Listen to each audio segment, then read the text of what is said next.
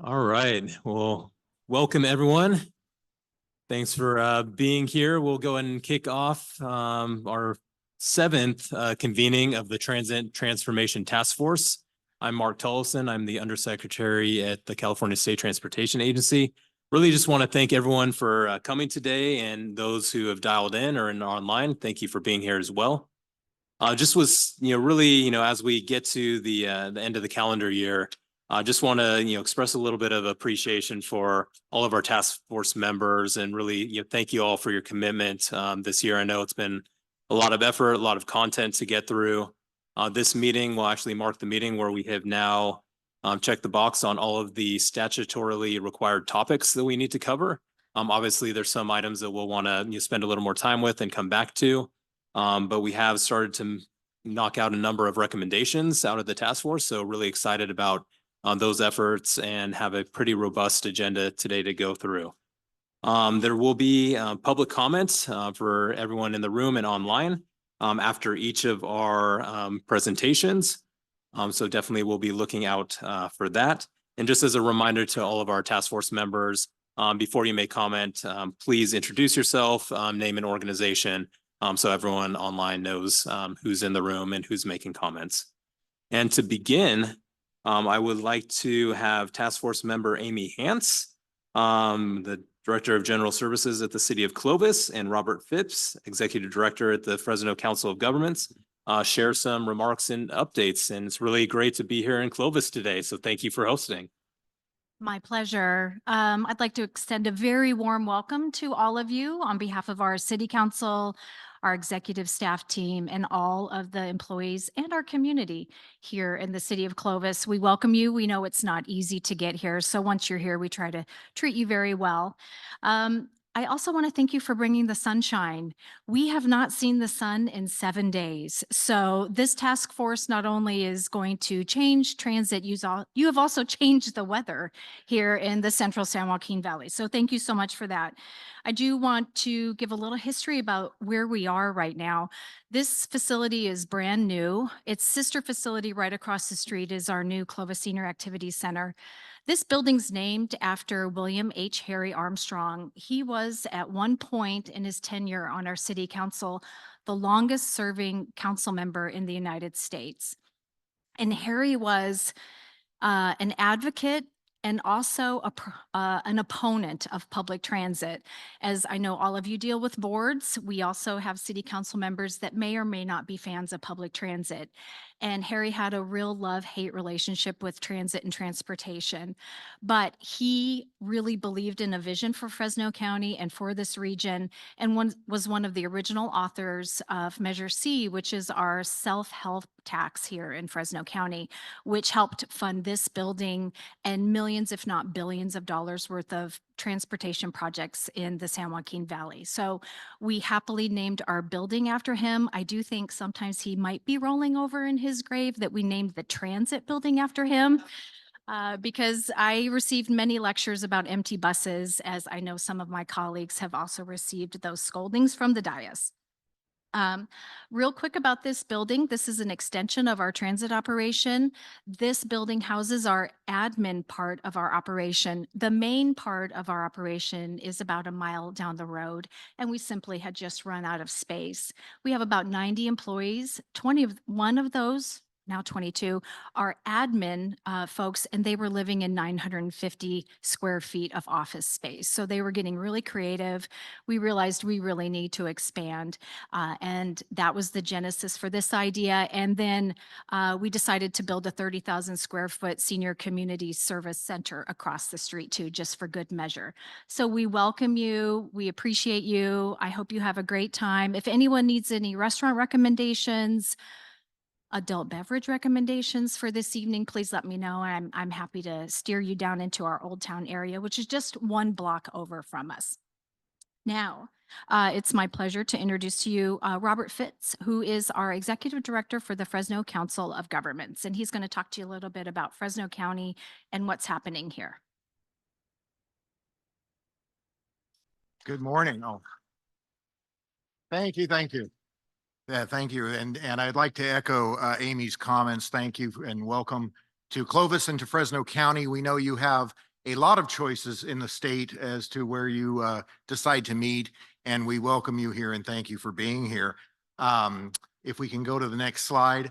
Welcome to Fresno, and the intent of this presentation, this short presentation, is, as Amy mentioned, Harry Armstrong, a very complicated relationship with transportation and with transit. My intention today to have him doing cartwheels in his grave. So if you will go on to the next slide.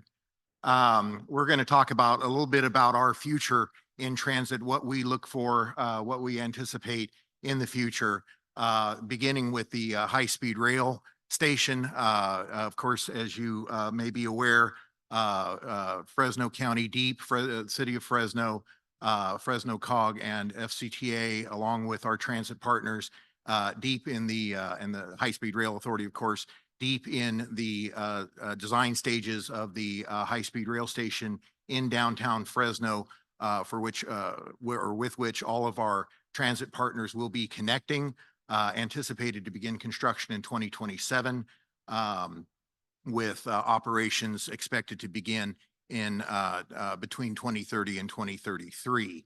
Next slide, please. So this is a schematic of the station area design. You can see considerable infill development and opportunities for all of our transit operators working on the parking now. Design probably about 60 to 70% complete at this point. Next slide. And a rendering of what we think it'll look like upon completion, with the staircase that traverses the tracks and leads to the other side of our downtown into our Chinatown area. Next slide. And as to our future, we're looking heavily into rail at this point, with both a Fresno County Regional Rail Feasibility Study. Thank you to Caltrans, our Caltrans partners, for a Sustainable Communities Planning Grant that's helping us examine the feasibility of a regional rail network that would use underutilized freight rail branch lines to connect the region, some of our most disadvantaged communities and underserved communities to Fresno. Of course, in conjunction with our transit agencies to demonstrate ridership into the high-speed rail station in downtown Fresno. Next slide.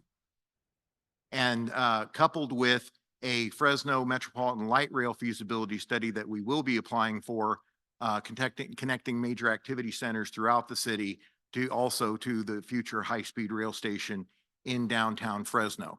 So these are our, this is our vision for transit going forward into the future in Fresno County and in the city of Fresno.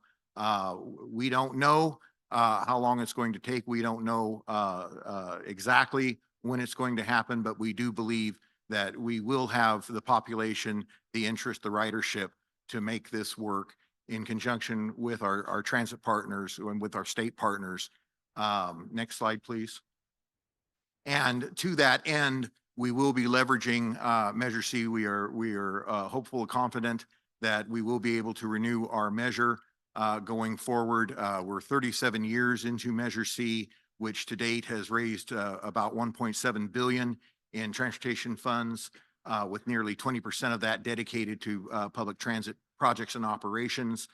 You can see here with fax receiving, Fresno Area Express, about $235 million to date, Clovis Transit, $33.7 million, and our Fresno County Rural Transit Agency, about $68.4 million. So a $337 million investment, which of course has been leveraged for hundreds of millions of dollars more in federal and state funding, thanks to you folks. Next slide, please. So with that, I'm happy to answer any questions, but generally just welcome you to the area. I hope you're happy and excited to be here, as happy and excited as we are to have you. And we thank you again and look forward to our future together. Thank you very much.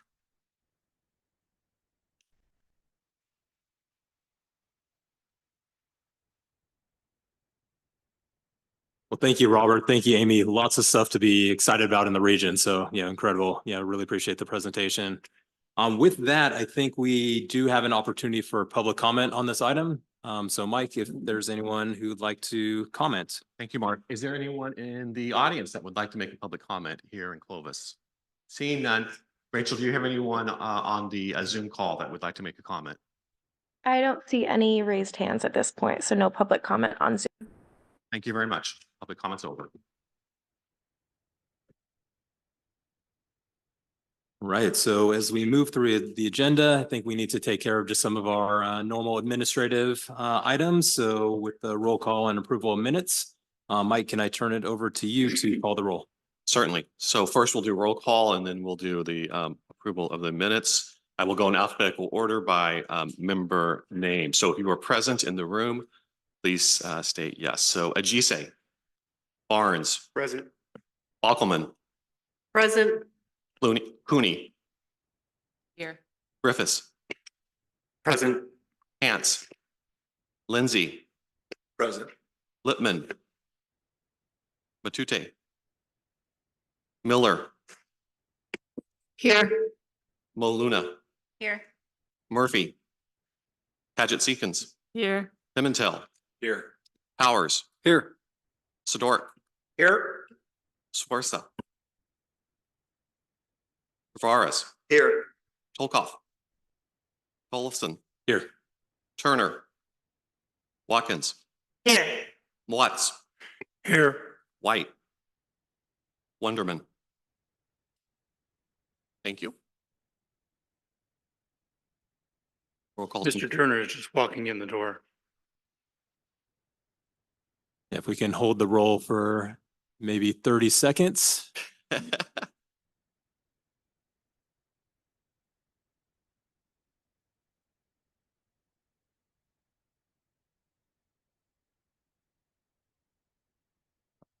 Mark, we'll have 18. We can come back. We'll have 18 here with Mr. Turner. All right. We have a quorum. All right, let's go ahead and take action on our minutes. We need a motion. Do I have a motion to approve the minutes from the task force meeting number 6? Motion Powers. I'll second. Who seconded? Miller. Miller, thank you. You could call the roll. Barnes, Aye. Bockelman, Aye. Cooney, Aye. Griffiths, Aye. Hance, Lindsay, Aye. Miller, Aye. Moluna, Aye. Murphy, Paget Seekins, Yes. Pimentel, Aye. Powers, Yes. Sedort, Yes. Tavares, Yes. Tollefson, Yes. Turner, Watkins, Yes.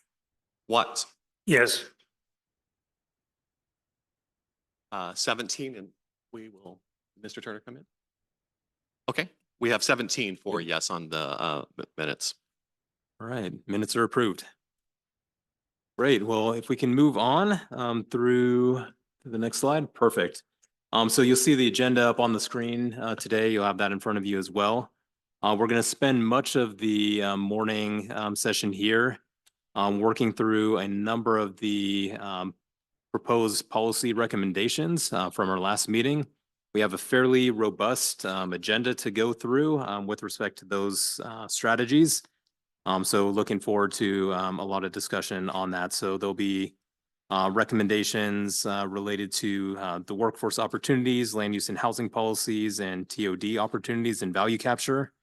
We will also then move into a discussion around strategies to achieve fleet and asset management goals and needs, including funding approaches to those. Then we will have a discussion around new options for revenue sources to fund transit operations and capital projects to ultimately meet the growth that we need in our transit system over the next 10 years. And then we will wrap up with identification of the appropriate state department or agency to be responsible for transit system oversight and reporting. And as mentioned before, that will conclude all of the statutorily required items that we need to cover as part of this body. But we will have plenty of time for further discussion and refinement of those recommendations as we move forward into our first couple meetings of the new year. Then we will go ahead and take, kind of public comment for any items not on the agenda. And then we will preview our next steps for our following meetings. We can go to the next item. All right, good So, morning. I'd like to hand it over to Hunter Owens. Good morning, folks. Thank you all for being here today. I'm going to be reviewing the staff report very briefly before we get into discussion. If we could go to next slide, please. So as before, we have divided our recommendations into 3 tiers. Those are principles, strategies, and recommendations. Principles being the highest level, recommendations being sort of the lowest, strategies sort of groups of recommendations. For today, we have 2 new principles we are recommending to add to our draft report and to guide our work going forward. The first one being transit should be operationally sustainable for our workforce opportunities area. And then for the next principle will be transit and land use are interconnected. That is for both the various land use and housing policy recommendations we have carried forward today based on the discussion in Monterey. And then also for the potential of transit-oriented development and specifically value capture for transit agencies as a way of growing the amount of revenue that is available to agencies. Go next slide, please. So I will be taking us through that. Before I get into that, I did just want to briefly note we did have a set of discussion around TDA at our Monterey meeting. We did not have any recommendations in today's staff report on that as we are continuing our discussions with our working group and hope to bring those back to you in the new year with a more full set of recommendations, but we did not want to bring those forward today. So for those of you who are paying very, very close attention, we just wanted to make sure you knew we did not miss that. We are just going to be bringing it back in the new year. With regards to our first new strategy here, one of the things we heard loud and clear during the task force meeting was the need to expand access and reduce the barriers to entry for transit roles to grow our workforce going forward. So you see a number of recommendations on that category up on the slides there. Go to the next slide. Moving on to the sort of retention aspect of the workforce development category, we want to improve the value proposition. We want to make sure that compensation and employee flexibility is where it needs to be in order to retain the transit workforce. And we also want to make sure that we are offering, we are increasing to invest in our transit workforce so they can deliver on our operational needs. Let's go to the next slide. We also saw as a third strategy that the need to expand training and mentorship programs, especially with regards to engaging with state level organizations to expand those opportunities for training and mentorship programs across the transit industry. Let's go to the next slide. So that's workforce. Moving on to land use and housing policy. The first strategy will be integrating and improving our coordination between land use and housing policies. I specifically want to call out that we heard about the need to link our transit service levels and our RENA targets. That was something called out during the last meeting. So we've put that into a recommendation there. We've also had a number of requests for, broadly speaking, making sure we have a statewide strategy for transit supportive land use to address both of these objectives at the same time and making sure that this work is tightly coordinated and linked. Next slide. When it came to the additional strategies on the land use and housing policies, there was a definite need to streamline the approval process. So you see 4 recommendations in that strategy for streamlining the entitlement and permitting process. For the next strategy is encouraging proactive zoning and land use near transit to support dense development that will encourage ridership, making sure that we have identified the land around transit stations that's open for joint development, examining the opportunities to price and unbundle parking, and specifically I want to call it S4, allowing transit agencies to have some sort of air rights concept to encourage development opportunities around transit stations and facilities. Go to the next slide.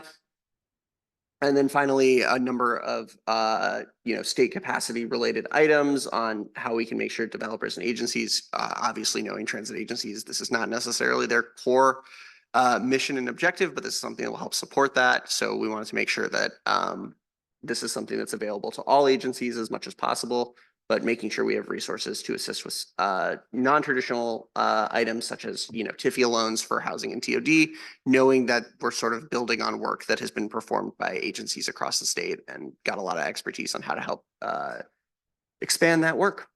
Next slide. Moving over to transit-oriented development and value capture. Transit agencies generate a lot of value. So we have strategy U, which would be to allow California to capture value and maintain that value from land near transit, not so much making sure that that is something we are able to do and grow. And this is specifically, I want to call it U3, where we are, one thing we heard loud and clear from both the SME process and during our discussion was the post redevelopment tax increment financing tools were not necessarily ones that are working for agencies. The relatively few numbers of EFIDs and other tools have been lost since redevelopment. So whether we need to create or modify, looking at how we can make sure those tools are available for agencies to do value capture. And then strategy V is again sort of related to incentives and technical assistance to make sure that this is available to agencies. You have a much more detailed staff report in your packets. So with that, I think we are complete. That's just a quick overview of what is in the staff report, and we can move towards discussion. And Mike, before we get into the discussion, can you see if there is any public comment on that item? Yes, thank you, Mark. So in the public, anyone in our public in Clovis would like to speak? Seeing none, Rachel, do you have anyone on Zoom that would like to speak? There are no public comments on Zoom. Thank you very much. Public comments is closed. Great. So as we get into our discussion around recommendations, again, a couple of things in terms of the actions that we can take. You can approve, deny, or amend those initial policy recommendations that you have in your staff report that Hunter just walked through. Again, we're going to be talking about workforce opportunities, land use and housing policies, and the potential of transit-oriented development and value capture. Couple things before we dive into discussion, just want to help us organize, because we do have recommendations around 7 topic areas today. So it will be fairly robust. I believe we have over 50 potential recommendations to tackle. So as we get into each of those topic areas, I would like to approach this where we'll have discussion first. We'll hold any motions until after the discussion is complete. If you go to the last page in your agenda, we'll have we'll have a little cheat sheet in terms of how to approach motions. So in this case, we will entertain 3 motions at any time. Those will be voted on in reverse order until a motion passes. In terms of making a motion, you have the options in front of you to make a basic motion, which would be to approve the recommendation in the agenda. You can make a motion to amend, which would be making a modification to that recommendation. You can make a substitute motion, which would completely replace the recommendation, or motion to table an item, which would delay that recommendation till a subsequent meeting. So as we move forward, we can revisit those issues. But what I'd like to do is go ahead and go to the next slide and take up our first set of topics for discussion. So those will be strategies in section N, which would be to expand the candidate pool and reduce barriers to entry for transit roles. And we have 8 different items that we will take up. So I would like to invite any discussion on these items, N1 through N8. Any questions or comments on those recommendations before we entertain motions?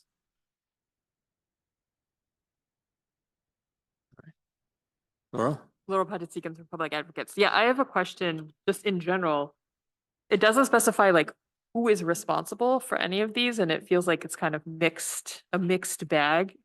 So I'm wondering, like, can we get clarification of when, who is responsible is going to be identified? Because I feel a little uncomfortable voting on recommendations, not knowing who I am recommending should be doing it.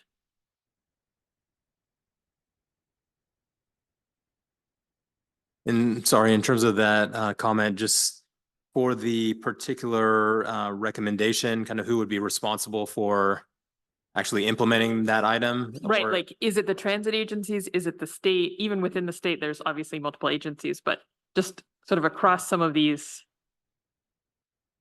like, maybe not in that one, but like offer a diverse variety of shifts and scale pay per desirability of shifts. Is that for the transit agencies that we're just recommending transit agencies do that, or is the state having a role in that? The intent here is to kind of divide it into a two-step stage gate where it's like, this is a concept that the task force believes is important, and then we'll come back in the new year as we do the second set of recommendations. A lot of the recommendations, as you know, have been have not listed a responsible party. Almost none of them do at this point. Some of them are more inherently obvious who the responsible party would be. Some of them are not. The goal is to separate out the concept from the responsible party and to come back before in the second phase of recommendation approval. We don't have it in this agenda, but you saw in the previous one sort of the cycle that this was a concept everyone or enough of the body agreed upon was a positive idea. And then we will do the work to identify the responsible parties and provide suggestions about who the responsible parties will be in any given situation. Some of them will obviously be just that can only be a transit agency, that can only be the state, that can only be an MPO. But obviously there will be a lot of them where it's sort of mutually responsible parties. So our goal here is to kind of separate it out into that stage gate and move forward in developing the concept and then coming back with the responsible parties in the new year. And I think that approach is similar to what we've, kind of started off from our first meeting where we went through recommendations where it really is, approval of the concept for further refinement into the final report. So as we take these recommendations up today, if there are kind of specific concerns or changes folks would like to make, we are definitely open to that. But I would not focus as much on the specific wordsmithing of those concepts, as we'll have an opportunity to refine that in the new year.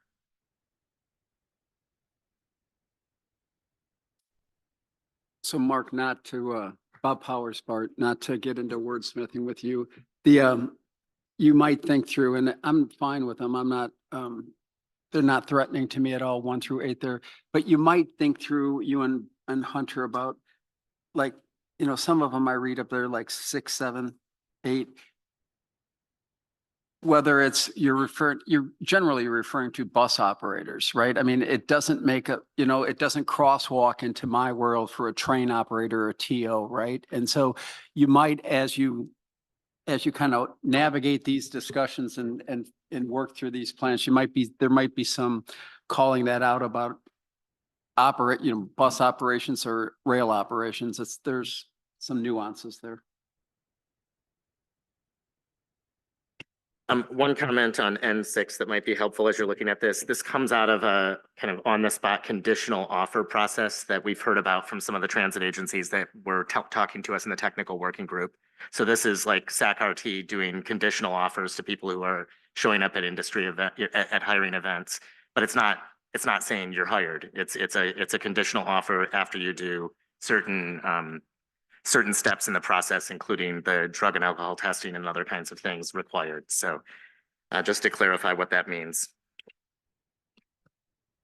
And we'll take that feedback of making sure and are intending on when we're coming back with the more detailed stuff to have that sort of clear definition. So whether it's at the level of government level or type of agency level, so, applicable parties, if you will be clearly identified in the next phase. Copy that.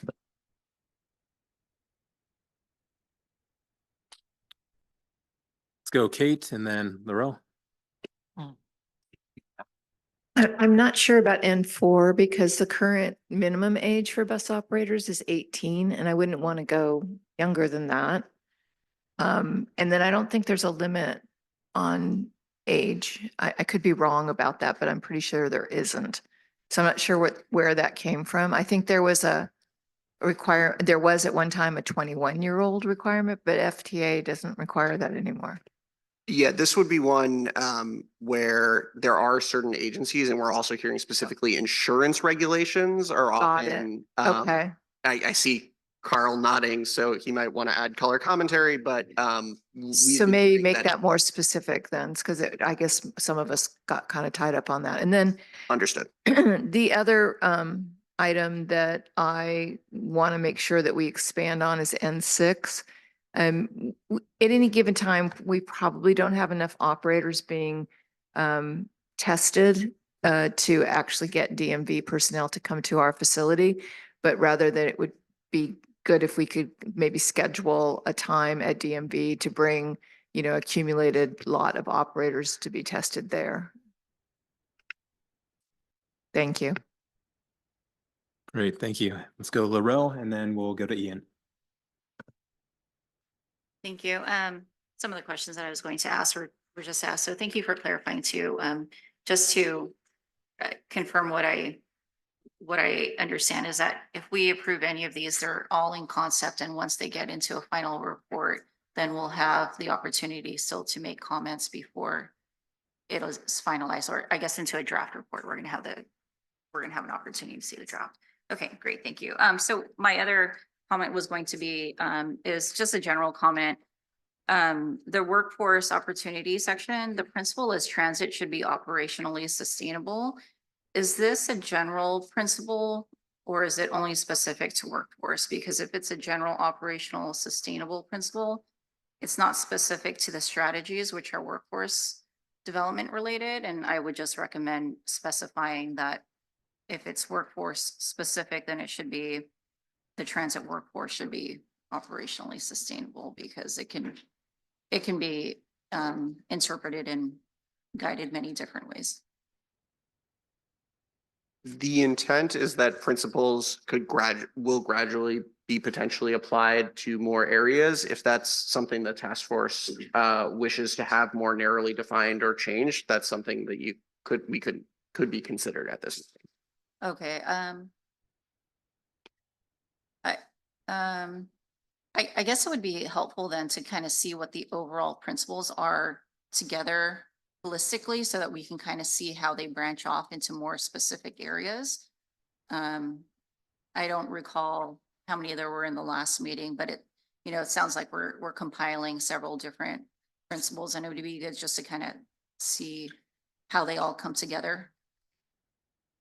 Yeah, that's a really good point. And I think as we get into refining all of our recommendations, we'll do the same thing with the principles and strategies to have those outlined so everyone can see those in their totality. All right, we'll go with Ian, then Michael, then Sharon. Yeah, actually, I had the same comment and a little bit to build off of what Laurel just said. I think both this principle and then the next principle that's being proposed, that's being introduced today are very, I would say they're quite vague, and that's helpful to know that your intention might be that more things apply to them. But I also think they're not sufficient for a transformational task force. I don't think they're sufficiently aspirational either. And I think we need to be thinking about these principles as a set of things that are publicly accessible that are going to inspire the public to want and legislators to want to advance this. So, so I think we, I don't think this would prevent us moving forward today, but as we continue to refine the principles, I think being more directional and clear about what we mean. And something that, with regard to workforce, it could be something like, transit should have a talented, qualified, and adaptive workforce that meets the needs of the state, or, something a bit more specific and aspirational on the next one. I know we're not talking about it yet, but similarly, I think as phrased, transit and land use are interconnected. I mean, I think we can say we'd be a bit more directional about what we really mean by that. And have that reflect the positive outcomes that I think that we would expect all of that to bring. So, thanks. Yeah, thanks, Ian. Great points. All right, let's go to Michael, then Sharon. Thank you, Michael Pimentel with the California Transit Association. So I'm going to speak to 4 of the recommendations, N4, N5, N6, and N7. I'm going to take these slightly out of order to make it complicated. And so want to start first with N6.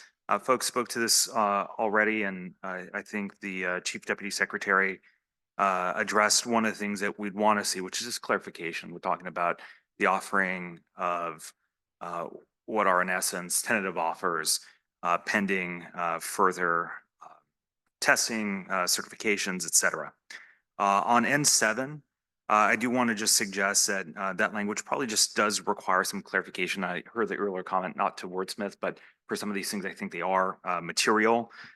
In the recommendations that we've offered on N7 in the past, we've always maintained that 10 test requirements would stay in place. The thing that would be functionally different is that the 10 tests wouldn't have to be met from one examiner at a single agency, addressing only their pool of workers. So what we'd want to do is open up the pool of workers that could be tested by a single examiner at a single agency, allowing us to regionalize and leverage that individual in meeting ultimately the 10 test requirement, making it easier for folks to continue to participate in the ETP program. N4 was addressed in part by Kate Miller, so appreciate the commentary on that front regarding the focus. We did have some internal conversations around the appropriate age. I think there were some general observations that 18 is a reasonable floor. Certainly, we did talk about some of the considerations around insurance, some of the higher premiums that agencies may be facing for that lower end of the age bracket, and then certainly concerns about going lower than the 18. And then finally on N5, we did have some discussion on this front, and I think, generally speaking, folks felt that this was something that would be better addressed at the federal level. There is going to be opportunity with things like the reauthorization process to consider transit policy more generally, and that may be the right time to engage on that front. I'll note that APTA, the American Public Transportation Association, has been ideating their approach to the issue of marijuana and marijuana testing. It may make sense for us to bide some time to see how that process resolves and align ourselves with the recommendations at the national level. And so that concludes my comments on substance, on balance and takeaway. I think that things are moving in the right direction on these fronts.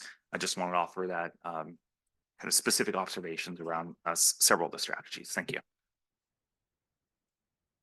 Great, thanks for that. Let's go to Sharon.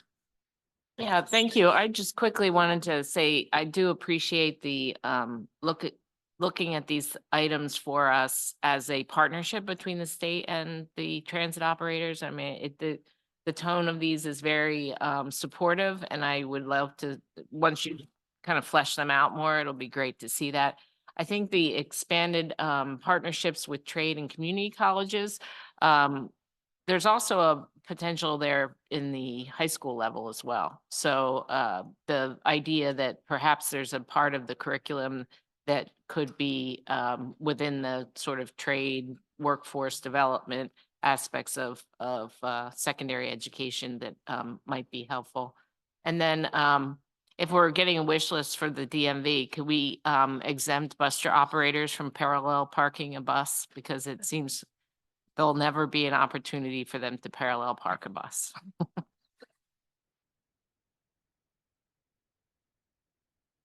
Yeah, thanks for that. Let's go to Rashidi, then Eli. Rashidi Barnes, Tri-Delta Transit. I concur with Sharon's points as well as Michael's points. Just to expand a little bit on N1, what we're trying to do in Eastern Contra Costa County is also focus on or work with reentry programs. So I would add that also to potentially this list of potential workers who are looking for stable jobs, especially in the transit world.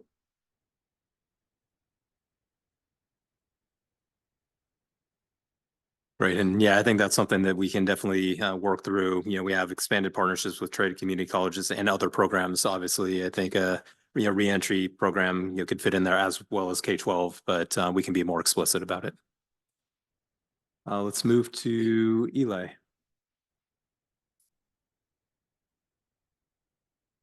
There we go. Hi, Eli Lippman, present. Thanks. Yeah, so I'd like to see it on N1. I think we've seen real success in Los Angeles in going even deeper into the partnerships to the high school level, right? We've got the Seed School in Los Angeles that really starts to create opportunities for engaging high school graduates, high school students in the conversation about this career path. Because, I think obviously community college is important, but having a real thought process around how we engage younger students as well in the careers that are in and around transit, I think is critical. So I'd like to see that amended to also think about high school recruitment as well. In terms of N5, we've been pretty deeply involved with this at the federal level on the oral testing. We are still waiting a response from the secretary on that, on testing centers. There are no certified testing centers in the United States to change to oral fluid test. I think it's particularly important, and I want to just put it out there for those who are LGBTQ plus, who might be gender nonconforming, that the current test is invasive, right? You need to have somebody actually there administering the test. And so changing to an oral fluid test is less invasive and would make it more open, or the being a transit operator more open to more folks, really. And so, and then the last one that I'd love to really see, especially just in particular, change the language or update the language on N3 on the statewide campaign. I want to make sure that, it's not just an English language campaign. It should be in multiple languages. We have a very diverse state, and we need to make sure that we're recruiting in all languages. We had real success in Los Angeles with recruitment with a Spanish language campaign. And so, we should be doing campaigns in Mandarin and Tagalog and, multiple languages that are spoken throughout California, so that we also, again, recruit a diverse workforce. That's it. Great. Appreciate all the discussion. Any other comments from our task force members? Oh, Laurel. Just one more, Laurel Moluna, Riverside County Transportation Commission. Some of the recommendations, I think it's going to be really important in the final report to make sure that it is clear that the recommendations and strategies are a menu of strategies and recommendations, and not all of the recommendations are applicable, going to be applicable the same across the board with all of the transit operators.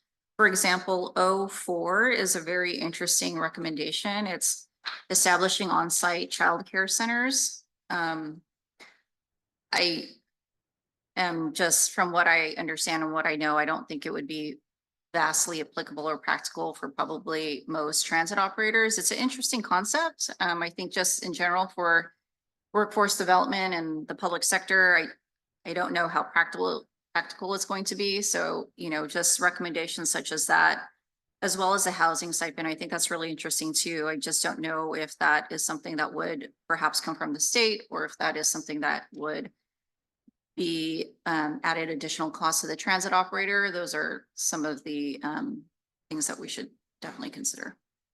Okay, great. Yeah, and we'll have an opportunity to tackle those when we get to section O in a little more detail. Any other comments from the task force?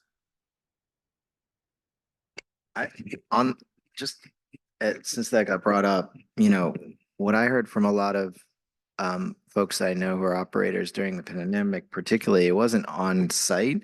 Childcare was like on call, right? Because when you get a call back, from an agency, hey, we need you, now, and you have childcare responsibilities, that poses a challenge, right? In terms of flexibility, particularly for like a younger or a newer operator, needing that. So I think, yeah, I think just a little bit more flexibility on the language there, because there may be some agencies that, doesn't make sense for an on-site childcare center.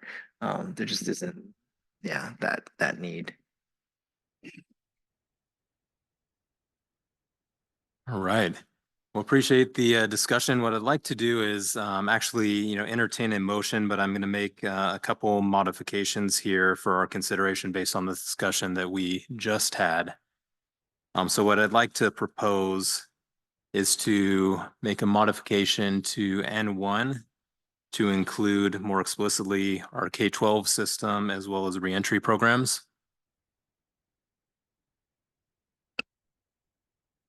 For N3, the creation of a statewide campaign in multiple languages.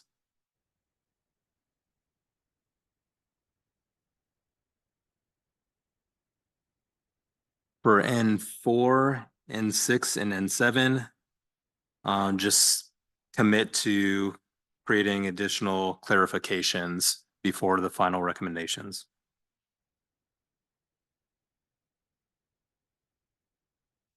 Or creating additional clarifications before the final recommendations.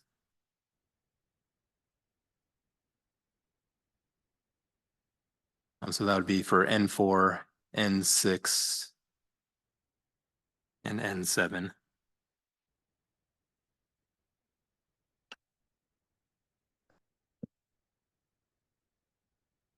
So with those changes, I'd like to entertain a motion.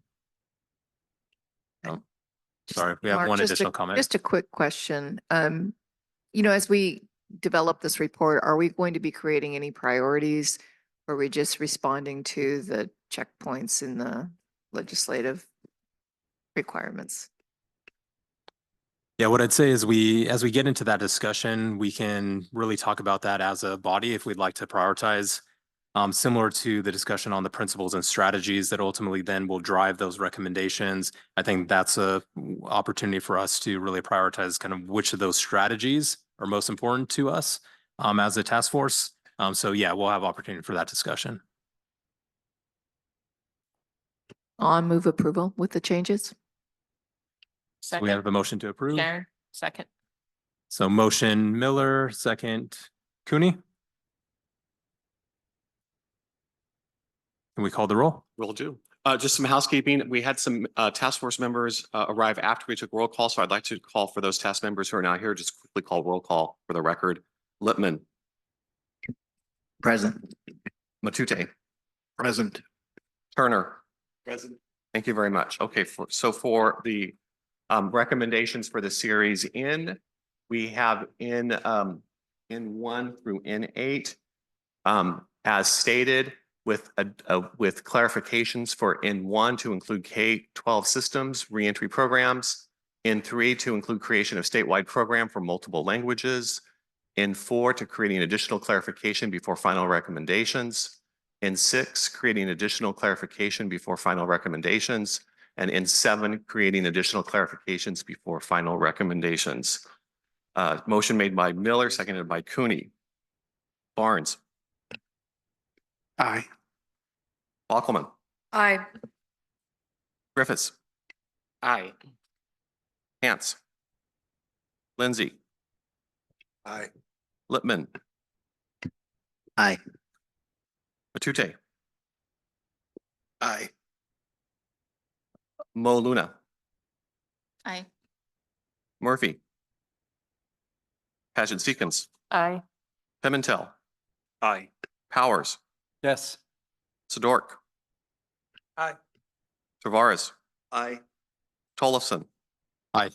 Turner. Aye. Watkins. Aye. Watts. Aye. Aye. Thank you. Motion passes Just out of curiosity, skip me because I made the motion. because you made the motion. Yeah. And then We didn't do that last time, so. I'm okay. trying to improve the process. I Yes, can certainly. that's great. Anything to save time, I'm in. Okay. So yeah, I'm assuming if you made the motion and if you made the motion or you seconded that you approve, that you approve the motion. Yes. Okay, great. Mark, we have a comment. Oh, I'm sorry. Just Mr. a Watt. quick question. Now that that motion passed, and I'm happy with that. There's one issue that I want to put on the table that deals with workforce issues, and that's the future workforce. Is that nothing really we can deal with in this SB 125 world, or how do you want to answer that? I'm just very curious because there are developments that are moving forward in certain areas of the state, and I just want to see what you think about that.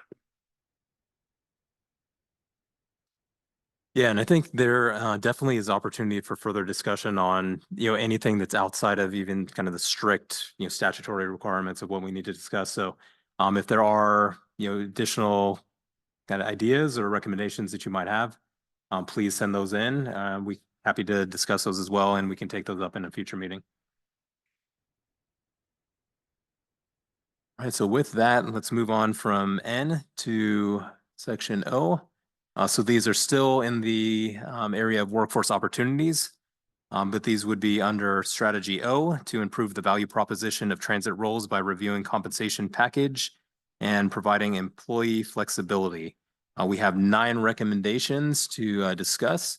So I'd like to open up the floor. If anyone has any comments or questions, let's start with Sharon. Yeah, I mean, all of these are good ideas to some extent, but ultimately, I think all of them have to be in the caveat of these should be discussed through labor negotiations. So it's a partnership with our workforce, and they can help us to determine what it is that they would prefer to have. And if we're talking about a sustainable transit world, an industry that is able to continue to build on transit service provision, we do need to make tough choices sometimes when it comes to what it is that we want to provide for the workforce. So that would be my only caveat on these. Great, thanks for those comments. Let's go Amy, Rashidi, Kate. Thank you. I'm not in the habit of echoing, but I do want to echo what Sharon just said. The majority of these are taken care of through collective bargaining. And even when you're looking at one benchmark pay to cost of living at each region, it's a sensitive topic to do salary comparisons.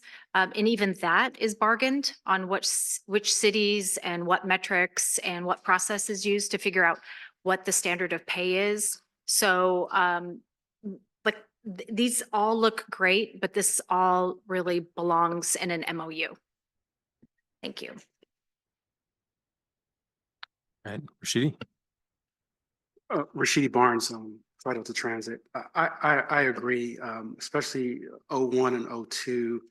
And the other issue that I see is that some of these collective bargaining agreements have been regurgitated at a local transit agency for decades. And so unpacking why a compensation package is the way it is in 2024, then you have to go back to 2009 or 2000, whatever. So my point being is that it's going to take a lot, and this really needs to be a conversation that needs to be had with labor for us to be able to expand on it. And then lastly, on 04, I actually am looking at this type of establishment at Tri Delta for a multitude of reasons. However, the biggest issue that I have is the increase in insurance costs to have children on your property. So that's something that is very difficult for us to get over financially. I know agencies like Indigo in Indianapolis has, I think, on-site childcare, and it's worked for them. However, that's in Indianapolis, or that's in a different state. So, but I do believe that this is a barrier that I see that we need to try to help overcome, because we have a lot of single parents who come to work for us, but don't have anywhere to house their child at odd hours of the day.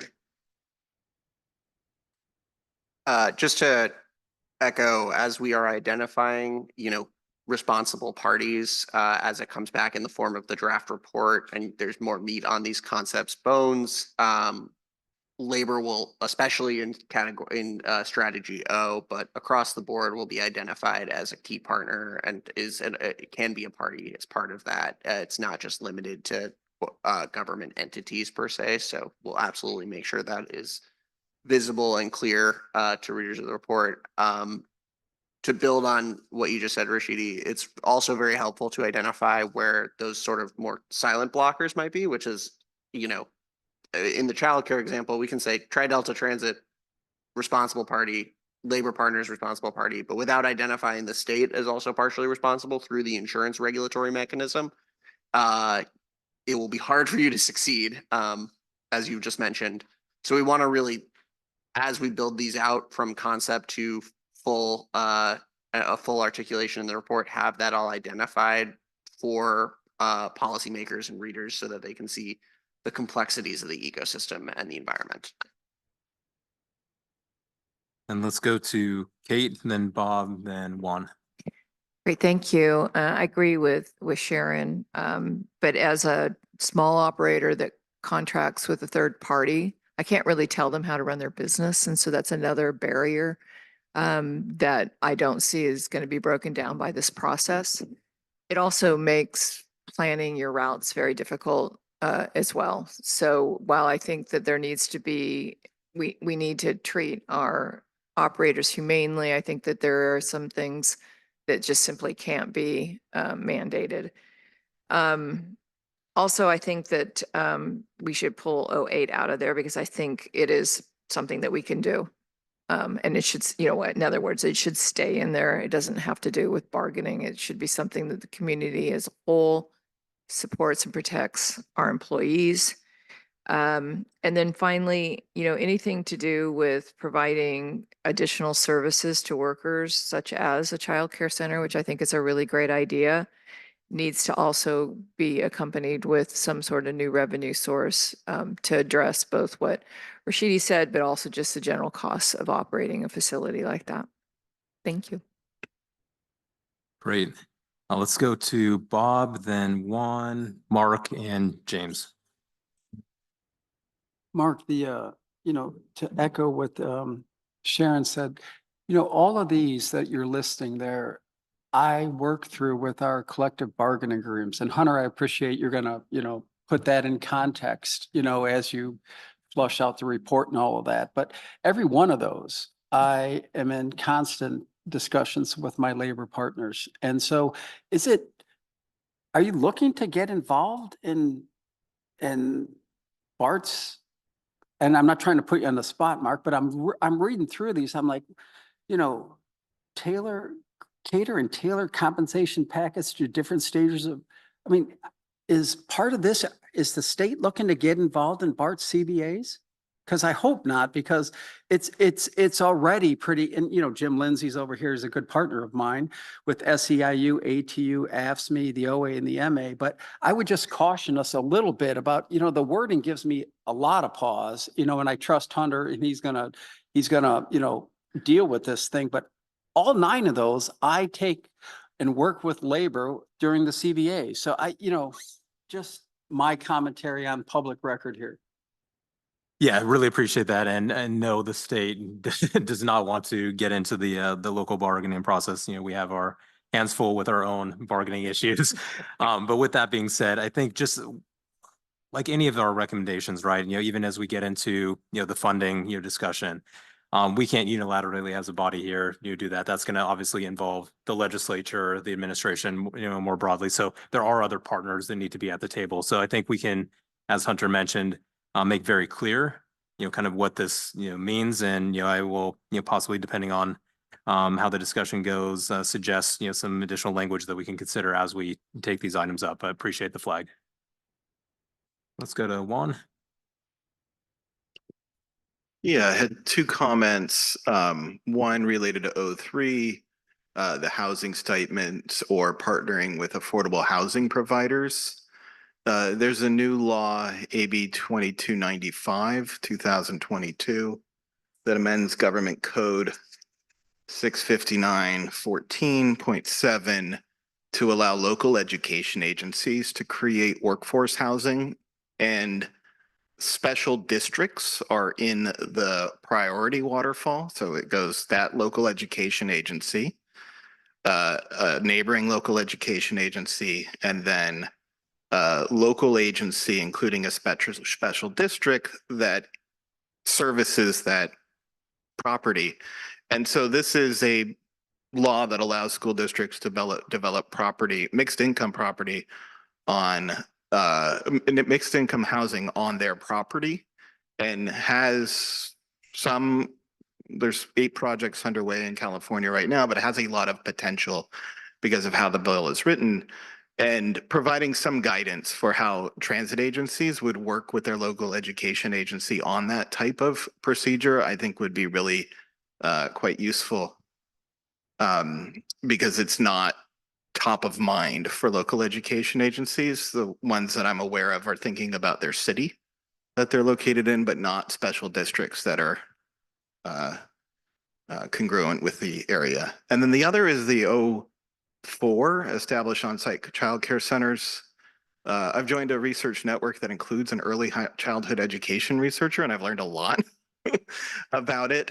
The on-site childcare centers have operational difficulties. I think Rashidi mentioned the insurance requirements, and it's also probably not the best arrangement for people who are commuting long distances. So actually having access to, so the California Department of Social Services oversees 69 California resource and referral network offices that can provide this service of finding childcare that's near an employee location, employee residence location, a work location.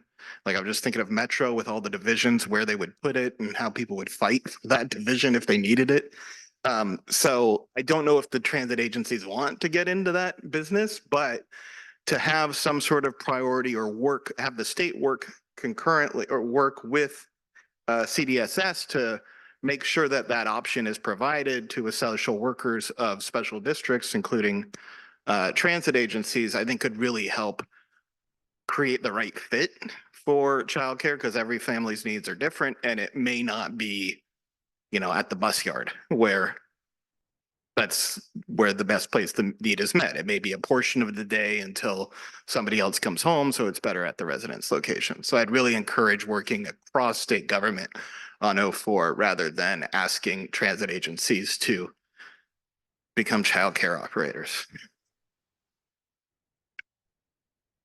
Great. Let's go to James, then Carl, then Michael. Perfect. Thank you, James Lindsay with the Amalgamated Transit Union. These are quite a few numbered items, and the O's are usually in collective bargaining agreements, but I would just remind everybody that sometimes transit agencies need a little push to get to the fairness of a contract. I mean, I do work very close with a lot of the CEOs that sit on this board, but I'll just point to SB 616, for example. We've had a heck of a time for many years with sick calls and members of ours that have been terminated for sick, and 616 definitely is changing that perspective. So maybe some of these could help in that matter as well. As far as childcare centers, just to mention that LA Metro does have a childcare center that they have on site at their headquarters for all of their management people that work at headquarters.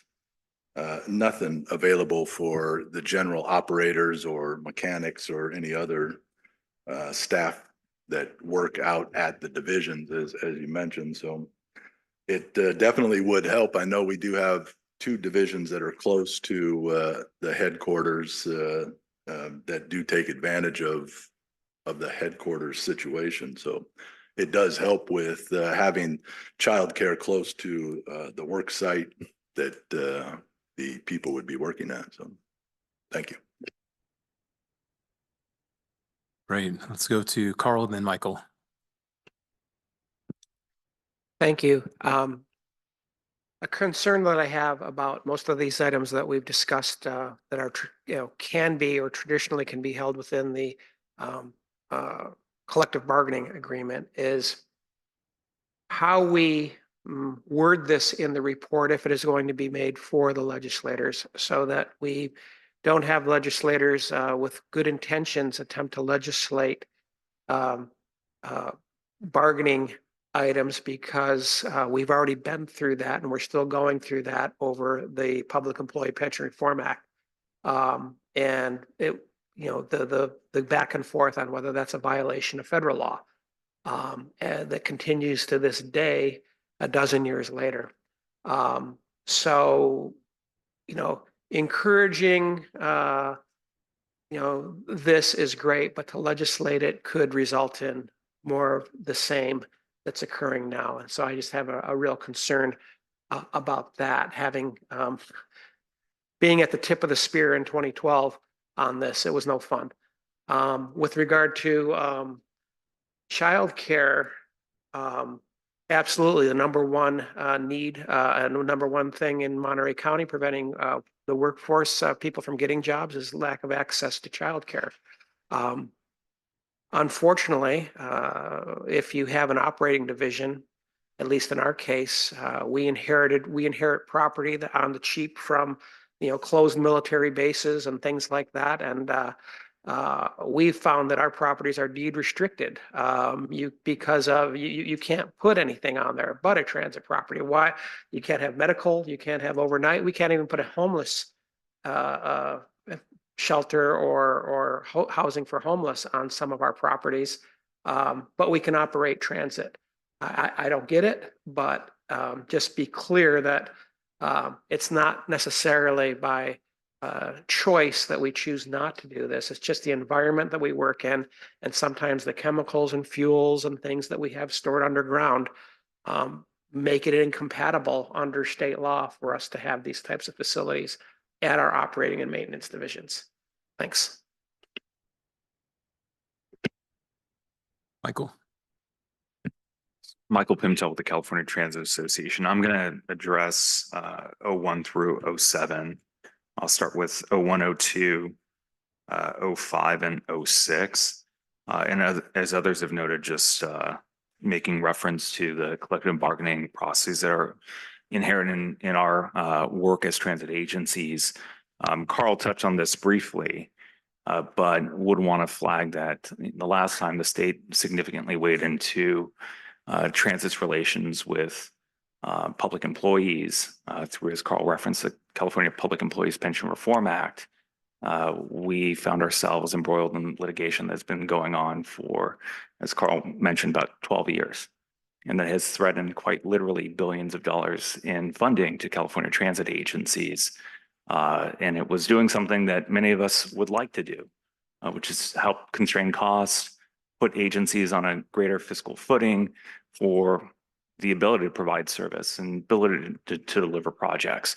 And yet we find ourselves going back and forth with the federal government on the appropriateness of that law relative to federal protections for collective bargaining. And while I would stipulate that a lot of these things are positive movements in a direction toward making the lives, the experience of our workers better, there's certainly ways in which some of what is suggested here could ultimately upend how folks have been doing collective bargaining for decades. If we're moving away from a seniority-based system, considering routes and the ability for folks to select what is available to them for their own work, and suggesting instead that we talk about desirability of the routes and attaching pay scales to those desirability aspects, we could create some unintended consequences. And so to the broader observations that others have lent, I think, if these were to move forward, I think we need to be very clear on what we're suggesting. If it is a matter of best practice, a process for further exploration, those things may be valid.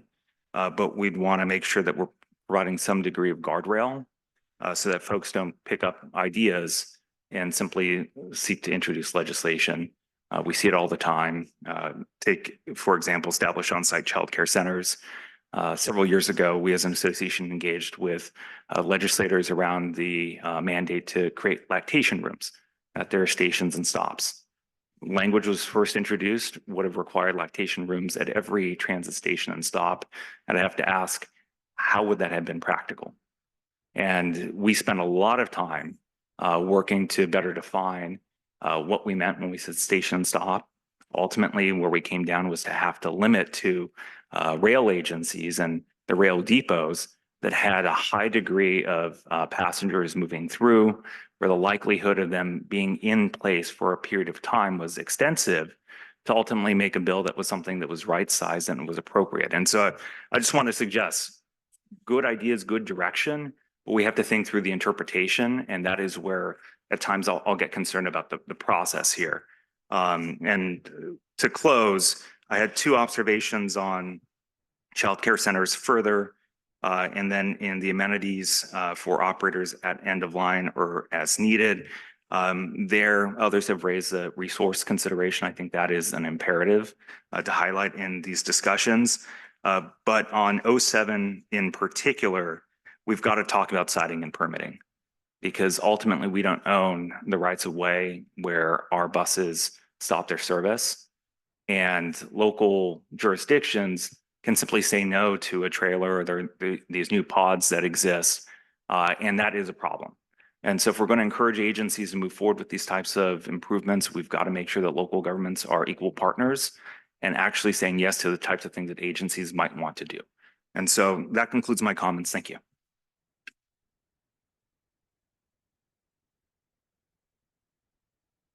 Any other comments from our task force members? Bob? You know, as this discussion was going on, Mark, I'm not comfortable. And I might be outvoted, and that's totally fine. It's my life. But the word recommendation is problematic on this whole, staff report recommendations. You cannot be getting in the business of BART CBAs. And I'm not, this is not a BART thing and a state thing, but, if that word recommendation is out of there, I don't know how, Hunter, I don't know how you're going to, manifest your comments into these things, but as they're written right now in this thing, recommendations, benchmark, that's not your world, that's my world. And so appreciate you wanting to help me, but it can't be perceived as a recommendation that BART voted on. And so anyway, just wanted, before you got to the motion second and all that, let you know that. I appreciate the flag there. Michael? Same thing. I mean, I think there's no way around the fact that what we are engaged in is making the fundamental process here is to make recommendations to the legislature. So if these are included, they are inherently recommendations to the legislature. And I don't know how you put some kind of qualifications around that, because it's just inherent in what we're doing.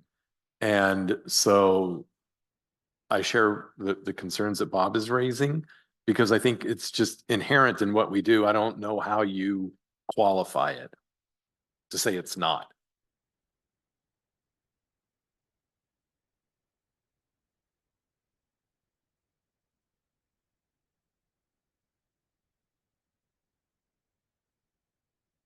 Sharon? So given all the conversation we've had around this, I would like to suggest that we do something different with this set of recommendations and call it, instead of recommendations, a toolbox for operators to choose from. And I mean, these are all different aspects of things that we're already trying to do, because the number one thing we're trying to do is make sure we have people in the seats to drive the vehicles. And so that is very important to all the transit operators. this is more of a toolbox of things that we can choose from rather than, I would think, recommendations from this task force. That would maybe get to a place where we could all support it. No, I appreciate that feedback. Any other comments? Eli? I think the component missing here is that this task force is meant to look at how we identify new funding sources to increase transit ridership as part of our mandate. And all of these cost y'all money, right? So really if this is a state task force and this is going to the legislature, we're not saying these are the recommendations. We're saying these are ideas that you need to put some real funding behind, right? You need to be creating a budget to, for instance, to provide, if the state is concerned about affordable housing needs and the state is concerned about increasing transit ridership and having more transit operators, the state needs to put money into providing housing stipends, right? Or a pot of funding so that transit operators can, transit agencies can access that. And, I see that with others as well. These are all cost lines for a transit agency. So just something to think about.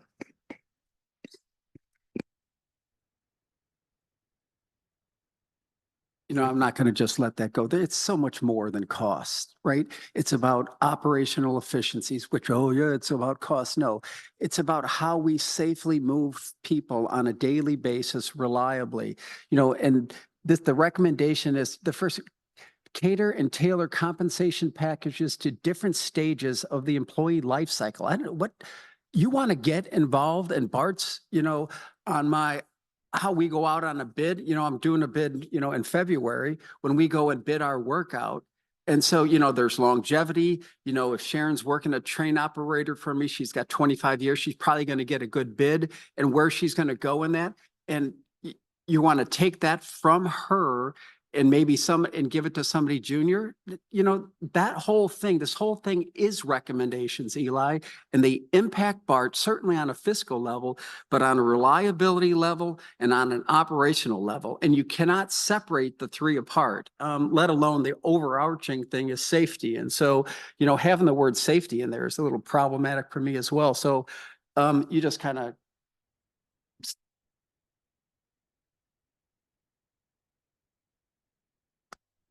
All right, appreciate all the discussion. Any other comments, Amy?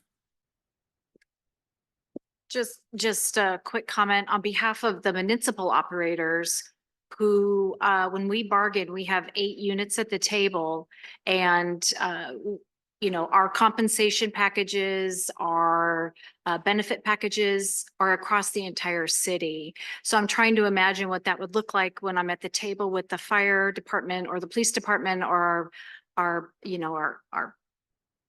public utilities folks. We don't currently have Me Too clauses, but I can certainly see this would be impetus for them to really push to have that. So just for municipal operators, this I think would have some unintended consequences beyond just getting inside of collective bargaining for an agency.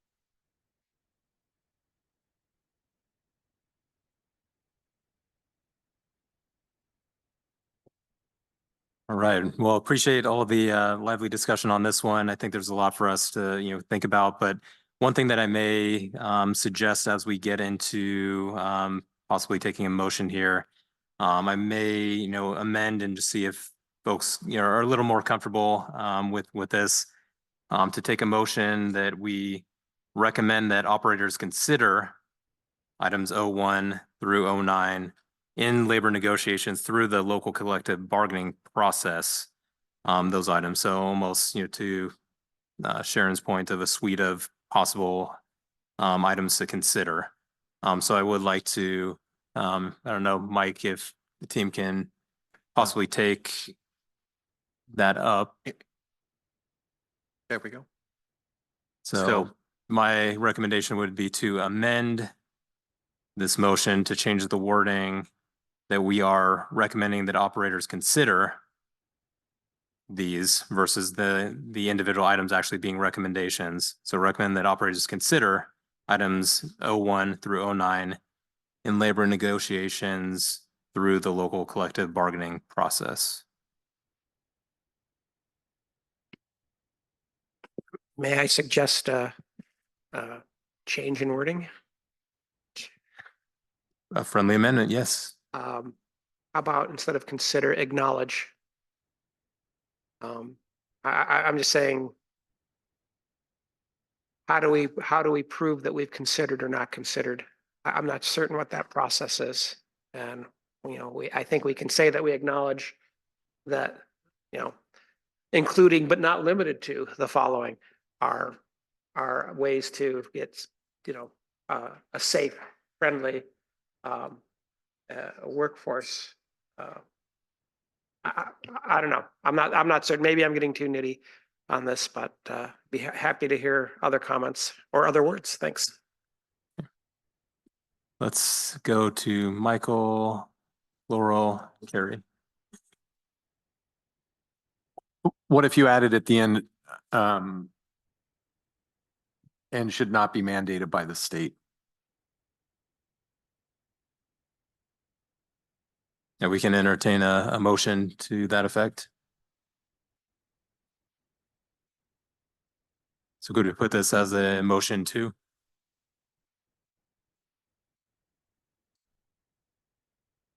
Yeah, I think a question that is about these, but just sort of more overarching.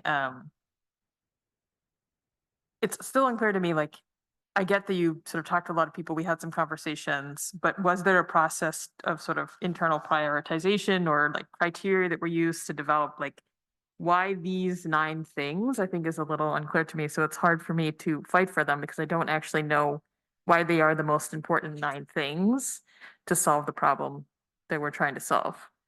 It just, some of these lists just feels like it's kind of everything and maybe not the most important things, or it's unclear what are the criteria that were used to actually come up with this list.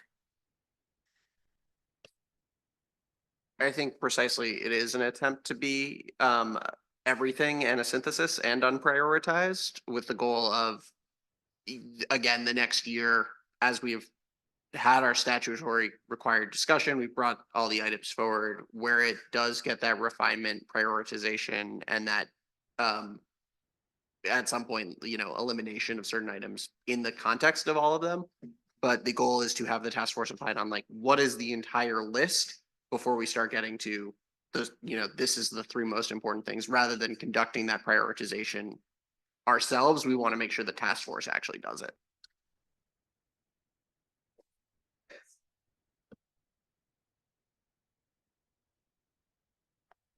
Carrie?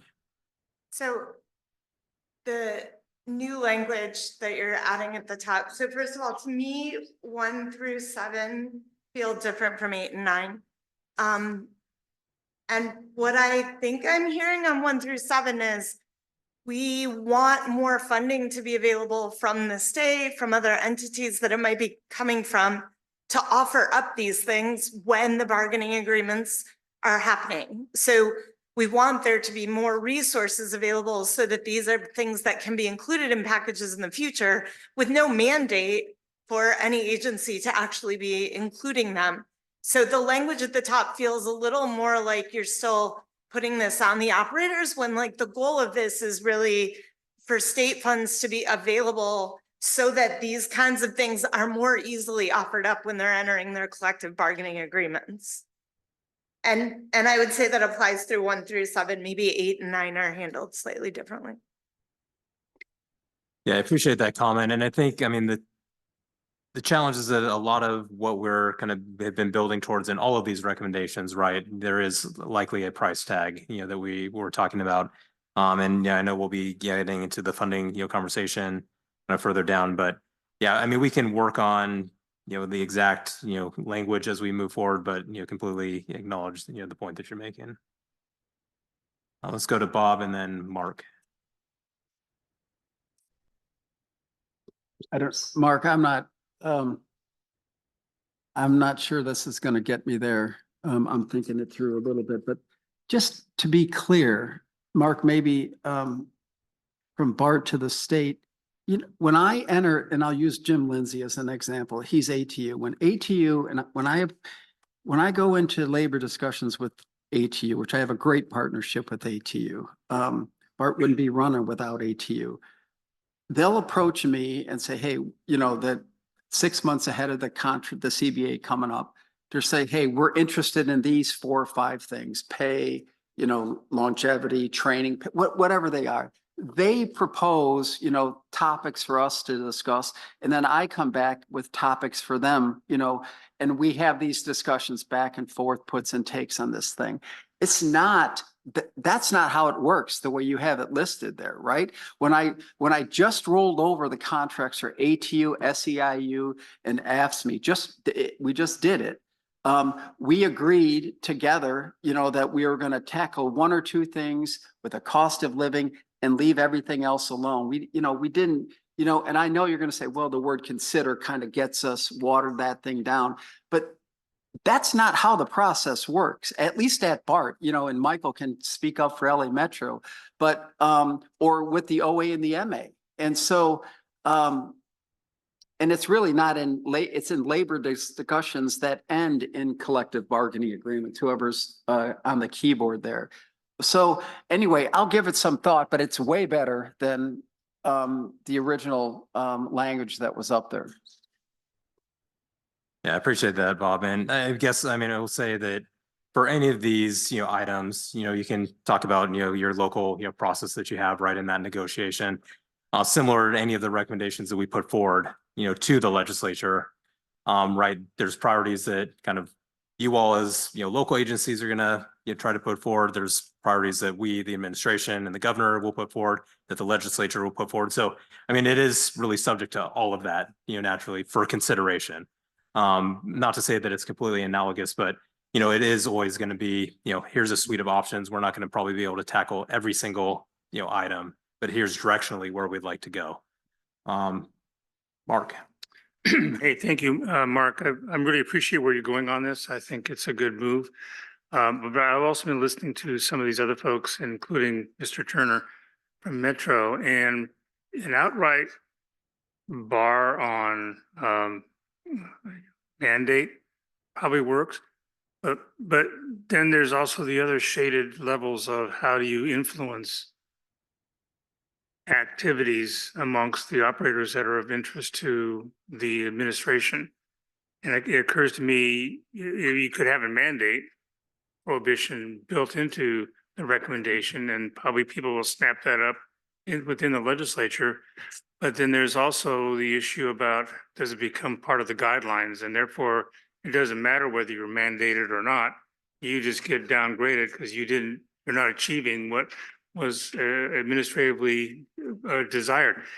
And I come from the background where I'm very strongly in support of what the administration wants to do, because I've been in that body and then what you're doing. And there are times when trying to make the money side, the cost side, and the policy side, all three come together in one nice isosceles triangle. And this may be one that's difficult, but I just want to caution folks about an outright ban on mandates may or may not work, because there are other ways and other tools. That's all I have to say.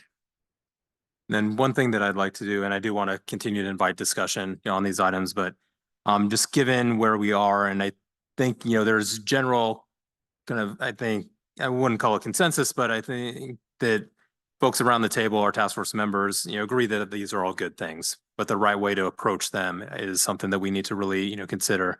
So I would actually like to withdraw my motion and actually make a motion to table this item to allow us to go back, make sure we get this language right. Yeah, I think there's still something that we want to absolutely do here, but I do want to make sure that we can get the language, you know, right on this one, but still do want to invite, you know, discussion if folks have comments. One. I think from a process standpoint, this seems like a lot of incremental wish list items that could help with some of the challenges in recruitment retention during especially the pandemic.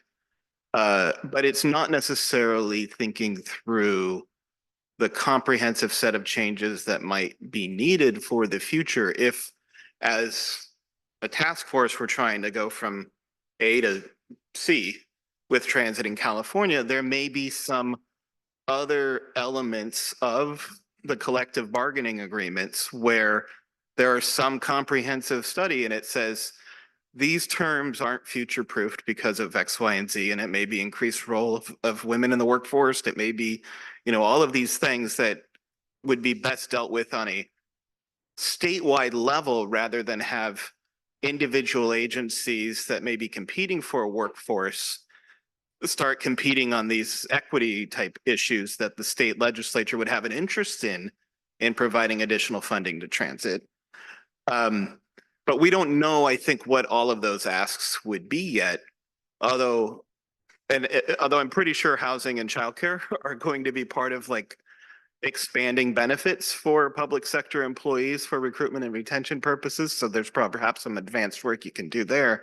But this is a lot of gives for labor, which I think is going to be part of a package, but it doesn't have, it has like maybe in the shadows some of the asks with increased flexibility and all of those other things, but those are going to be within a CBA, and those are going to be 300 different plus CBAs.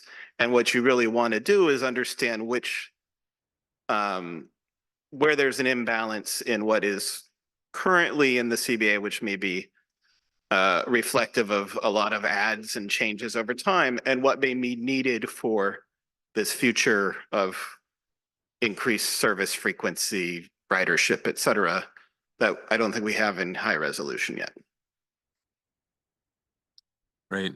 Let's go to James and then Rashidi. Thank you. James Lindsay with the ATU. I just was going to comment, thank you for withdrawing your motion, Mark. The part that talked about should not be mandated by the state. There already is mandates, and I would make sure that we just, for collective bargaining, for wages, working conditions, so on and so forth, that we're not attempting to undermine that, because yeah, that would be a problem. Thank you. Yeah, I appreciate that. And again, I want to make sure that we get the language right. Rashidi. Rashidi Barnes, Tri-Delta Transit. I also agree with tabling this conversation. But one question I do have, if you're going to go back and expand on these items, for a smaller agency, we have a lot of people who are not represented. And a lot of the conversation that we've had today about this are about represented individuals. So for example, if for a smaller agency to provide housing stipends for all of our workers, are we considering those call takers or supervisors, other folks who are not, or those folks who are unrepresented as well? Or are we just focusing on represented labor negotiated contracts? So as you go back, just keep that in mind, that it's not only about represented employees. For smaller agencies, we try to do it for everyone in our organization, whether you're represented or not. Yeah, good point. All right. So we have a motion on the table to take 01 through 09 and revisit at a future meeting and have staff ultimately come back with updated language. Do I have a second? Griffith, second. Griffith, second.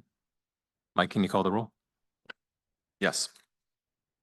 Motion is to table recommendations 01 to 09 and revisit a future meeting. Barnes. Aye. Bockelman. Aye. Cooney. Aye. Hance. Lindsay. Aye. Littman. Aye. Matute. Aye. Miller. Aye. Mo Luna. Aye. Murphy. Patchen Seekins. Yes. Pimentel. Aye. Powers. Yes. Sidoric. Aye. Tavares. Absent. Turner. Aye. Watkins. Aye. Watts. Aye. Motion passes.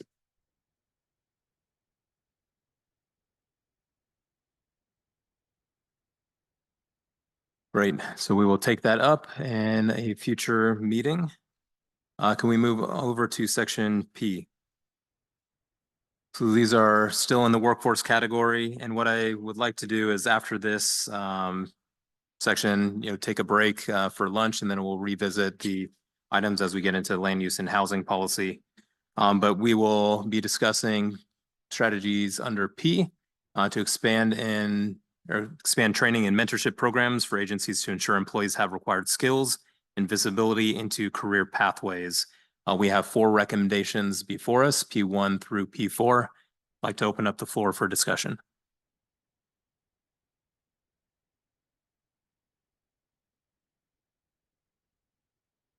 Michael. All right, I hope to set the tone and move us along in this discussion for P1 through P4. Generally supportive of what is presented here. I did want to note that on P1, it may be assumed, but one of the things that we would suggest is that as these centralized training programs are being developed, they're being done in coordination with transit agencies. I would say also with our labor partners to really identify the gaps. To begin, there are a variety of training programs that are already in existence at the national, the state, at the regional level. We, of course, don't want to recreate the wheel, but we want to find out where there are gaps and find ways to address them. And then on P2, one thing that I think would just be helpful to understand more fully as we engage in conversation today is just really the intent behind the recommendation.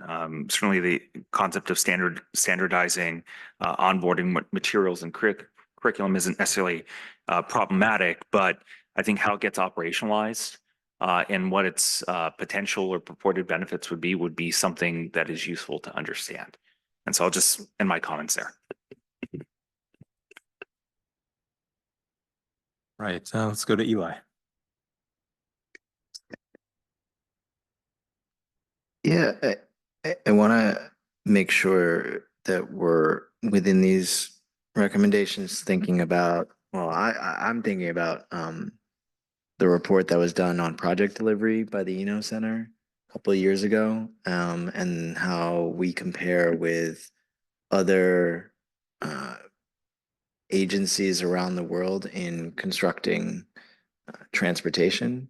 And for me, this really speaks to some of the recommendations, which include, how do you invite or really ensure that your front office staff who are responsible for overseeing, monitoring, and managing projects are the best in the world, right? And how do you ensure that we have the talent within agencies to be able to manage these big projects that we're proposing or constructing, and not just always rely upon consultants for these things. And so I think, that's where I would see this kind of lying is not just thinking about this as the operator staff, but the front office staff that are constructing and managing the large projects that we are working on throughout the state.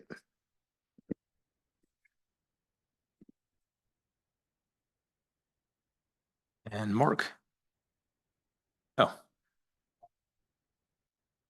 Any other comments from our task force members on items P1 through P4?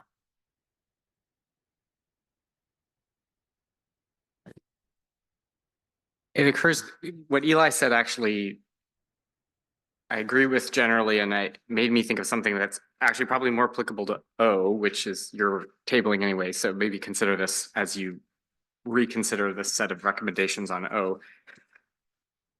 I think the state, I kind of stayed out of the conversation around O in general, but I think one of the questions I have is, what is the state's role in all of these things? A lot of these things are a toolbox of things that the operators can do or maybe want to consider, but what O is kind of missing is, well, what is the state role in perhaps enabling those things? Obviously, funding might be one way they could enable those things, but there may be other other things that they could do.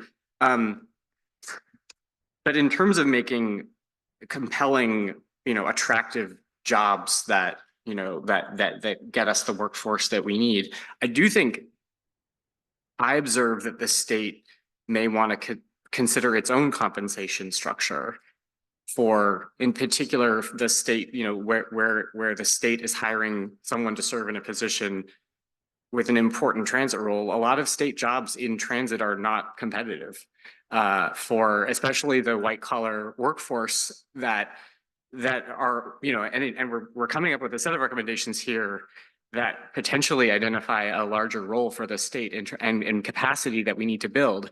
And the state, I mean, I've considered jobs at the state and I haven't applied for them because it's not competitive. It's transit jobs in the Bay Area pay far better than the state, just as an example. So I think,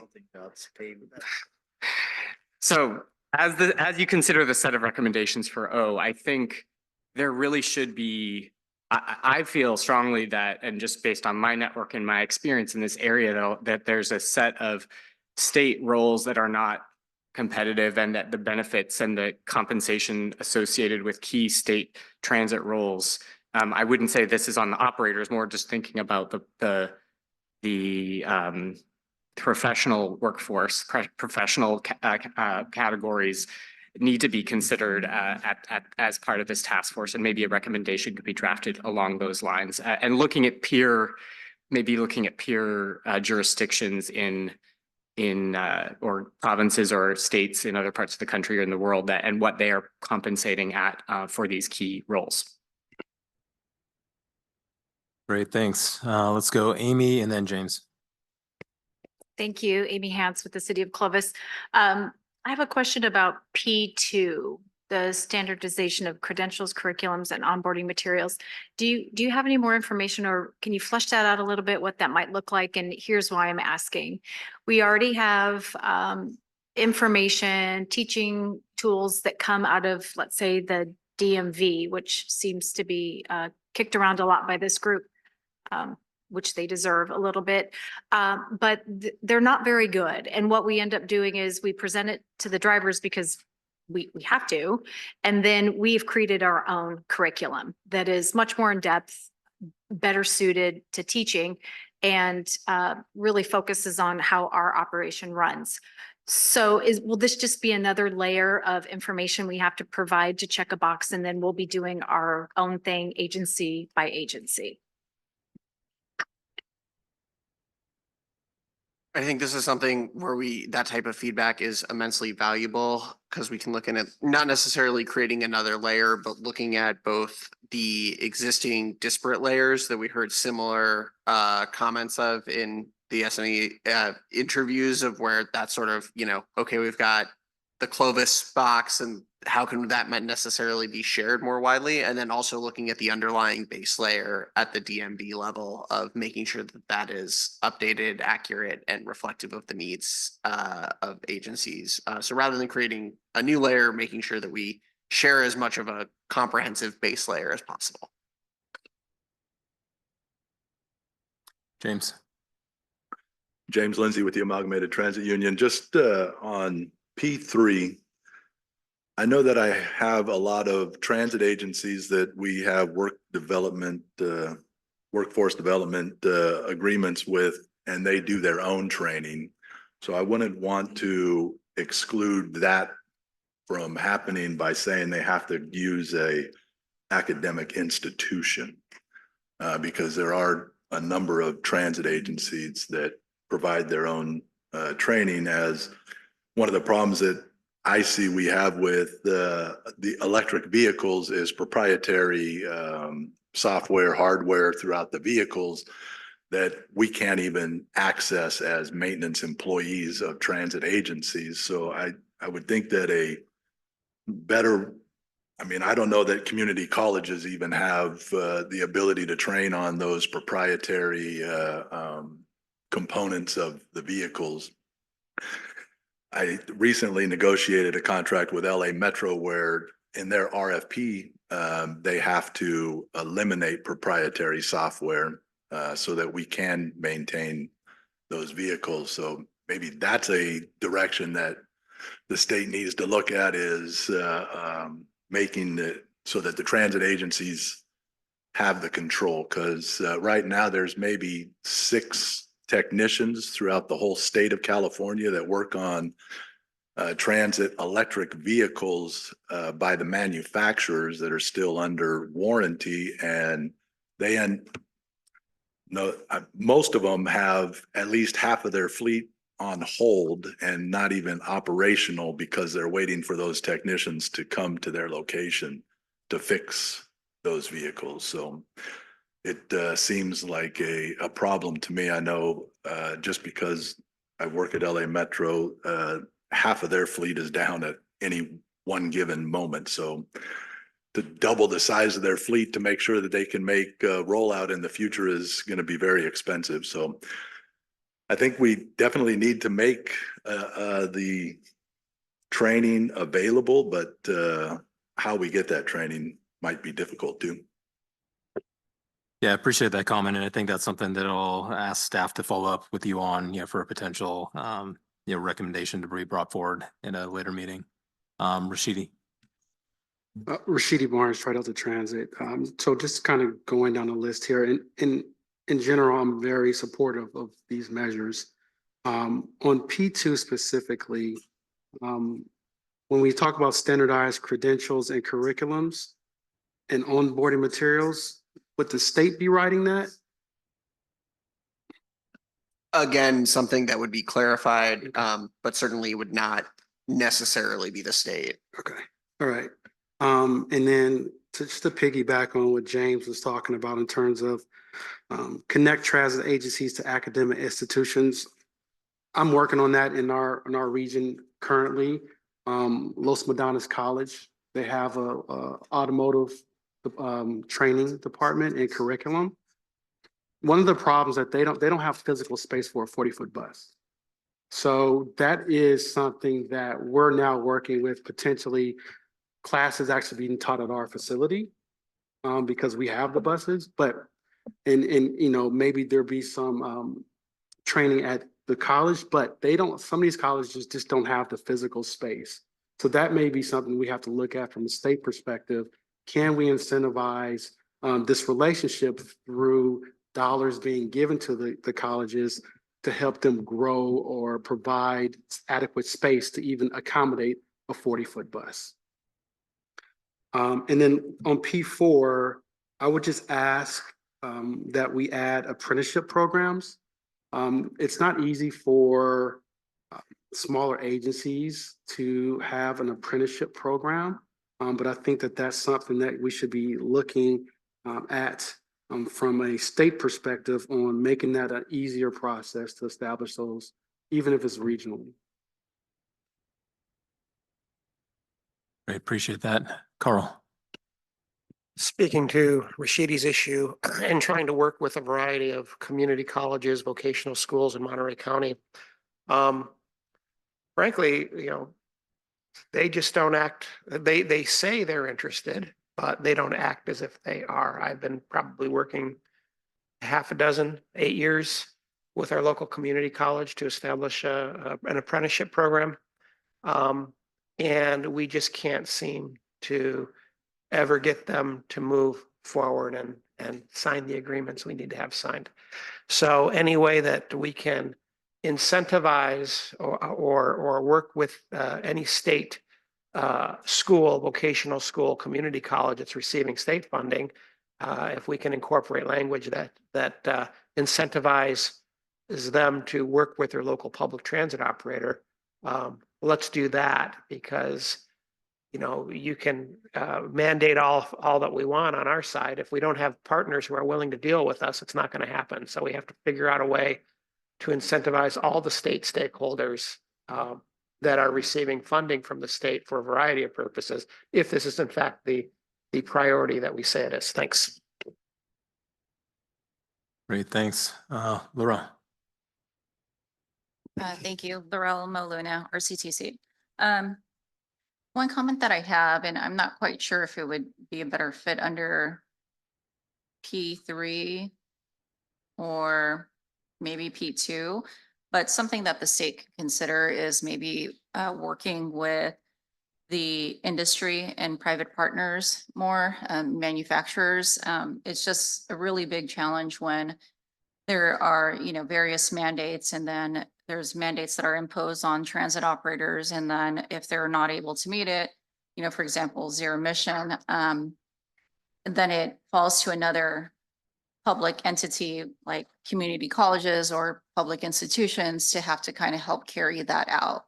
I think the private sector has a lot to give, especially since they too still are trying to develop the technology and refining it.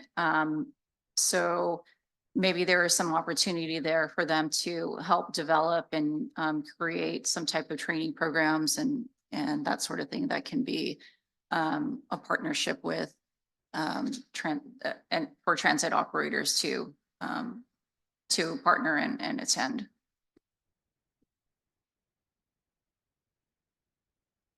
Great, thanks. Any other comments from, Rashidi? I saw the look on Hunter's face when he saw me push the gloves. Rashidi Barnes, tried out the transit really quick, and I just want to piggyback on what Laura was just speaking about. We still do have a bus manufacturer in the state of California, Gillig, and so there may be opportunities there as well to incentivize. We talk about regional training for those who buy Gilligs. But there could be some a joint venture there to get centralized training and workforce development in their facility. So however this state can kind of capitalize on that, that may be an opportunity. Sorry. Great. Any other comments from task force members? So based on the feedback, I'd like to entertain a motion with slight modifications to specify for P1 would be in coordination with labor partners. For P3 to connect transit agencies to academic institutions and other entities. And then P4, encourage transit agencies to establish formal mentorship, shadow programs, or apprenticeship programs.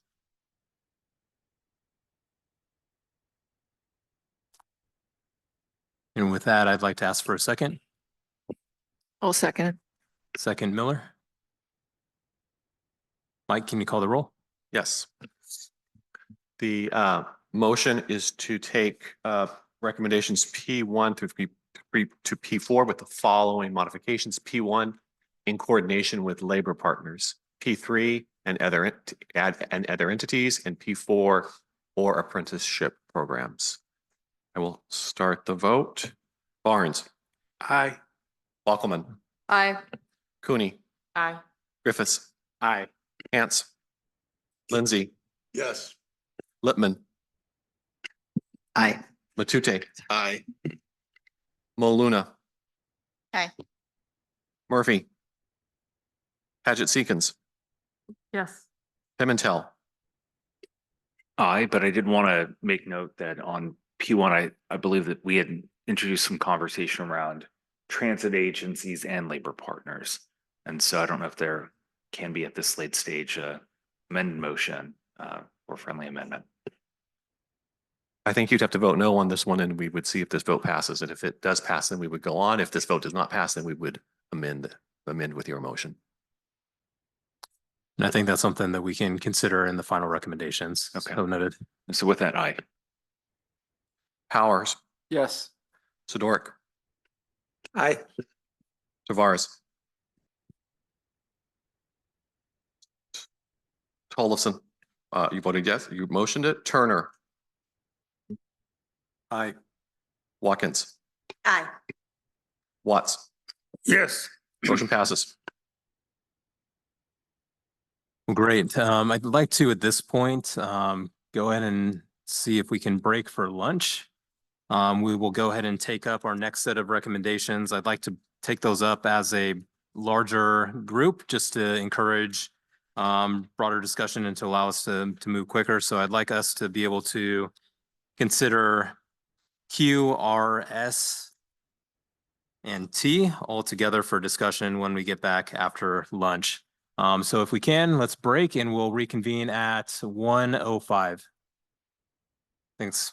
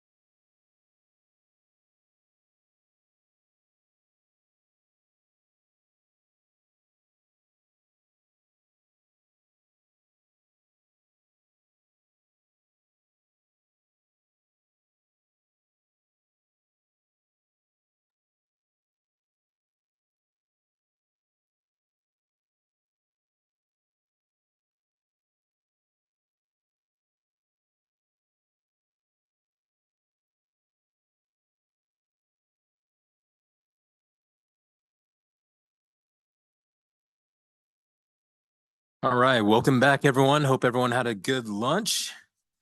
We will, as mentioned, try to take up our remaining items fairly quickly here after we reconvene. So my suggestion was that we would take up all of our recommendations on land use and housing policies together. That would be strategies under Q, R, S, and T.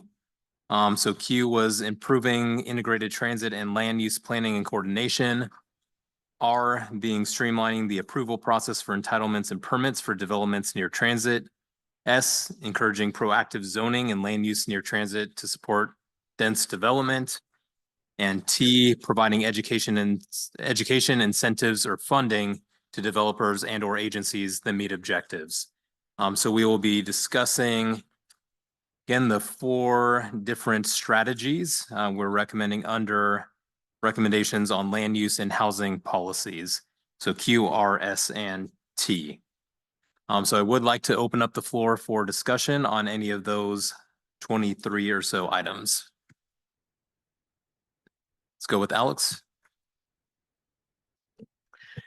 Good afternoon, Alex Bockelman, MTC. Maybe before I provide my comments, could Hunter or you just provide a little more background on kind of where these recommendations came from? Because some of them are of concern, and obviously we're very supportive of the importance of integrating, land use and transit. But we're just wondering whether the technical committee reviewed these and provided them, because I think MTC has someone on the technical committee and they weren't sure that they had a chance to weigh in on them early. So just a little more about the process before I provide my comments. Yeah, as per usual, we had our first discussion around this item in the task force at the previous meeting in Monterey. There was also discussions along with subject matter expert interviews in the technical working group, along with a number of individualized SME interviews with a number of agency staff and representatives, very helpfully coordinated by many members of this task force. We then, after the discussion, attempted to sort of really synthesize a lot of the pieces that were brought together, and then they are coming to the task force. There is not a second crack at the recommendations after the initial TWG discussion. So there is not necessarily, the technical working group members are not going to see this exact staff report. We do ask them to help input and shape that, but they're not going to necessarily be a stage gate in the initial bringing forward of the recommendations until it hits the task force itself, just as a matter of timing and process. They're involved at the more initial research and setting level. Okay, so maybe I'll provide some of our specific concerns and then I can hear from the rest of the group. I think some of the proposed changes to the RENA process that are suggested in our Q4 and Q7, we think that those, maybe go outside the scope of this task force and should maybe not be proposed here outside of a more comprehensive RENA review that was just completed by HCD in 2023 and early 2024. So those ones we have concern about. I think also establishing the fiscally unconstrained transit service targets, which I think is in it's Q4. Maybe that's embedded in there. I feel like that maybe poses, may conflict with the fiscally constrained plans at the regions, the RTP SCS process, which those processes have to be considered with RENA. So we're just pretty concerned about those without understanding a little bit more of the thought process there. I think there's some concern also on R1, R2, R3, and S2. Obviously, streamlining development near transit will help to enable more density, but just without more specificity to understand kind of how this might work in certain regions, we have some concern about that. And then I think for Q1 and T7, I think we just want to make sure that those efforts are really supportive and strengthen regional efforts that may already be underway in those areas. So I'll leave it with that in the interest of time. Great, appreciate the comments. Let's go to Mark, then Laurel, then Eli. Thank you. I'm just looking for clarification on R1, the by right entitlements. Does that apply to local roads, systems, state highway system? And if I understand this from prior discussions and looking at this today, it would give the local transit agency that by right responsibility. Is that how I'm reading it? For R1, it would be specifically on housing and other sort of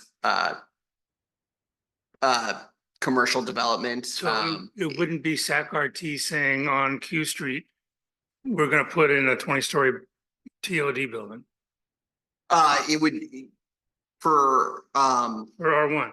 The by for right R1, entitlement. yeah. It would be that if a there again, this is again in its it would be in an early phase, but the intent behind it is that SB 35 targets for qualifying developments are based on continued progress or lack thereof towards RENA, and therefore there are transit adjacent parcels. Okay. That So it do not falls qualify back, for that stream. it falls back to kind of arena and zoning authorizations somehow. Yeah, it would say that the guarantees that are provided by SB 35, okay. the concept would be that those would extend even for areas that have achieved their targets. And that would apply to conventional highways in cities and communities, state highways? I think it would be irrelevant. But again, it's the concept we'd want to develop further and come back with that detail for you. Perfect. Thank you very much. Appreciate it. All right, let's go to Laurel and then Eli. Hi, Laurel Pajasikins, Public Advocates. Yeah, I sort of want to echo some of the questions that Alex Bachman was raising about sort of where these came from. I mean, obviously, there's been years and years of carefully negotiated housing policy in California. And Public Advocates has been a part of that, and primarily focusing on making sure that we are protecting increasing affordable housing and making sure that we're protecting communities from displacement. And I don't see a lot of recommendations that address those, but also I feel like we are maybe not the folks to be sort of like dipping our toes into this really complicated, complex policy issue unless feel very confident that we've actually really thought through sort of the ramifications of some of these. This is a collection of things, some of which are very small and some of which are very big that have many, many ramifications. And so I'm feeling sort of uncomfortable with passing them as is without far more conversation. And there's a few in particular that we're particularly concerned about, like R1 and S2 that need like a lot more conversation. So I just don't know if that's what we want to spend our time doing right now, is having the in-depth conversation, and if we have the right expertise in the room to really understand the ramifications. Great. Yeah, thanks for that. Eli and then Amy. Yeah, I'm gonna agree with Laurel on that one. At first when I read R1, I thought, oh, residential property, because that's what they're usually designated. And I was like, that's a landmine that we do not want to get into, right? Whether R1 properties become, but that was not what we're saying. It just happened that R1 it was the designation. But I think to Laurel's point, a focus on affordable housing is lacking here in some of these recommendations, and these are some pretty heady issues that are being kind of negotiated at the state level. I do really like the recommendation. Are we doing T separately or as well? Oh, we're doing T as well. T is in the scope. T as well. I think these are great. I really like the idea, because the biggest challenge we're facing right now with housing development is not necessarily the streamlining and the permitting, although that is a challenging. Like, we're seeing a lot of units getting permitted. It's actually the financing of it, and actually like building of it, and getting good financing right now is a real struggle. So having a real conversation and dedication towards providing like a revolving loan fund and financing for housing, that could really jumpstart a lot more housing near transit, and then as such sort of fulfill the goals and objectives of this task force, which is to increase ridership. Great, thanks, Eli. Let's go to Amy, then Tony, then Kate.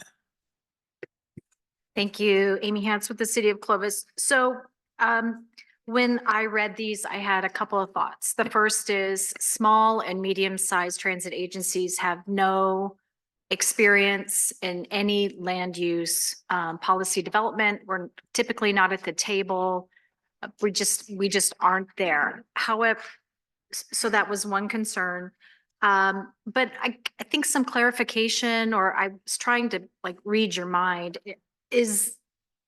was the idea behind Q, R, and S to establish some policies that would help a community accelerate development around a bus stop, and the agency themselves are not responsible for these activities? That was my biggest concern.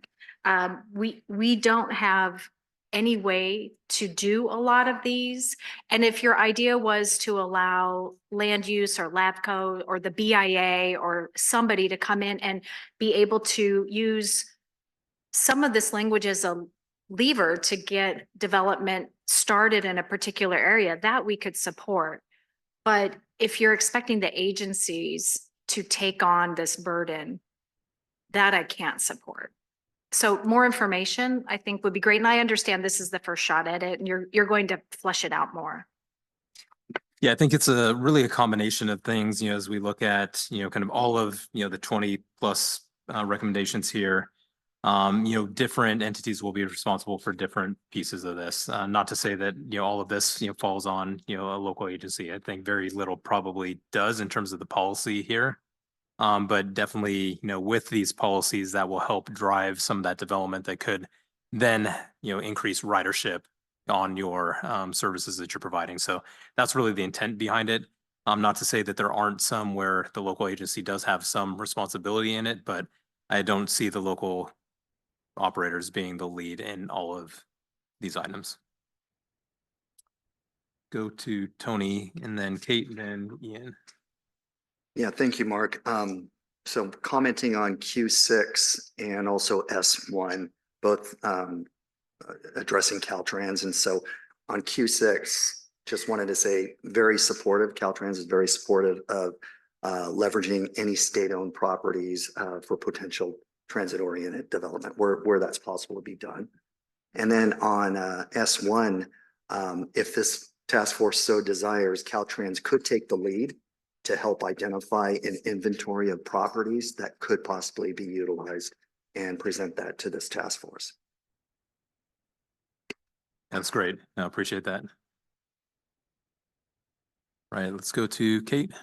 Yes, thank you. I just want to be really specific on T3. I think we should broaden it to include it, to say something along the lines of provide grants and loans to incentivize housing near transit.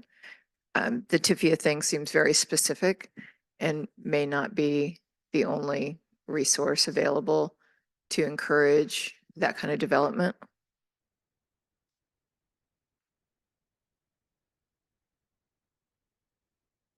Right. Let's go to Ian and then Carl.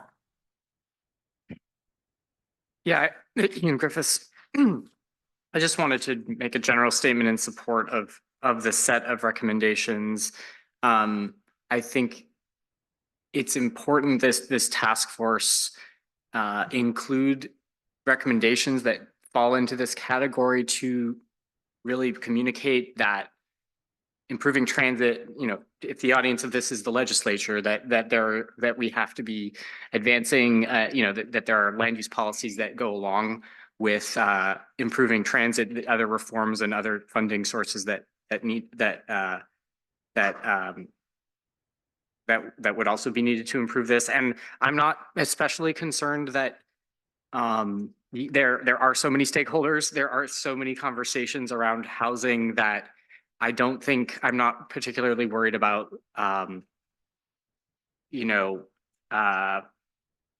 anything in here being taken, without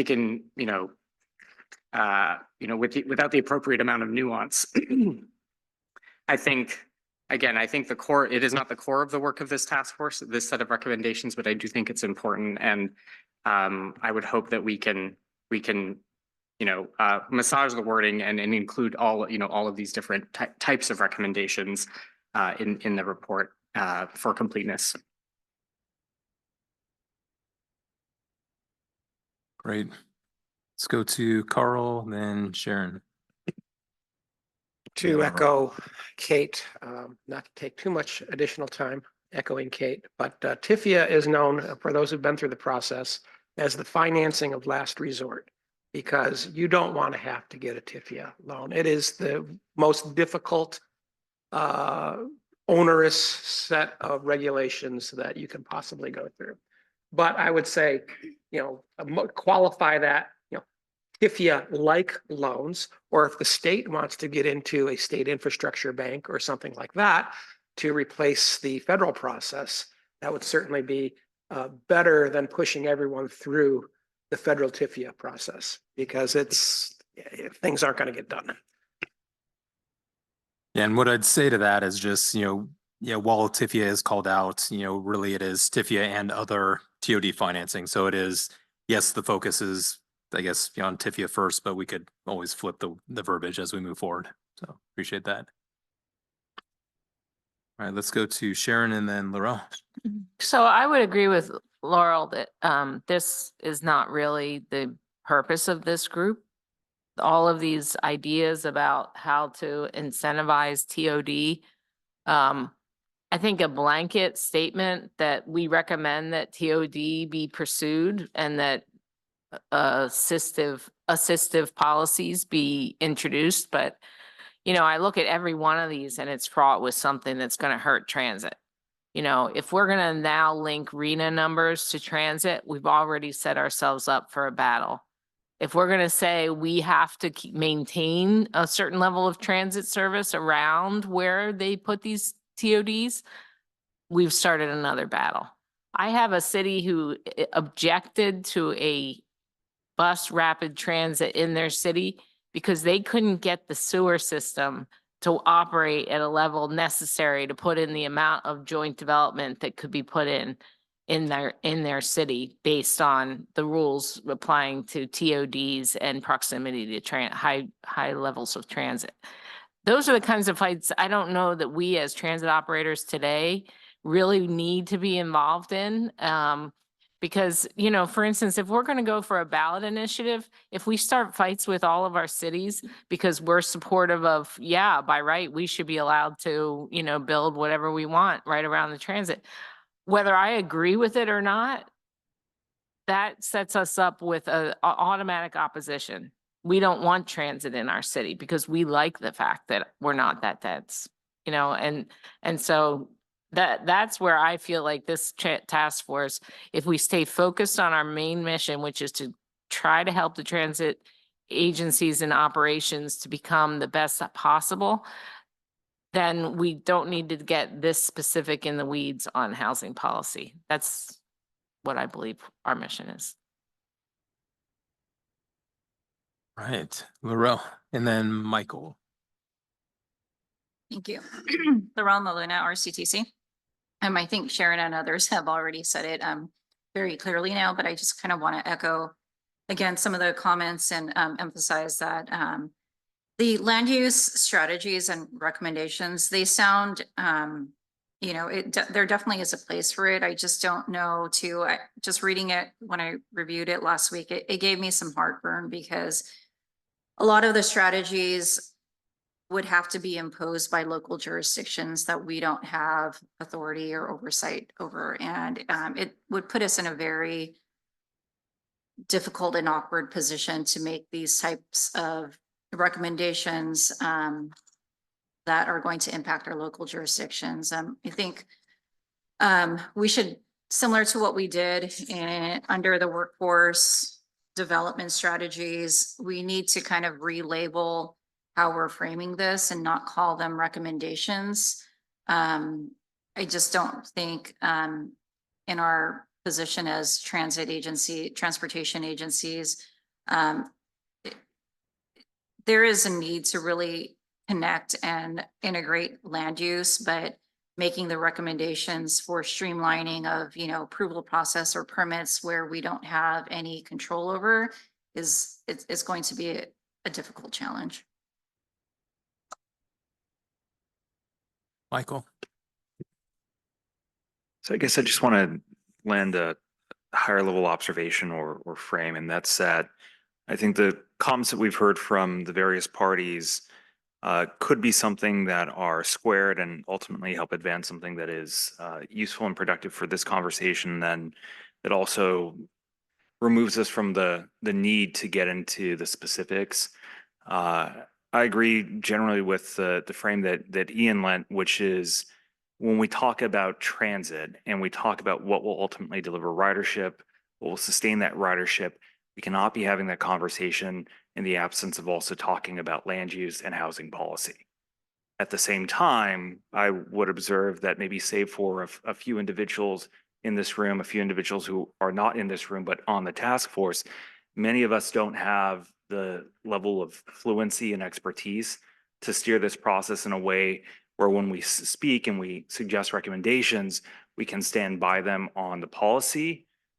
And there's the additional complication of what others have noted, which is the consideration of our partnership with local governments. Sometimes that is a challenging relationship. Sometimes it's fractious. Sometimes we don't get everything that we want. And certainly there are other areas where we might advise overstepping or overruling their position of veto authority, but housing is just one where we may not have the underpinnings, the knowledge within this body to be able to suggest the exact strategies forward. And so at the highest of levels, I think it would be reasonable to say that within this balance of recommendations, we can acknowledge a need for expanding financing options to encourage TOD, that we can seek to encourage greater housing densities where they make sense, streamline ultimately housing delivery, so we can encourage ultimately the type of development that we'd like to see. But I would probably stop at that level.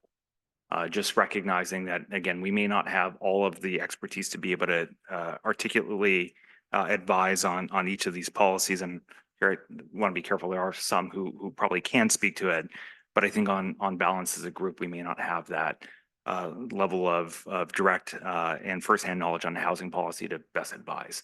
And so try to square the circle, try to find a way to move us forward, but certainly supportive of the conceptual underpinnings of what's here. It's just, I think in some of the details, it becomes a little bit more challenging to say yes to specific strategies. One. Bamatute, UCLA Institute of Transportation Studies.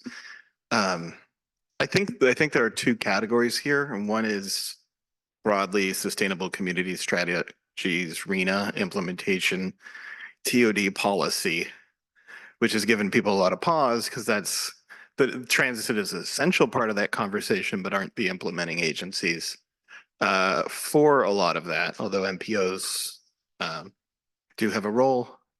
And then there's some spattering of ideas that have a revenue nexus for a transit agency, like allowing transit agencies to sell air rights, some of the value capture, and potentially some of the investment and permitting strategies that would more directly involve a transit agency. I think that a grouping of these fits within the revenue conversation that we're going to have later, like value capture finance is one of the most powerful and preferred revenue tools for transit agencies around the world in areas of high ridership. And I don't think that if we're looking at a 5X increase in ridership, as we've been asked to do in the first couple of meetings, we can just leave a value capture finance strategy for California off the table. We can't just say, yeah, EFIDs are fine and that'll do all of the work. There needs to be some sort of new mechanism that would unlock the value creation that the transportation network provides for land use and has provided for years. So, freeway development in California led to sprawl, and that increased the value of agricultural land. And we drove by some of the agricultural land that became housing earlier today on our way up here. And so this is just constant in transportation. As you provide new access, it increases the value of land. Unfortunately, between Prop 13 and other elements of state law, it is very difficult for transit agencies to participate in and capture some of that creation of revenue that they are directly involved in creating. And so figuring out what the framework would be for that focused implementation of a suite of laws and strategies that would allow for that, I think, would carry, would move this policy area forward a lot further than some of these things, which are great, which are part of other conversations that have been going on for many, many years, that are great for inducing transit ridership, but then actually create a bit of a liability for a transit agency, which is the promise of potential fares, which only cover a portion of operating costs, and increased demand from TOD, where we want people to take the transit, but there's no ongoing funding that would be provided as part of those developments. So I think I'd recommend taking the revenue items and considering them perhaps as part of the next section, and then having a more consolidated list of pure TOD advisory items.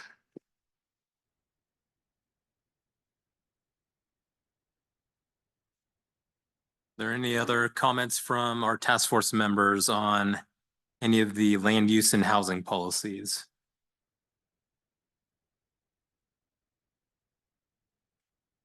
So I know there's been a lot of discussion with respect to all of the various items here. I think one thing that might be worth doing is at least kind of seeing where our members are on these. So I'd like to ultimately make a amended motion to take up Q1 through 7, but striking Q4 related to determining new RENA targets, and then take up R1 through R4, S1 through S5, and T1 through T7 as a group.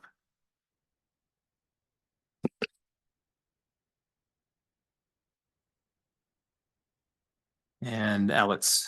Can I make a friendly amendment, I guess? You took out Q4, but Q7 is related to Q4 because it talks about progress against transit-informed RENA targets. And I wonder if you would consider taking R1 through R4 separately, because I think those are right at the heart of conflict that a lot of us brought up. Sorry, just to make clear, so there's a friendly amendment to strike also in addition to Q4, Q7, and then R1 and R4? Oh. I was saying maybe consider R1 through R4 separately. Got it. I was trying to, I think Juan, in trying to separate the basket of goods, I felt like R1 through R4 is clearly in one side of the equation. Okay, well, let's do this. Since we've had our discussion on Q through T, I think we can still take votes based on the groupings versus as an entire package. So I'd like to, I guess, withdraw my motion and take up a new motion to approve Q1, 2, 3, 5, and 6.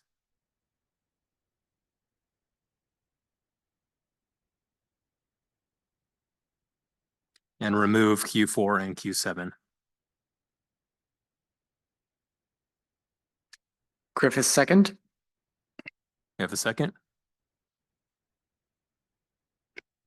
I'll second. I think Griffiths, we already have a second, I believe. I'm just making sure that we get it accurately captured on the board, so all the task force members knows what they're voting on. And so, Angie, if you could go down to Q7 and to confirm that Q7 has been struck out.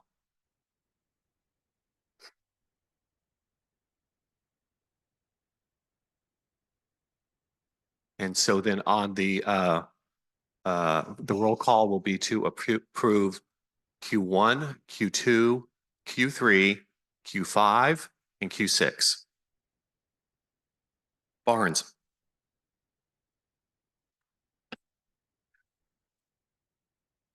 Abstain. Bockelman. Aye. Cooney. Aye. Griffiths. Seconded. Thank you. Yes. Hance. Lindsay. Aye. Lippman. Aye. Matute. Aye. Miller. Aye. Moluna. Aye.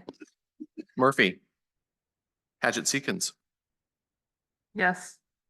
Pimentel. Aye. Powers. Yeah. Sidoric. Aye. Tavares. Aye. Turner. Aye. Watkins. Aye. Watts. Aye. Motion passes. Great. So let's take up items R1 through R4. Do I have a second or any motions? Or sorry, can I get a motion? I'd like to make a motion on this, Matt or Mark. The look, I think the intention is right on these, but I am as much in the transit operation business, I'm in the development business. I probably have, I don't know, 15 ongoing TOD developments going on right now. And I know the intent of these 1 through 4 were to expedite the process, but that's from where I sit and somebody who does this for a living, it's really not there. So my motion would be that we table these, send them back to the expert review committee or whatever Hunter's got going there, and for some further refinements and be brought back at a later date. That would be my motion here. I'll second. I'll second. Who was We have a second? Yeah. who was the first to second that? I think I got it out. Okay. Yeah. Just for clarity, is there one motion on the table or are there 2 motions on the table at this There's time? one motion on the table at this Okay. time. So the motion on the table is to table recommendations R1, R2, R3, and R4 and revisit at a future meeting. Barnes. Aye. Bockelman. Aye. Cooney. Thank you. Griffiths. Aye. Hance. Lindsay. Aye. Lippman. Aye. Matute. Aye. Miller. Aye. Moluna. Aye. Murphy. Paget Seekins. Yes. Pimentel. Aye. Powers. I made the motion. Thank you. Sidoric. Aye. Tavares. Aye. Tollefson. Aye. Turner. Aye. Watkins. Aye. Watts. Aye. Motion passes. I was running a sheet, so thank you for that. I will get it. Yeah. So those items will be revisited at a future meeting. Like to now focus on strategies under S, encourage proactive zoning and land use near transit and support dense development. S1 through S5. Do I have a motion to approve? Griffiths. Move to approve. Do I have a second?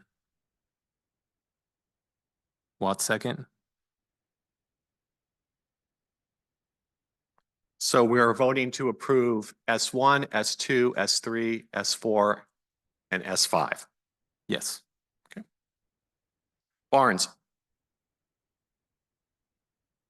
What's? Would it be possible to have a friendly amendment and to separate out S 2? That'd be a motion to take up S1, 3, 4, and 5 together. Right, and then take up separately S2. If it needs a Would the second. maker of the motion be okay with that? I'm ready to second it if it needs a second. I mean, this seems like a core of this recommendation. Can you explain why? I don't, I guess I would prefer to keep it in, but. Well, it gets to the heart of what I was talking about with regard to starting, as this body is intended to assist in creating transit supportive policies, getting into a fight over zoning and densities with cities and the counties doesn't seem to be the purpose of this this group. And I But if don't- we just change it to encourage cities and counties to increase, because instead of making it sound like a mandate. I would recommend that we, for S2, that we send it back to the same group along with the ones that we did for R1 through R4, just to be examined to make sure that we have the right language.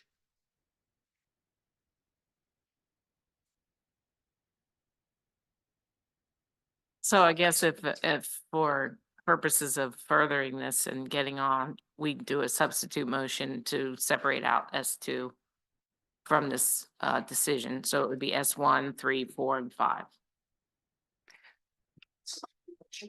Substitute motion. So there's a second motion on the table, which we take up then first. That's correct. So just to reiterate, we have the motion from Sharon to have S2 be taken up separately. So we'll first take up S1 and then 2 through 5, and then 1, 3, 4, and 5. Excuse me. Thank you.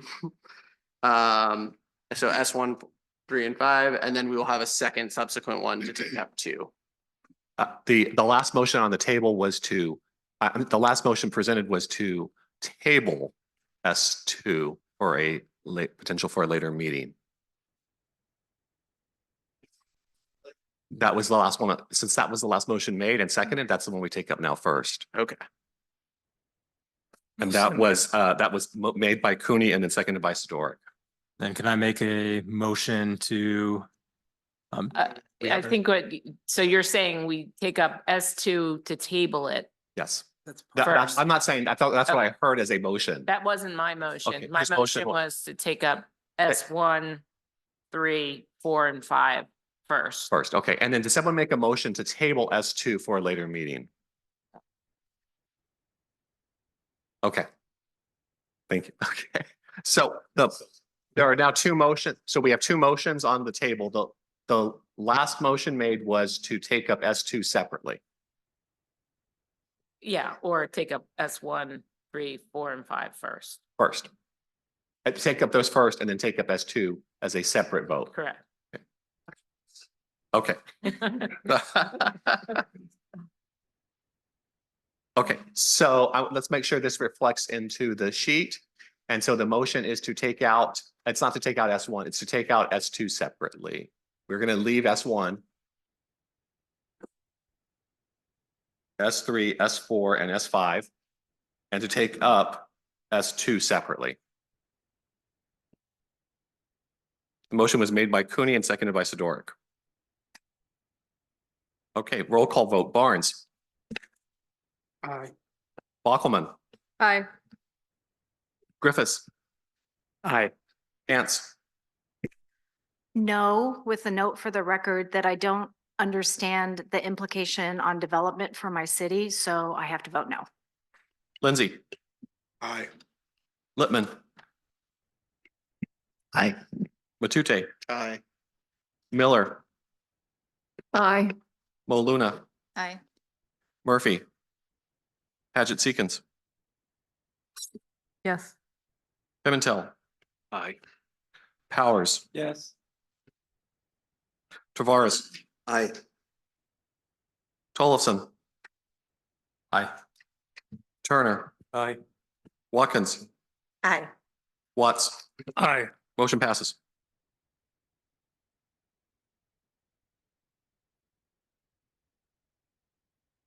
And then for now for S2, can I make a friendly amendment to change the language instead of increase to be encourage allowable building densities?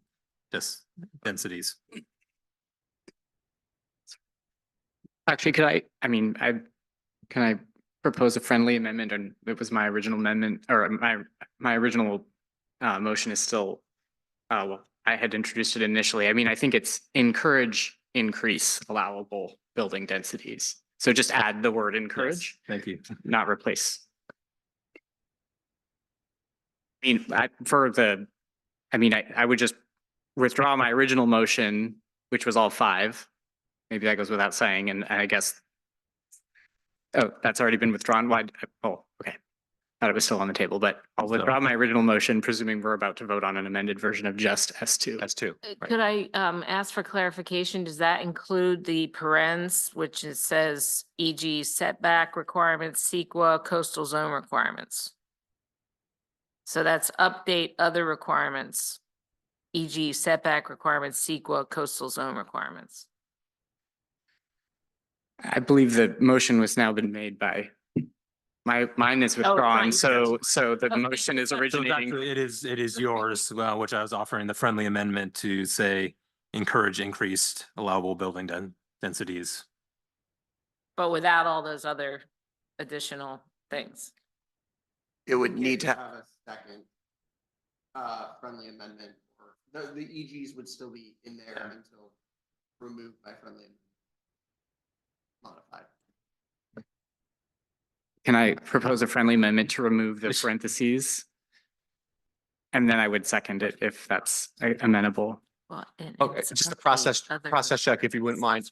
I'd like to see if we could get a complete copy of S2 moved over to the other side of the column, and then we will change that, edit that per what we've been hearing as the motion.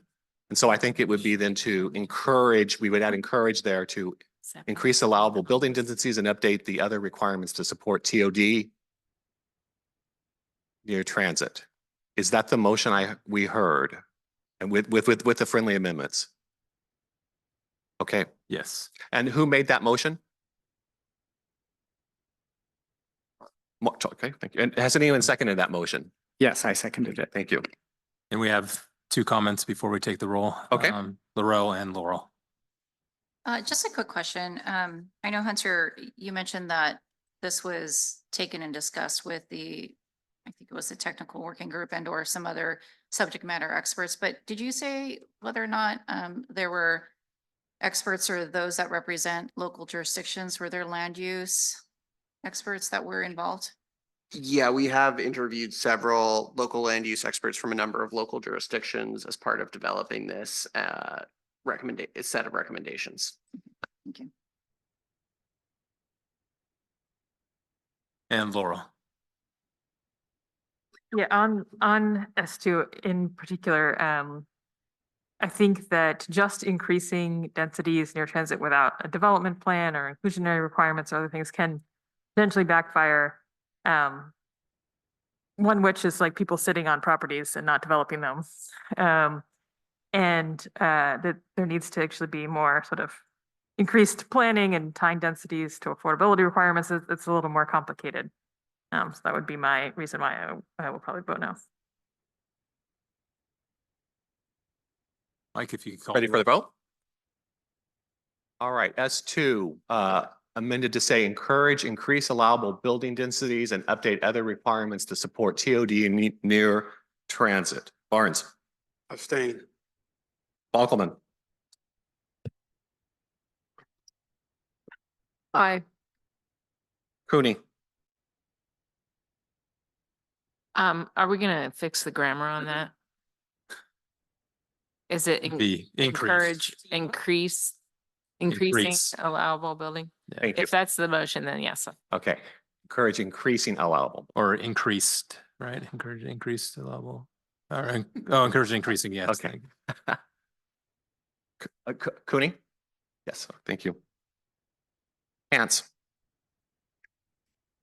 No, with the similar note as my previous note that the impact to municipalities and their development is unclear. Lindsay? Yes. Littman? Yes. Matute? Yes. Miller? Yes. Luna? Yes. Murphy? Paget Seekins? No. Pimentel? Aye. Powers? Yes. Sadoric? Aye. Tavares? Aye. Turner? Aye. Watkins? Yes. Watts? Yeah, yes. Motion passes.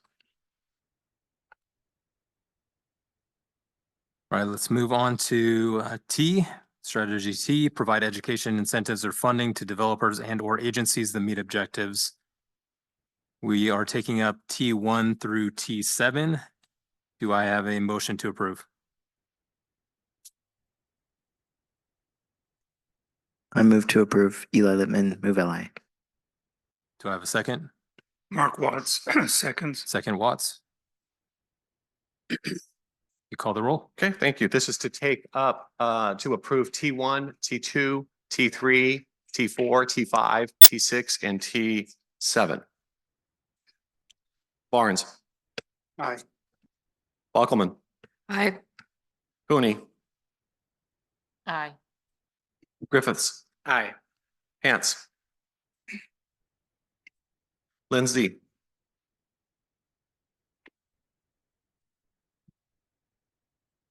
Lippman? Aye. Matute? Yes. Miller? Aye. Luna? Sorry, I should have read this more carefully sooner, but I think I'll abstain on this one because T3 I am unsure of. Murphy? Paget Seekins? Abstain. Pimentel? Although I, but do want to notice Laurel did that there was some extensive discussion on T3, that may be something we want to look at again. Did you vote yes? That's yes. Powers? Yes. Sadoric?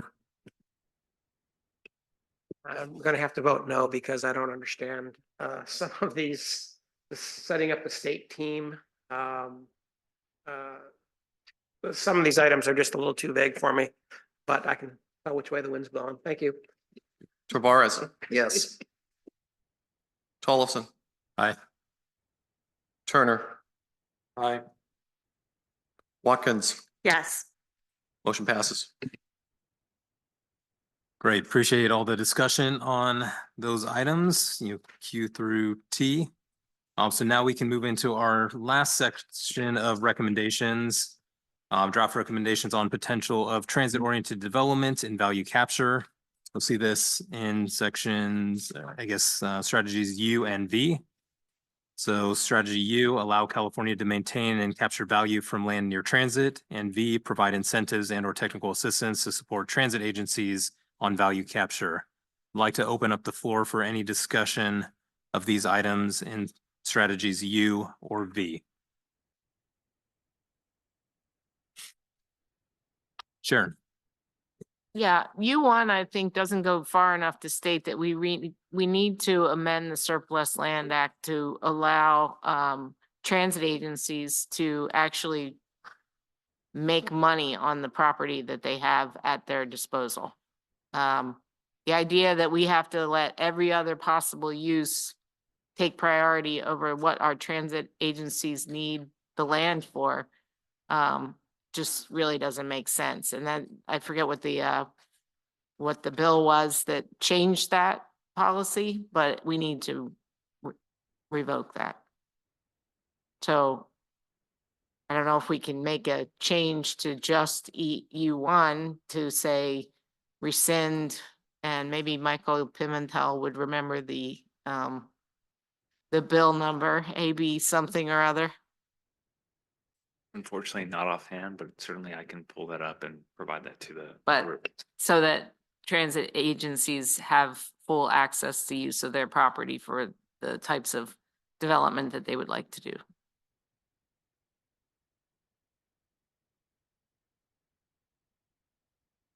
Great. Let's go to Juan and then Laurel and then Michael.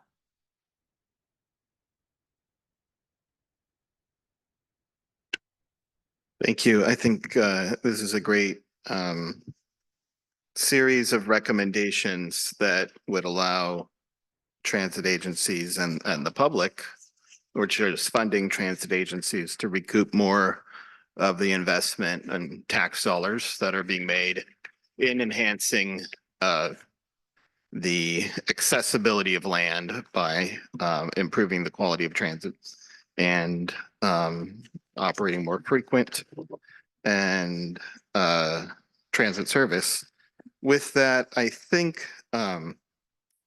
there are, in addition to the U1, where I see given, so municipalities can increase the value of their land through actions that they take, but it would not be the potential several multiples that a transit agency can do through the construction of new capital. So I do think that there could be a strong recommendation to the legislature for removal of the requirements that transit agencies be subject to the same provisions of the Surpluses Land Act as other government agencies, with the purpose of using a substantial portion, if not the entire portion of that revenue, to go towards either capital costs or ongoing operating costs, which are often much more difficult to provide.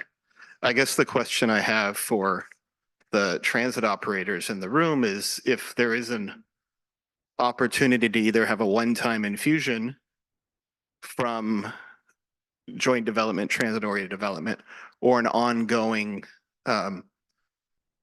set of payments from either participation as an equity partner in development, which is a very new area, or through a ground lease.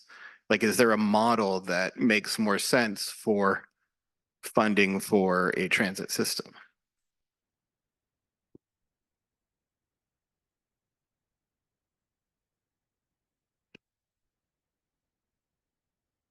Right. I don't know if there's any operators that wanted to respond, but we can. I mean, there's commercial development within a transit oriented development where the property is leased.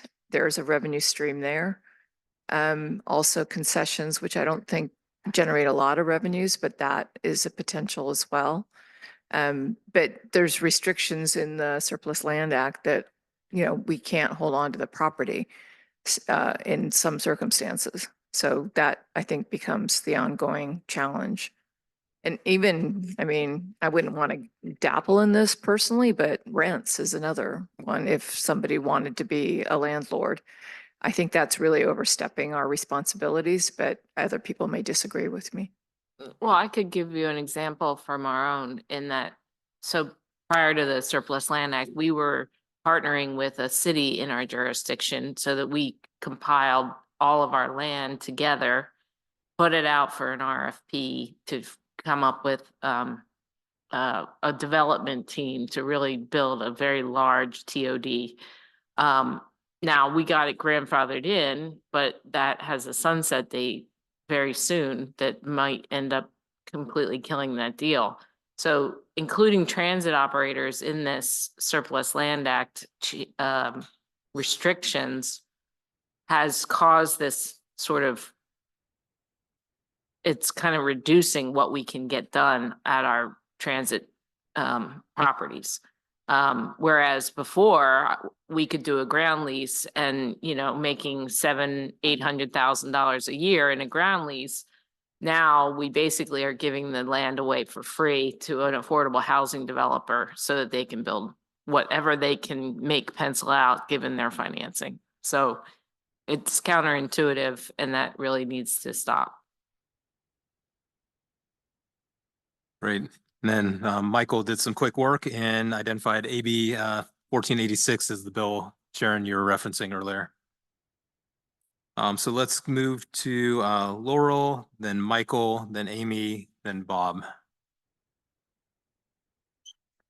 Yeah, when I think the conversation around the Surplus Land Act points out the contradiction or tension in value capture of like how do you maintain or provide some housing affordability near transit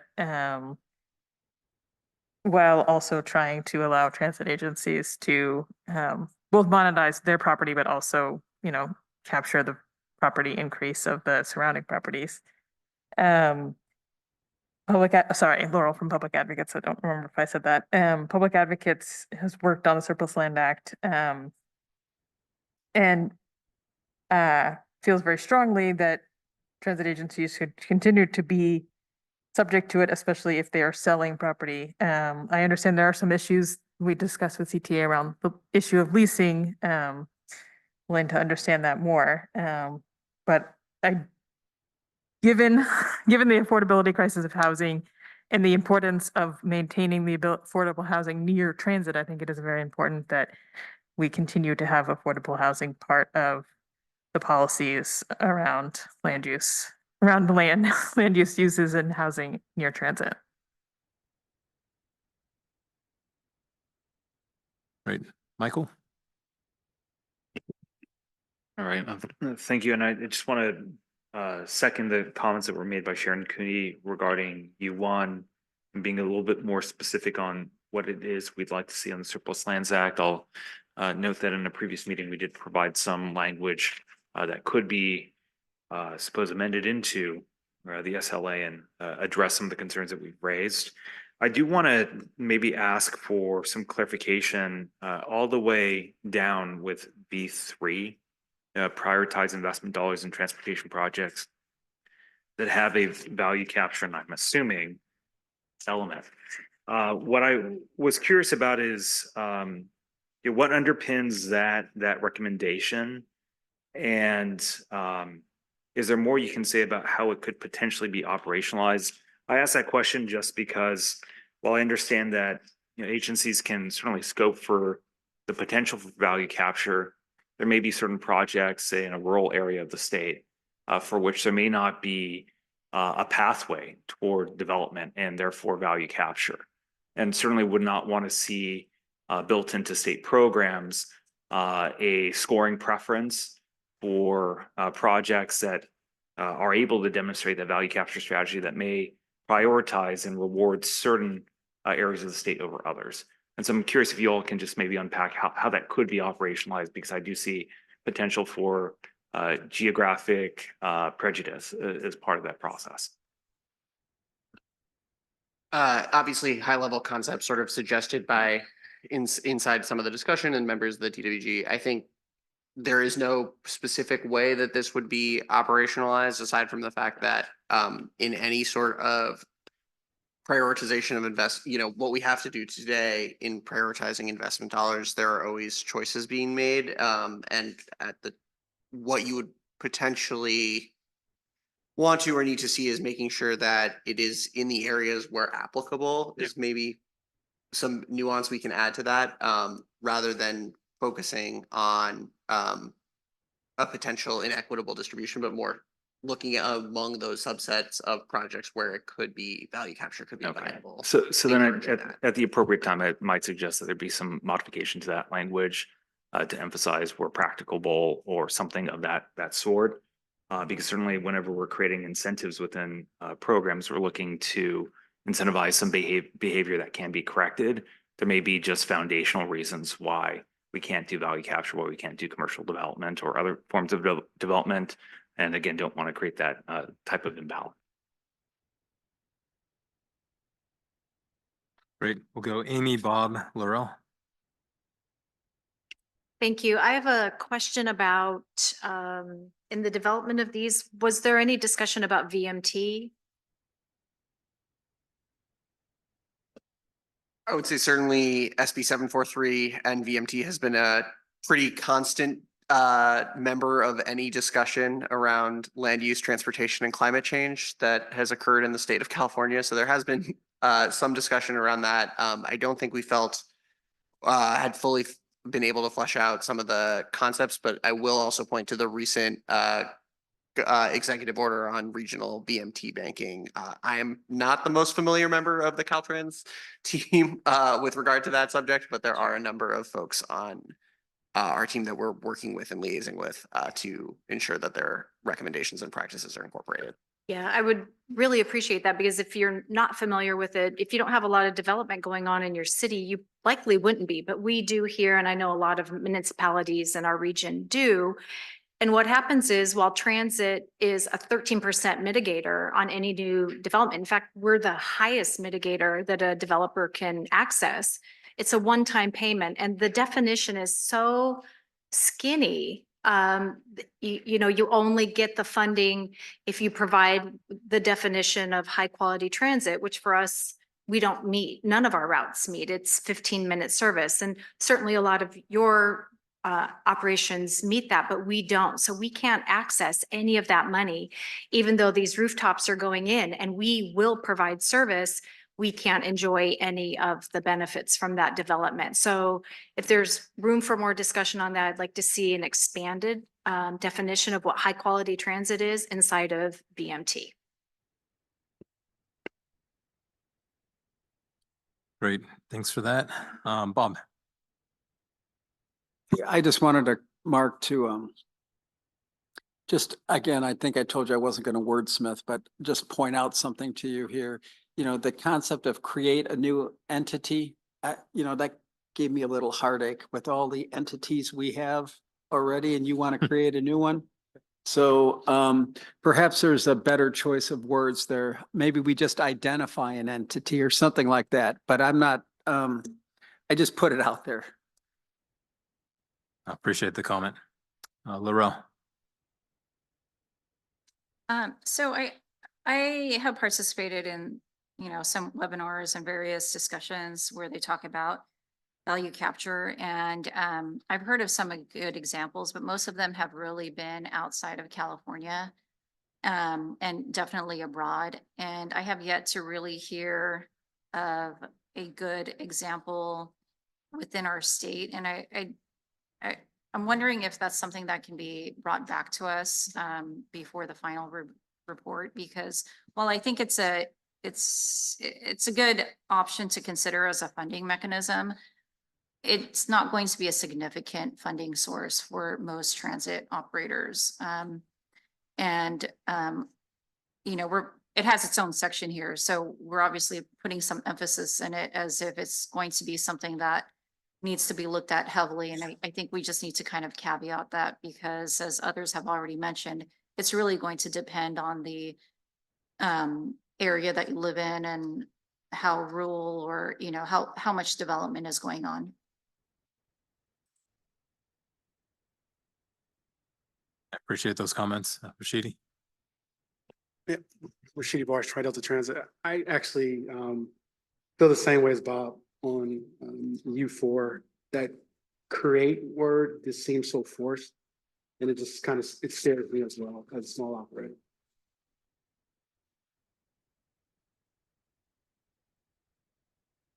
Yeah.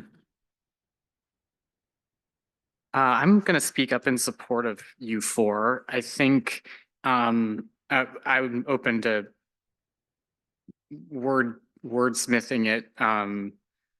I think to say just create an entity, maybe remove the word new, or identify an entity. Another option would be, to facilitate property development. But I don't think it makes sense for it. Doing TOD is a very specialized, property development is not the core activity of most transit agencies. I think large agencies can have property development departments, but most transit agencies aren't going to have the resources to have the specialization to be able to undertake that. So I see this as not replacing anything that an existing transit agency that might have its own property development group wouldn't be replacing that, but this would be a huge help to agencies that might have one property, that might have a small amount of property, and might want to partner with us with a state entity or special purpose. In Canada, we would call it Crown Corporation, but something that can help facilitate and provide that expertise to identify, to leverage the vast property holdings of, and partner with transit agencies across the state. So I really think this is a good idea. I think there's examples all over the world of this, in France, in Canada, I know in several provinces, they have provincial entities that are set up for this exact purpose. And I think it's particularly going to be helpful for smaller transit agencies that would never start up their own TOD departments. Let's go Sharon and then Carl. So I think it's the bigger agencies that have the largest holdings that could do something with them. I don't think small transit operators have that much property in their portfolio to really warrant creating a bureaucracy and a funding stream and a set of consultants, et cetera, that would be at their disposal. I feel like that's kind of overkill. So I think I'm just going to say that I'm not going to support U1 through 4 or V1 through 3 at this time.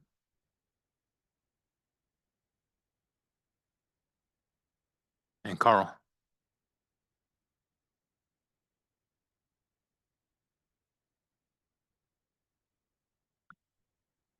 Any other comments from our task force members on U or V? Right, seeing none. Want to make a motion for us to consider on these items. Heard a lot about the Surplus Land Act. I think there's probably some more that we can look at here. So I might recommend that we take that one back and have staff come back at a future meeting based on the feedback that we had and come up with a new recommendation there. I'd like. Mark, which number is that we're tabling? I'm sorry, that's U1. U1, okay. So U1 to be direct staff to come back with a updated recommendation based on feedback. Thank you. And then I'd like to actually strike U4, but add onto V1 to consider public-private partnerships as well. So essentially, instead of creating a new entity, be a little more vague and just provide funding and or technical assistance to agencies to support the value capture opportunities in public-private partnerships.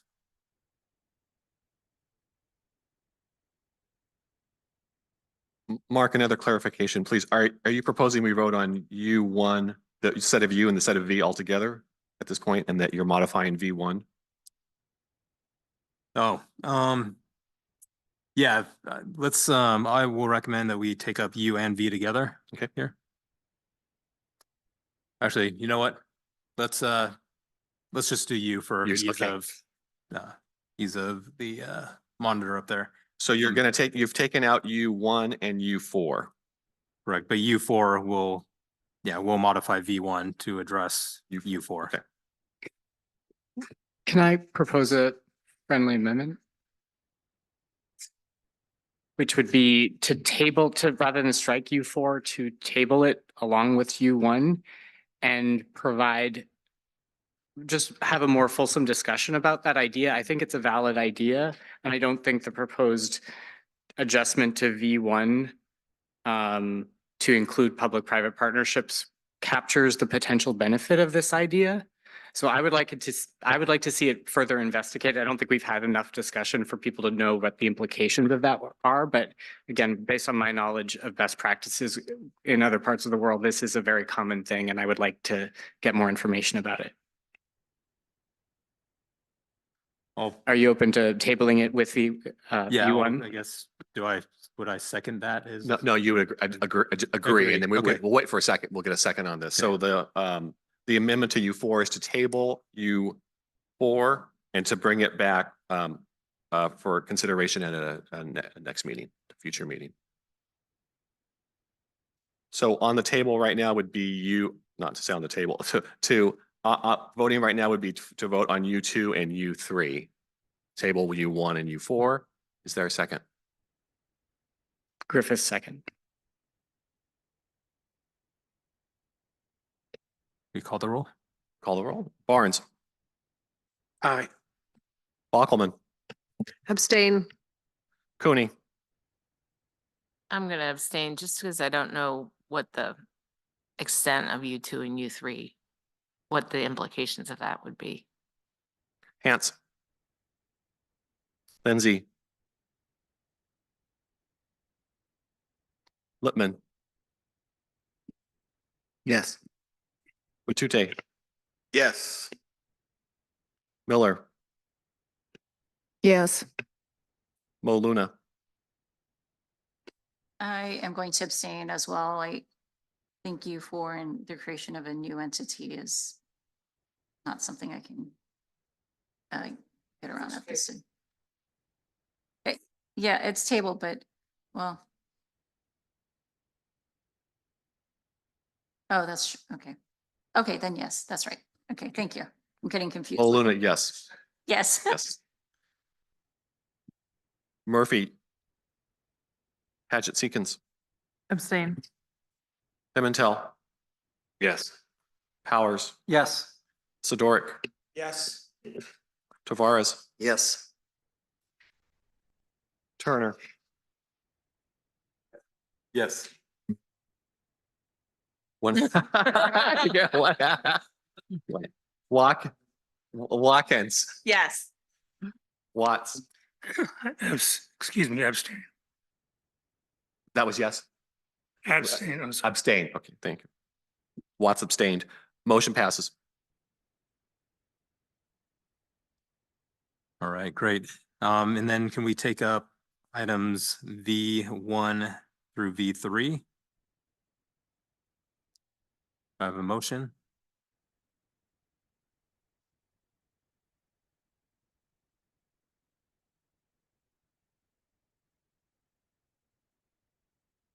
Does anyone second the motion? Want to offer a friendly amendment to V3, and that is to just add the language that would say where practical or where practicable, to ensure that we're not creating a conflict between regions. And that is would be the end. So it would be prioritize investment dollars into transportation projects that have a value capture strategy when practical. So instead of more practical, it would say when practical.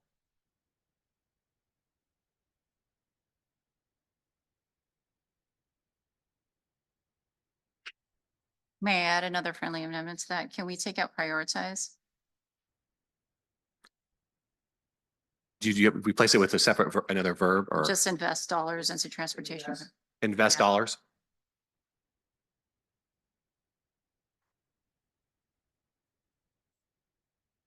So I think for this, and this is probably something that'd have to be expanded in something like guideline development, but I think what I'm hoping to address is those circumstances where there isn't a development opportunity on the horizon for an agency.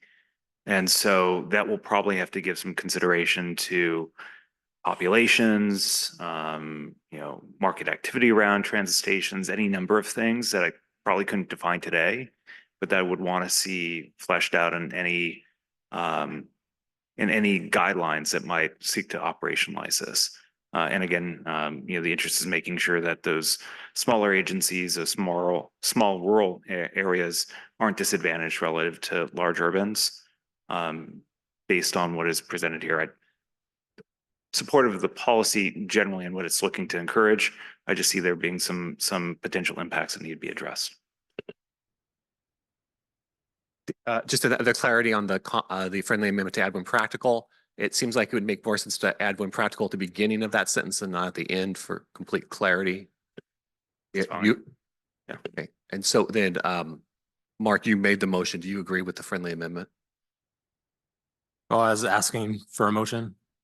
Yes, you were asking for a second, I think, or were you asking for a you were I was asking for a asking motion? Okay, you're asking for a motion. So there's no motion yet. And then when practical, we'll go at the very beginning of that sentence. Is there a motion? I'll move it.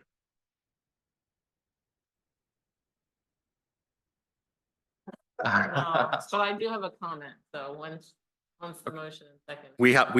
Did anyone second does anyone want to second the motion? Griffith second. All right, and we have two members that'd like to make comments. Let's go Sharon and then Bob. Well, I was hoping he'd be the bad guy. You can let him go first now. So again, I get back to what is our purpose here, and these three things are very interesting. They're dynamic, and I like the idea that we could try to accomplish something with regard to interesting ways of funding transit. But I think this is too focused with too much money. Seems like that will be wrapped up in it, creating providing expertise in these areas. I can tell you, for instance, we are working on a TOD that is highly technical. We've spent hundreds and hundreds of thousands of dollars with a local foundation to try to make this thing pencil out and work. It's been 2 years in the making, and we probably have another year before we'll see any real movement on it. And my point being, if we're about to hit a fiscal cliff, this stuff is only going to distract us from what the real reality is. And ultimately, I think creating the sense that we're going to prop up enough support to capture value in a rural area of California, and then have all the rest of us transit agencies flailing to try to come up with funding. I just feel like this is just not where we need to focus our energies. Bob.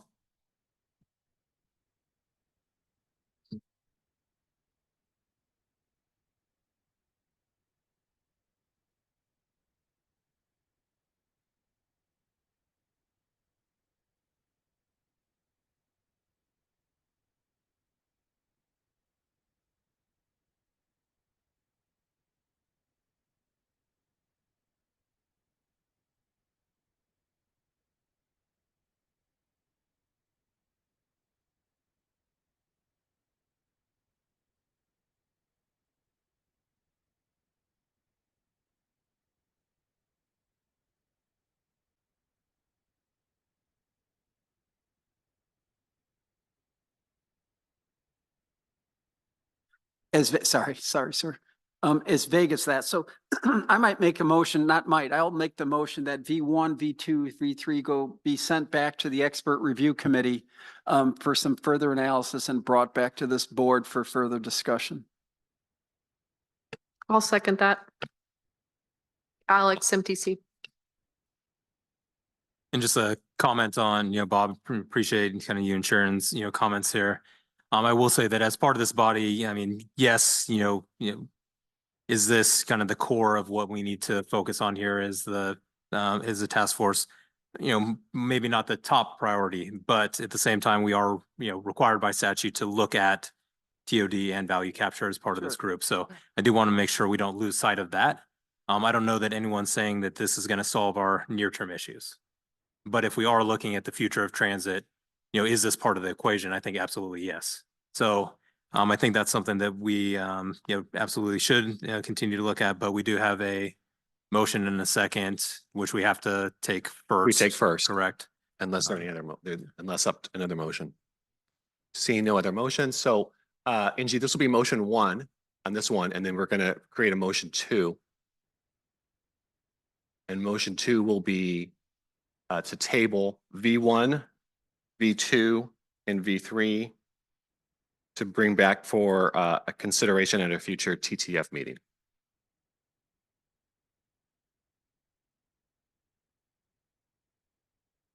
That was motioned by Powers and then seconded by Bockelman. Barnes.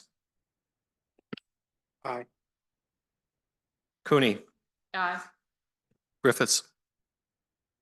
I'm sorry, I'm confused. What are we, I thought we're voting on the motion to table at the moment? We are.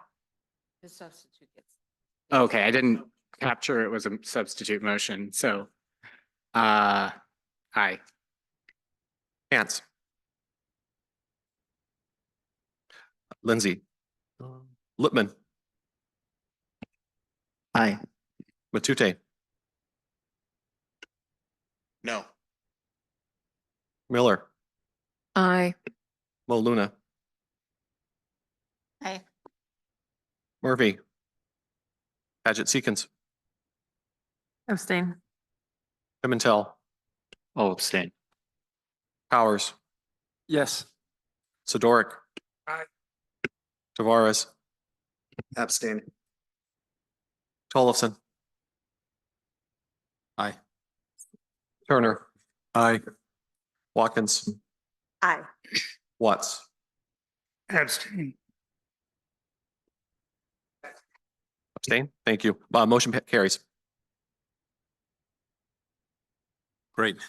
Yeah, really appreciate the discussion. Just given the time, I know we were gonna, possibly, include some breaks here. I'd like us to power through, but if anyone does need to get up and stretch and you grab a drink or anything, please feel free to do so. I would like to actually, take our agenda a little bit out of order. Oh, I'm sorry. Did we take in public comment on? Okay.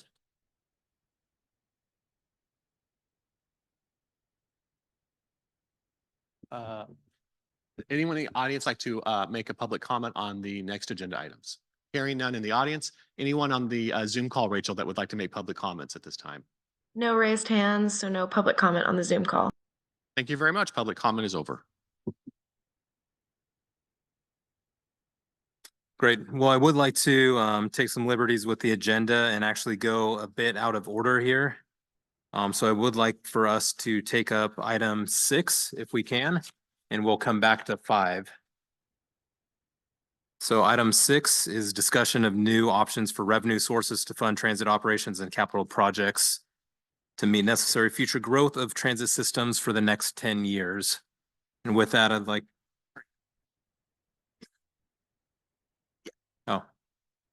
Yes, question. I think the audience just didn't know what we were asking for public comment on, so I want to make sure that we ask for public comment on this item since this is the one that people are most interested in. Yes, sorry, Okay. that previous one was leftovers from the initial presentation of the staff report. We will be taking full comment on my upcoming presentation of this item.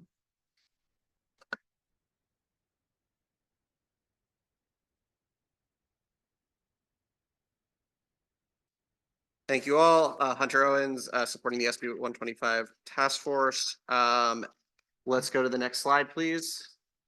So this is just going to be a very, very high level overview of one of the critical items on this task force. I think we heard loud and clear in our previous discussion how important this is going to be, and really do want to hear from the members of this task force what the framing should be, what we should be investigating as we come towards coming back with a draft set of recommendations and how we can help improve and grow these. So really welcome discussion and input here. Just to set some context, as everyone knows, the Transit Transformation Task Force is one half of SB 125, the other half being the Transit and Rail, TIRCP Transit and Rail Capital Program formula program, which is new, along with the Zero Emission Transit Capital Program. Inside the legislation, we have been asked to estimate the cost to operate, maintain, and provide for the future growth of the transit systems for the next 10 years. To quote Yogi Berra, predictions are hard, especially about the future. Imagine looking back in 2015 and trying to predict the last 10 years. I don't know if anyone would have imagined we'd be exactly where we are today. So we do want to give some options available on the table for the task force to consider and give us input on. Additionally, the legislation has asked for the report on the division of use between funding, capital and operations funding. We've kind of nuanced that a little bit. And then obviously, they've also asked for other revenue sources, which we had a previous discussion with in Monterey. So let's go on to the next slide. So just looking at NTD costs, you may often hear something like, capital is 40% or so, or 50-50. One thing we did want to divide to nuance the discussion of capital versus operations funding was the division between capital expenses to support existing services, i.e., refurbishing and building, getting a new fare payment collection system. That's not expanding the service, that's keeping you in a state of good repair, but that's booked as a capital expense. Versus expansion. So looking at the last decade between 2013 and 2023, agencies in California spent about 62% of their funds on operations and the remaining 38 on capital, split about 50-50 in that group between capital to support existing operations and new services. Let's go to the next slide. Here it is just in terms of growth. You saw a very slight growth in operating expenses year over year. And then pretty, again, similar, consistent growth in capital expenditures, obviously with a decline in 2023 as some of the funding, as people's COVID funding began to taper. Let's go to the next slide. This is sort of something folks know, but we are seeing this is sort of just the division between revenue from fares, revenue from local sources, revenue from state sources, and revenue from federal sources across all agencies in the state. As you can see, local, federal, and state make up the bulk of funding for all agencies across the state, with fares being a relatively small portion of the revenue, and then non-fare revenue, stuff like the value capture stuff we were just talking about, is pretty insignificant between 2012 and 2023. Next slide. Just sort of to guide our discussion of scenarios and looking at like what this will be in 2023, we can think of it as we could have current expectations, we could have costs be higher than expected, we could have costs be lower than expected, and we can also divide that into some of the uncertainties across the board. So on the left side of the column, we have some example uncertainties that we don't know the answers to. So, do operations costs grow substantially more or substantially less than currently projected? Would service levels substantially change? If whatever those changes are to service levels may in fact change operating costs. And then finally, new mandates. If ICT comes in higher or lower, those are things that would introduce uncertainty into the forecast. Let's go to the next slide. There are also uncertainties when it comes to revenue. So obviously fare revenue, especially for more fare dependent, and this is really just for more fare box dependent agencies. If fare revenue were to return faster, that could result in higher revenue. Current expectations, again, trying to look at what our current fiscal forecasts are. Federal funding remains another source of uncertainty. Everyone is aware that the reauth is coming up in this 10-year period, or two reauths, I should say. So that is one piece of the puzzle. When it comes to state funding, one thing to be aware of in sort of forecasting out here is the 2030 peak of gas and diesel sales tax is inside this forecast period. That's from the LAO. So that would result in lower revenue coming from the adoption of electric vehicles. In terms of local funding, if there are more local sales taxes that could, or renewals of different local sales taxes that could increase revenues.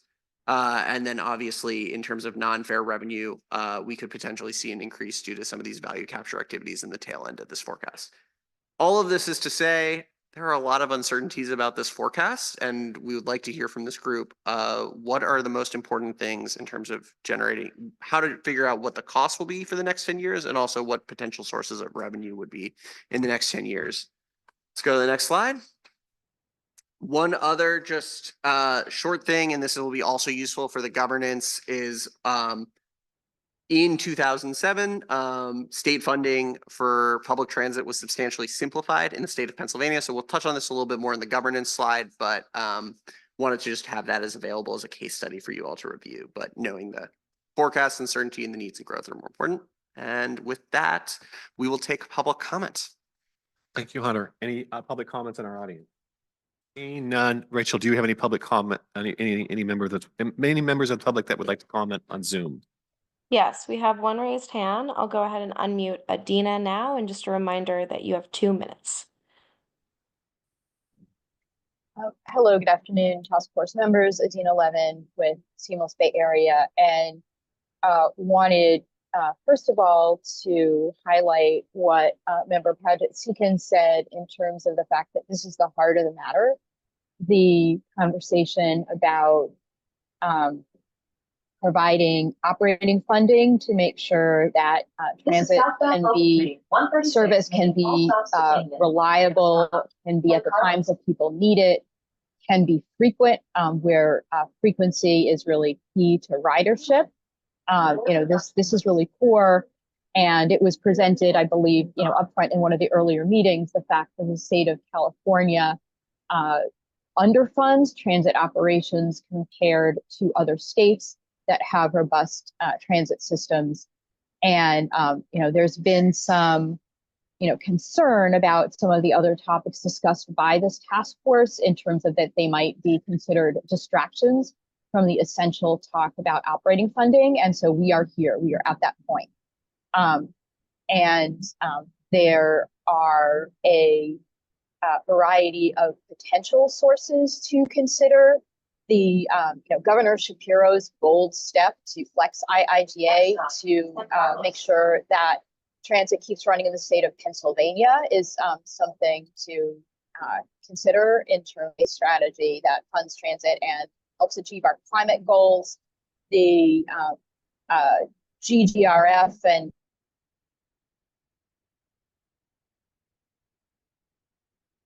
have a transit system that run the entire system. We don't want to have a transit museum that has transit buses that do not run, and so that is something to be looking at. The discussion about changing to a usage fees is going to be essential as the gas tax revenue declines. Thank you. All right. Thank you very much. Thank you, Adina. You've reached the 2 minutes allotted. We don't have any other raised hands, so public comment is concluded on Zoom. Thank you. Thank you, Rachel. Great. Appreciate the public comment. Would now like to turn it over to our task force members. We have a couple prompts here just to help encourage the discussion. As Hunter mentioned, really focusing on what options are out there for revenue sources to fund transit into the future, and then also just that balance between transit agency as well as the regional plans to fund both operations and capital needs.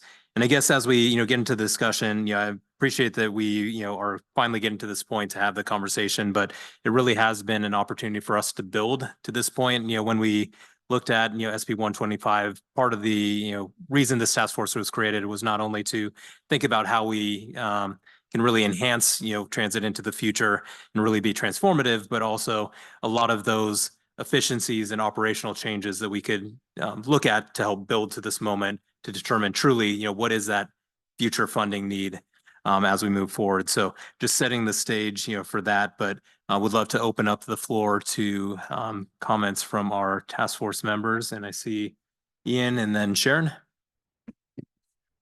Oh, Ian, Michael, Kate. Thank you. I have several things to say. I've written them down to be organized. I think it's difficult to have this discussion without estimates of what we're actually looking to generate here. I think we're looking at several $1 billion per year. I think I'm assuming we're going to get an estimate of what our aspirations are and what that equates to being. I know in the Bay Area, we looked at bringing the Bay Area up to Toronto levels of service. pre-pandemic, and that was a 50% increase in revenue service hours, and that worked out to $1 billion more than we had just for the Bay Area, and that was pre-pandemic. So if we're looking statewide and trying to address a fiscal cliff, anyway, we're in the billions of dollars here statewide, and I think that informs what revenue options we need to be considering, because we need to be scale needs to be a key principle in how we vet some of these options for revenue sources. I think in terms of arriving at the estimate of how much we need to generate, I mean, we need to be focusing on providing the levels of service and frequency that we need to have world-class transit that people will really use. So I had 5 specific revenue sources I wanted to put on the table to really address the first question, and these are based on my research of across the world, places with good transit, other states in the United States, places that have done this effectively and are generating large sums of money. Income tax is generally the most common source in most countries that fund transit fully. So it's a progressive source. It's something that the state of California is uniquely able to do. Right now, we don't have the ability, unless there's a change in that, for regions or individual counties to levy income tax surcharges. Maybe we'll change that, but I think the last time that was considered, it was vetoed. So this is something the state is uniquely capable of doing, of some kind of income tax surcharge that could be allocated specifically to transit. I would focus that on high income earners. And this generates a lot of revenue. We've done estimates in the Bay Area of something that would be targeted at households earning only over $300,000 or more, and it generated a significant amount of revenue. So that is one source that I think needs to be under consideration. And one might consider bundling the expenditures for that with something else besides transit to build a broader coalition, to address other state needs, because of course, surely there are other state needs as well. A payroll tax is another, I think, a promising source that generates a lot of revenue. This is in France, this is the primary source of revenue, for one of the main sources, and it's specifically allocated towards transit. It's called the versement mobilitaire, and since 1972, it has generated a significant share of funding. About 40% of it goes towards operations. And there's a very clear nexus about employers benefiting from the existence of high quality transit, and this being really levied at employers specifically. And again, something that the state can do. Something that, my third example is something that just happened is an example I really take from New Jersey. So New Jersey had a fiscal cliff of, I think, over $1 billion a year, facing major cuts. The governor introduced something called the corporate transit fee. It's a corporate tax of 2.5% that was levied on businesses with annual taxable net income greater than $10 million per year. And this is generating $800 million a year in New Jersey, a state of 10 million people. If we're 4 times as big as that, we could expect this to be generating a lot of funding if we levied it at that level. There were accusations, and that took leadership from the governor, but it passed, and it is the reason New Jersey Transit has avoided major service cuts, and they've actually had a really strong recovery recently, and are also looking at reforms to become more efficient and run a more kind of an adapted service pattern for post-COVID. Okay, that's my third idea.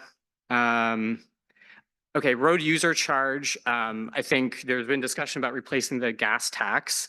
As I was researching this, I think, this is obviously something that's being discussed elsewhere within the state. Something that I was not aware of that I think would be helpful to help this task force could maybe help explain this a bit better, because I don't think it's very well explained by many people.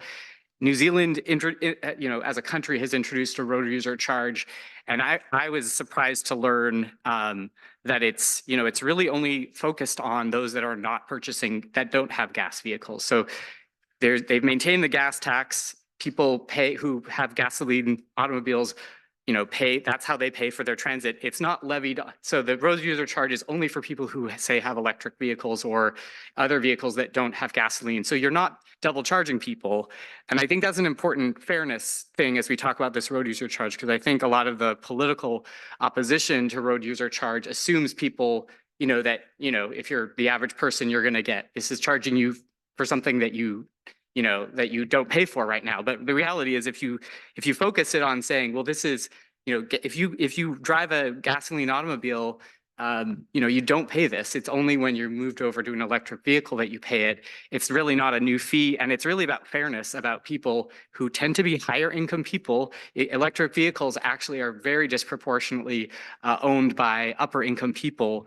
And right now, those people that have upgraded to an electric vehicle are actually not paying their fair share towards the wear and tear on our road system. Atherton has the highest concentration of electric cars in the country. So they're saving the most right now and not paying towards the gas tax. Okay, and the longer we wait on this, the harder it's going to be, because as electric vehicles become more and more adopted, there's going to be more and more people who will might oppose such a charge. The longer we wait before we introduce some kind of replacement to the gas tax, or phasing in of another thing as the amount of gas vehicles declines. And then the fifth is a gross receipts tax. Gross tax on gross receipts. Texas, Ohio, Washington levy, that's a primary way. Instead of sales taxes, they don't have sales taxes statewide. They do this a gross receipts tax. This is my least favorite option of all of the four, because that does often, it has some other, it gets passed on to the consumer more often. But in general, I think a principle should be that this, progressive sources really, we have widening inequality. Transit is something that benefits everyone. And I think we need to be looking at things that generate a lot of revenue. And these are all strategies that have worked in other parts of the world. I'll just in closing say that with any of these sources, in order to make the case for a new source of revenue, we have to show that we're being as efficient as possible, and that we've looked under every single, we are taking seriously all of the opportunities to both make the system better and be as efficient as possible. So New Jersey, for example, when they introduced their corporate fee, they simultaneously undertook a study to find efficiencies in the existing system, and they overhauled a lot of their practices, and they've reoriented some of their service in order to show that they're being more efficient with existing resources. TransLink in Vancouver went through a similar exercise, had an independent review of their operations. In Vancouver, British Columbia, found $90 million worth of savings. And they said, okay, well, our deficit is 600 million. We can independently verify that there's savings we can make. So we'll make those $90 million worth of savings, but we still need, 510 million. I think we have to, I think a separate recommendation from this task force would be to, if we're recommending new revenue sources, we should be recommending an efficiency review, a comprehensive efficiency review to identify efficiencies that can be realized. I don't think that's going to make up for the amount of, I know that's not going to make up for the total amount that we're going to be looking for, but it's going to be a prudent political strategy in order to show that we are being as efficient as possible with existing resources. Yeah, thanks, Ian. And I think it should be fully expected that, any conversation with the legislature would probably come with some of those, kind of with that demonstration of efficiencies. I think SB 125, with respect to the, funding plans and things like that, was, part of that. I even look at, something like in the homelessness space where we have the HAP program, and then, the accountability plans that go along with that. And even with SB 1, with the last increase of the gas tax, came, the Caltrans, efficiencies report, where they have to essentially come up with $100 million of efficiencies, every year to really demonstrate, that continued push. So with that, let's go to Michael, Kate, Jameis, Laurel, Alex. All right. Thank you, Michael Pimentel with the California Transit Association. I think first I want to address this question about scoping the need and call out, of course, the CTC process on SB 1121. I think it would be useful for us to collect some information from CTC that identifies what our needs are at this time.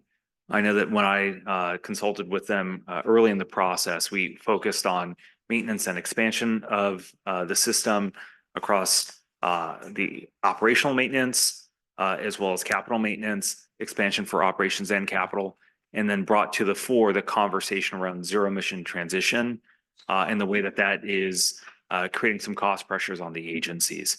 From my understanding, they are leaning on pretty significantly the SCSs and RTPs that are established by the regional entities to help establish some of the initial baselines for that. What I haven't seen at this stage is how they've taken that information, tallied it, and presented it in a way that maybe can be digested and used as a baseline for this conversation. And I think when we talk about funding, there are probably two useful buckets for us to speak to: maintenance and expansion, but I don't necessarily mean maintenance and expansion of our services and such. I mean, rather maintenance and expansion of the funding that's available to public transit. On the maintenance front in particular, it was noted in the slide, we do need to find some way to address what is going to be the decline in state transit assistance program, about $300 million that is anticipated to be lost in that program, but I believe by 2035. One of the more natural ways to backfill for that is to really begin to have that conversation about the road user charge and find a way to at least have a commensurate level of funding that moves toward public transit. We would hope to make progress on that front and receive more funding, but as a baseline, we should be making sure that we're not having any backsliding. By the same token, we're coming up on conversations about cap and trade reauthorization. And as we talk about how we extend the life of that program, we would expect the legislature's looking at the expenditure plan that has long guided the investments of those monies from the GGRF. Transit, as many of you know, receives 15% ongoing appropriations for TIRCP and low carbon transit operations program. So as we are engaging in the conversation about extension, we didn't make sure that, again, there's no backsliding on that level of commitment. And yes, we'd like to see some further progress, likely on the operations front, to address some of those long-term expansion needs that agencies have. I'll make mention that for some agencies in the state, the so-called fiscal cliff is actually created by capital pressures that they're facing for things like the zero emission transition. We can help address some of that by making sure that those programs remain in place. When we talk about expansion at an earlier meeting, we had put on the table the importance of limiting the eligible uses for TDA, specifically LTF funds, toward transit projects and services. Would recall that for today's conversation, and then would note for you that additionally, there are some ways in which we can probably improve upon the existing cap and trade programs that we have. Low carbon transit operations program during the height of the pandemic was made more flexible to be able to use those dollars for the maintenance of service. That may be something that's valid to reinstitute again, particularly as agencies are facing a fiscal cliff. Won't have to have a conversation around, are you expanding service? Some of those agencies cannot expand service given those imminent fiscal challenges. Allowing them to use that money on a flex basis for maintaining service, we believe makes sense. By the same token, on TIRCP, one of the things that we've elevated throughout multiple guideline cycles is the need to also consider how that program can better be used to fund rolling stock and fleet conversion without also having to demonstrate VMT reductions. A lot of the agencies may not be able to demonstrate that they're expanding service alongside a major capital project, but they all have zero emission transition requirements that would mean that they're facing higher costs. We should be able to fund those higher costs with programs through like TIRCP. I want to note too, what I'll just identify as tax expenditures are not direct forms of funding. Sales and use tax exemptions for transit vehicles. We have one in place today for zero emission transit buses purchased by transit agencies. That expires in 2026. We need to see that extended. We're talking about $30,000 to $50,000 per vehicle, and potentially more depending on the cost of the vehicle that agencies are saving today. They're going to start paying that again. That's money that's then taken out of other capital and operational budgets in a way that we can avoid. In that same breath, though, we need to expand that sales and use tax exemption to other transit vehicle types. SF WIDA had a bill this past year that would have expanded that sales and use tax exemption to zero emission ferries. That bill was vetoed by the governor, and we're talking about hundreds of thousands of dollars that they could save on the purchase of their zero emission harbor craft. We need to give some consideration to that, have that same conversation for rail. We're all under regulations, whether ICT in-use locomotive regulation or commercial harbor craft regulation. The state's going to charge us with incurring higher costs. They ought to help us address some of those higher costs through things like sales and use tax exemptions. And then finally, 2 points. Increased funding for the hybrid and zero emission truck and bus voucher incentive project that's often called HVIP, helps buy down the incremental cost of zero emission buses. That money was taken from CARB, consolidated, put into the Zero Emission Transit Capital Program. I'd say on its face, having that type of streamlined program makes a lot of sense.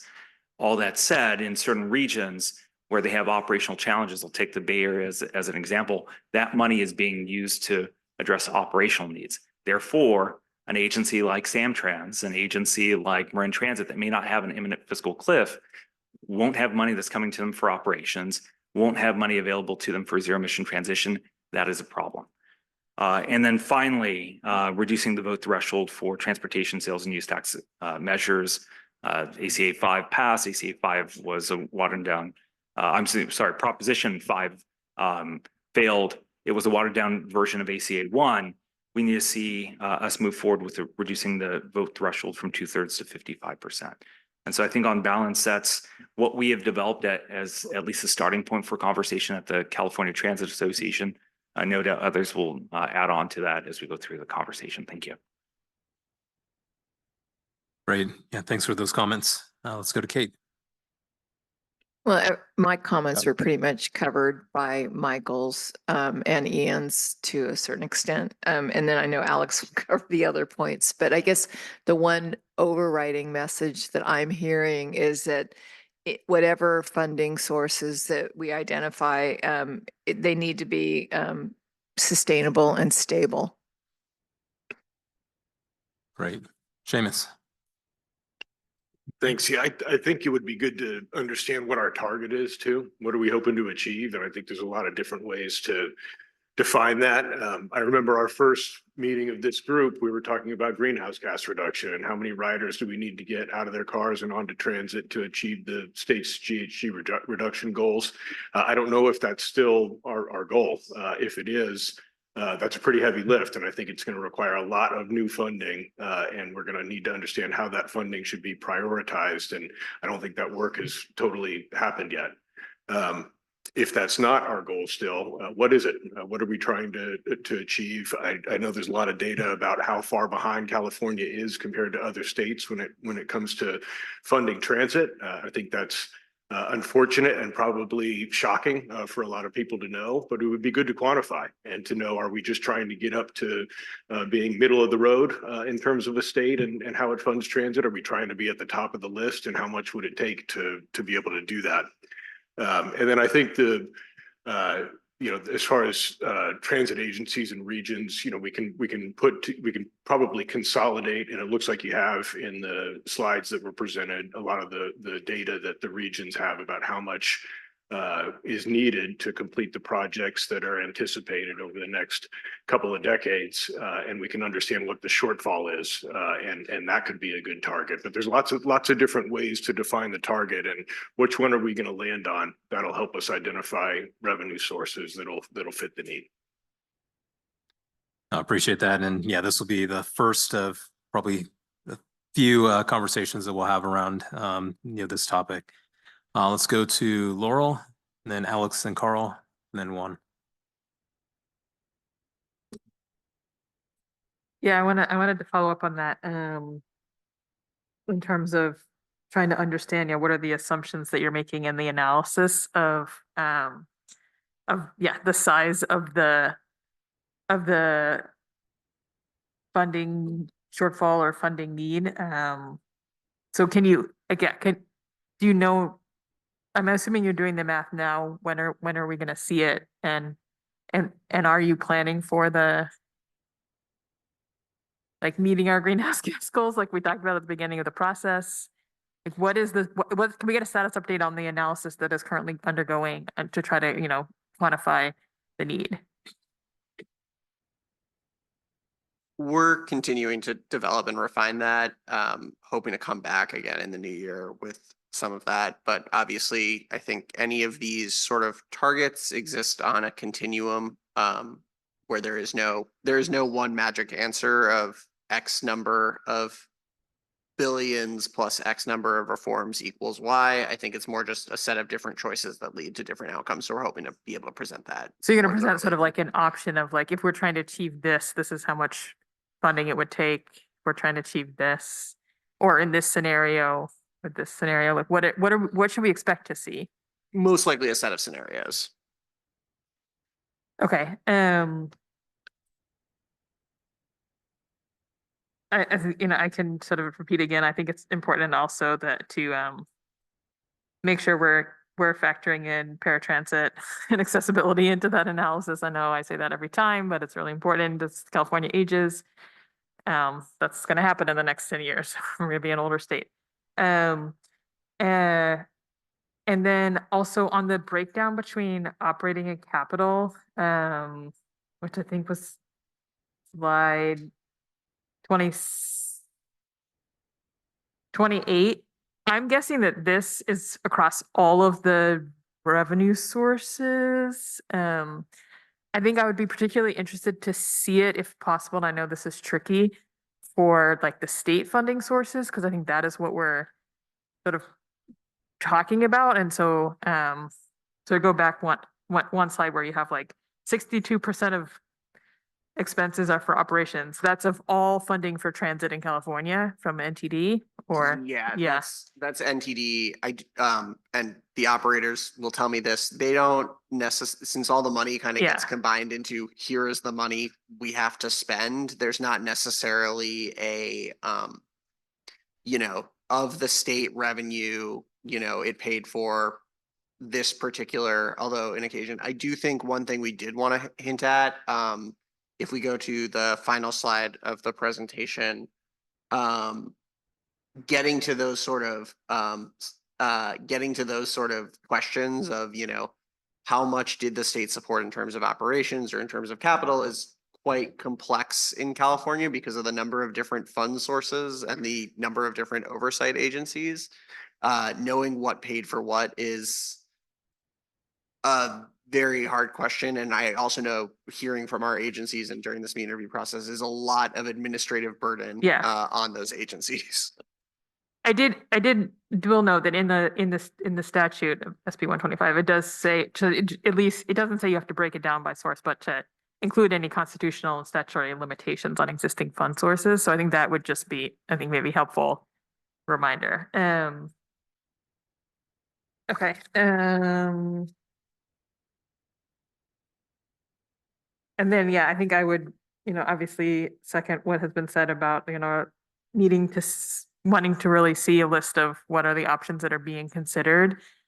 People are throwing out ideas, but I'm wondering like how you're going to, what's your process now to take these ideas and come back to us? Is it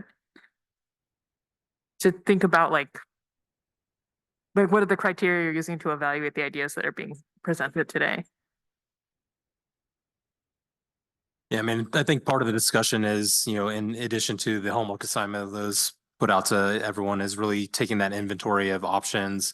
And then for us to go back and take a look, as Hunter mentioned, at different scenarios, based on kind of the suite of options that we, ultimately have and kind of what targets, we might look to hit. So a lot of work to be, done, behind the scenes, but really wanted to at least, kind of have the open, dialogue of what options you all have thought about and, kind of what is really important in terms of how we, proceed forward with respect to, those operational needs and capital needs. Okay, so what you're going to come back to us is both like scenarios of like how much need there is in terms of money and also scenarios on like different sources. Or so there's going to be both scenarios on need and scenarios on potential revenue sources and how they can add up to different numbers. Yeah, I mean, it's difficult because I think, for us to, as a body to come up with consensus around this is the thing that we want to put forward. I think there's a number of ways you can, come at this. A lot of them, obviously politically challenging. So it really is going to get into, kind of a further, dialogue with the legislature. But yeah, us as a body, we will need to probably come to a consensus around, what are those options? What are our recommendations, for those, funding sources? So I think we'll tee up, options, but not to say that, kind of our, staff team will necessarily say this is the one path that we Right. should pursue. But I guess maybe what I'm trying to get is like, for the options of revenue sources, are you gonna sort of estimate the envelope of like how much money that source could potentially raise? Such that we can see sort of like, is there enough here to get to the big number that we're assuming is gonna happen on the other side of the ledger sheet? We'll do our best, with the caveat of these will be pretty wide ranges on any given, but we will do our best to have that available to the task force. All right, thank you.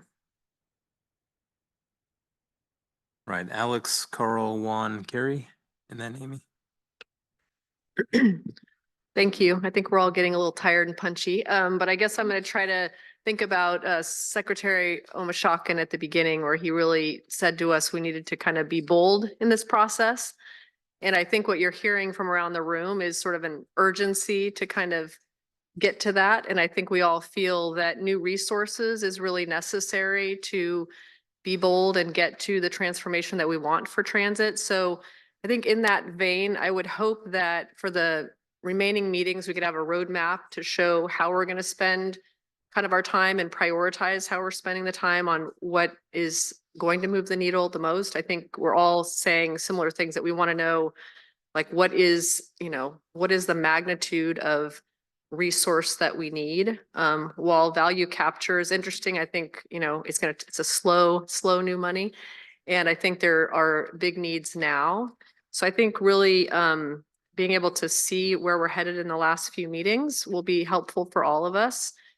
And, I think in our region, we're spending like every day talking about our fiscal cliff. So I know our numbers really well. They're approaching $1 billion based on what the transit agencies say they need just to operate annually, just to operate the systems they have today. And that's not even kind of getting more service out. I think we've obviously been looking at self-help, but we've also been saying this has to be a partnership. And so I think, just to echo what several have said, looking at, what are other states investing in transit operations and looking at that. So what are we trying to accomplish? How are other states investing? Are there other innovative ideas that other states are using that we should look at?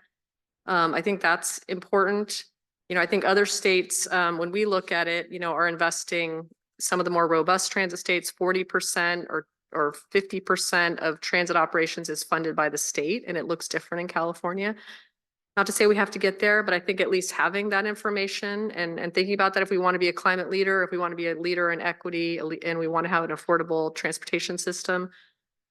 Some of the things that we've looked at in our region, and some of these are really hard to consider a voter approved initiative, so we'd love for the state to take the lead, is, I think Ian mentioned a payroll tax. That could be interesting. A vehicle registration fee surcharge, looking at vehicle value with exemption for lower value vehicles. I mean, just, these are things to kind of, that at least should be on a list. I'm not saying these are the right things. I think obviously the extension of cap and trade is really important, maintaining what we have for transit, but even potentially more for transit operations. As the state transitions from gas tax to a road user charge, is there opportunities for more money to go into transit operations if we really want to achieve our goals? I think, when I think about our region and I look at the state investment, I would think that we would need at a minimum a 50% increase in state investment in transit operations. And I think a lot more would help us reach our goals, but I just think that scale is going to be important, and magnitude. And I hope that in some of our next meetings, we can start thinking about that and talking about that. So I will leave it at that. Thank you. Great. Yeah, thanks for those comments. Carl? Thank you.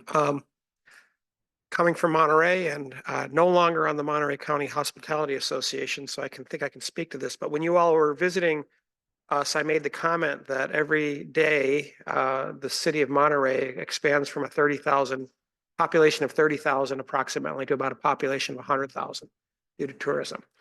And that's impact on our roads, impact on our transit system, impacts on everything. State of California, somewhat differently statewide, has out of a 40 million, 40 million population, has about 20 million tourists, visitors per year. 150 million room nights spent at an average rate of $190 per room. I think very small or some adjustment to, a state tourism fee to pay for the impacts of visitors coming to our state and impacting our roads. They're renting cars, emplanements, we're serving them, and you're not putting a burden on the people who already visit here. I know your hospitality folks, the ones I've worked with, will balk at this about we can't raise the fees on the rooms because people won't come here. My argument has always been, I just got back from a week in Maui. You know what I paid on my room taxes? They said, what? I said, I have no idea because I wanted to go to Maui. I'm not looking at that. People want to come to California. They'll continue to come to California. And I think it's a source of funding for people who want to come here and visit our state for us to have that impact. Our state spent a lot of money on TV advertising all over the country. Come to California, come to California. We should be getting some more revenue from those visitors. Thank you.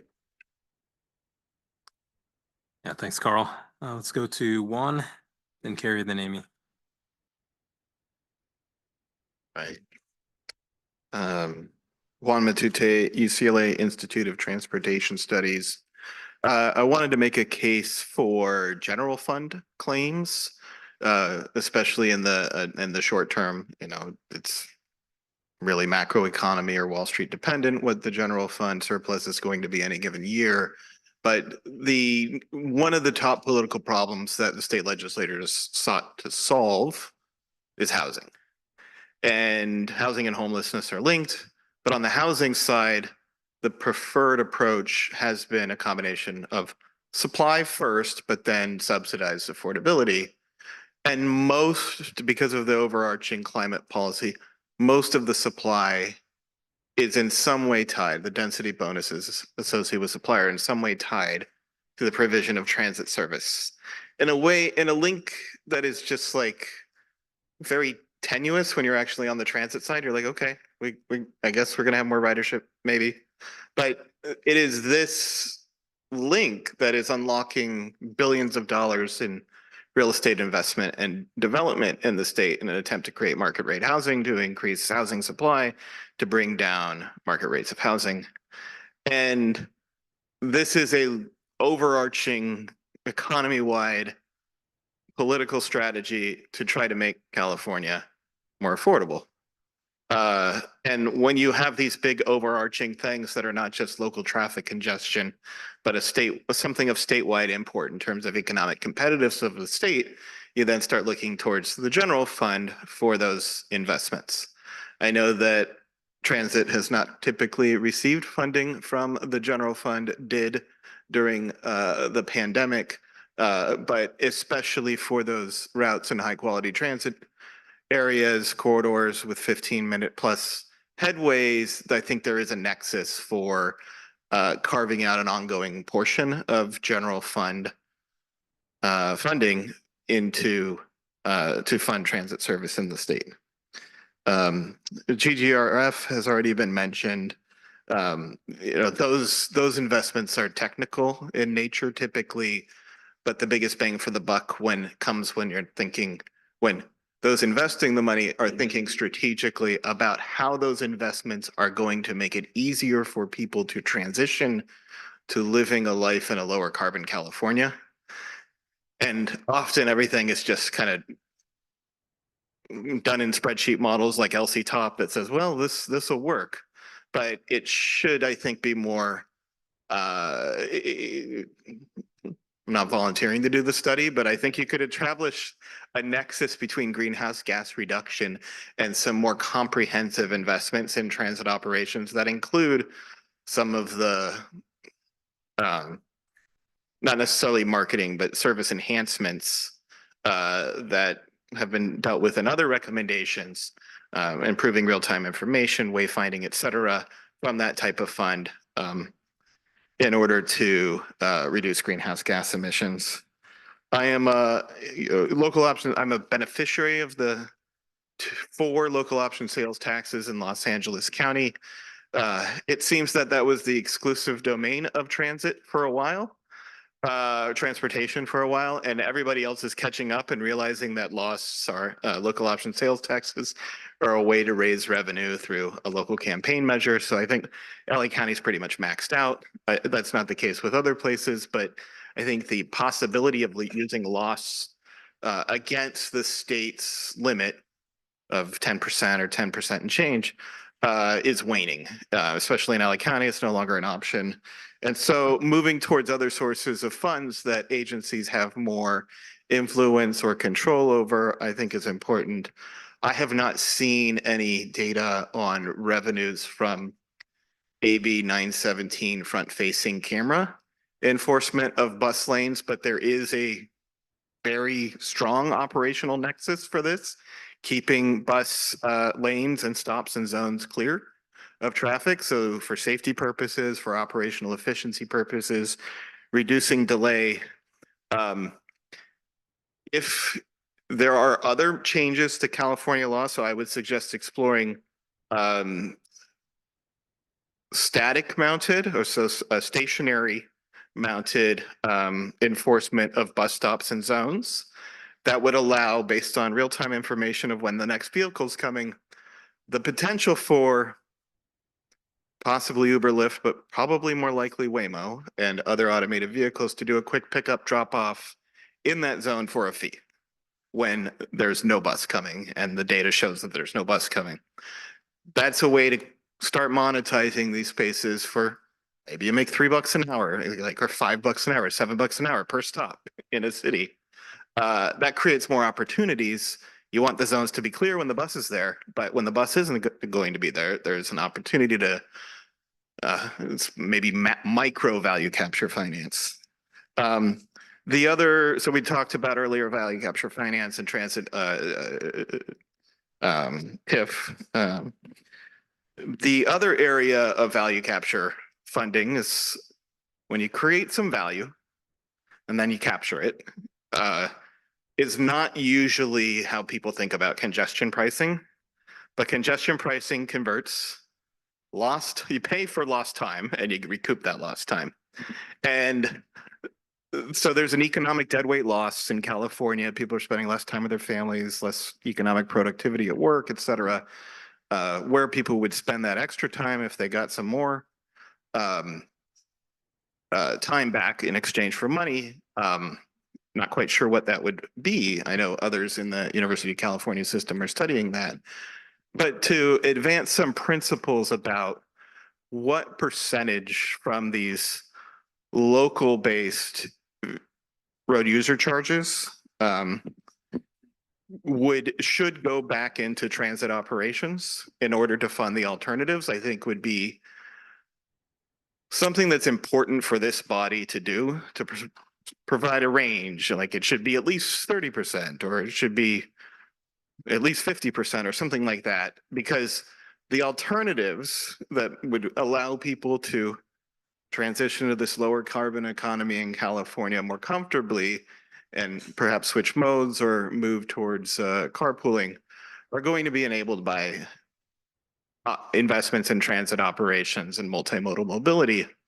And if there isn't a set aside for those types of investments, then it's just going to feel like you are creating time, but you are creating time and taking people's money, but you're not creating an alternative for them that's high quality that doesn't require them to pay that time. And so I would suggest when you come back, start a conversation about what that percentage this body thinks that percentage would look like, which would be an anchor.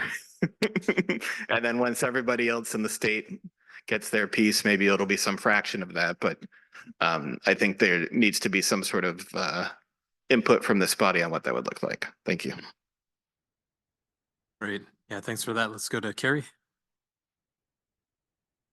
So I think at the end, Juan was getting to the points that I also wanted to make, and I want to tag this to what Seamus had reminded us all of, which is that our mandate was about climate. Our mandate was about trying to reduce VMT in the state and to make dramatic changes in our greenhouse gas emissions within the state. So funding sources have to be tied to things like the road user charge, where we're going to get double bang for our buck. Like Juan is saying, we are both reducing those greenhouse gas emissions by pulling people out of the vehicles, as well as giving them a satisfying option to that happening by putting that money into transit.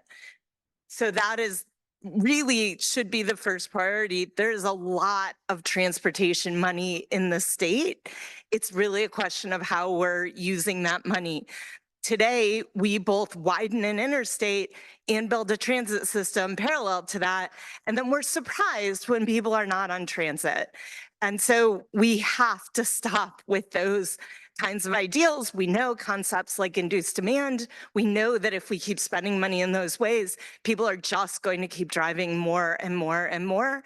And so we have to go back to this basic principle of we want to be inducing travel on transit, not on the roadway system. And so any money way that we can achieve both of those at the same time should be the very first priority amongst what we're looking for. Great. Thanks for those comments. Let's go Amy, then Sharon. Thank you. And to just riff off of what Carl and Juan said about boosting tourism money and the general fund, I would like to ask each of you today to purchase a car before you go. Okay. Guess not. I wanted to bring up something that's not exactly a revenue source, but can feel like it. And that is the delay of money flowing from FTA through Caltrans can be up to 18 to 24 months. And that can feel like you've lost your funding. And if some of the smaller agencies just really don't have any savings to accommodate that. And if the money doesn't come in, they're left with zero coverage on that. So while that's not a revenue source, it can really feel like you've lost your revenue source if you don't get your allocation in a timely fashion. Go to Sharon. Yeah, so just briefly, I think that we should ask for a doubling of the TDA. It's the simplest way to get it funded. It will probably help everybody with their current deficits, plus add to their future service levels. And I think you can build in all the oversight you need. You can build in all of the performance metrics, just like you have in the current TDA. And by oversight, I mean, we have an audit every 3 years. So, that's something that we can use as a method. If the TDA is 50 years old, and that's the level that the state has funded it for all those years, that's not a modern transit system. That's an old transit system. So I think adding another 1/4 cent sales tax would be more palatable than us trying to take road money or go to the general fund and try to take it from healthcare or do it from, any of these other sources. And, it just, to me, makes the most sense. Yeah, thanks for those comments. Eli. Yeah, I would actually second that idea. My colleague Denny did an analysis of sales taxes and found that most voters, in almost all cases, a 1/4 cent was palatable for most voters across the state. So I think I think that's the easiest and cleanest way. I think it also speaks to this idea of the timing of the revenue sources, right? I mean, as Alex said, there are operators who are facing a fiscal cliff like tomorrow, right? And we need funding right away. So I think we also need to not only, do I second kind of what Laurel said about the magnitude of the need and the estimates on revenue generated, but also like the timing of these things are really important, right? The conversation is happening in this coming year about GGRF. So the timing is now to really insert ourselves into the conversation on, can we allocate additional funds? And I do like the idea of increasing the amount of funding from the Greenhouse Gas Reduction Fund that goes towards public transportation. Maybe even having some sort of specific fund for zero emission vehicles called out specifically. But, that's happening next year, right? The timing for an increase in TDA would have to happen in a certain time frame, right? The timing for some of these other ideas happens in a certain time frame. So I think thinking about the timing of these revenue sources as they match the need is also going to be important as well.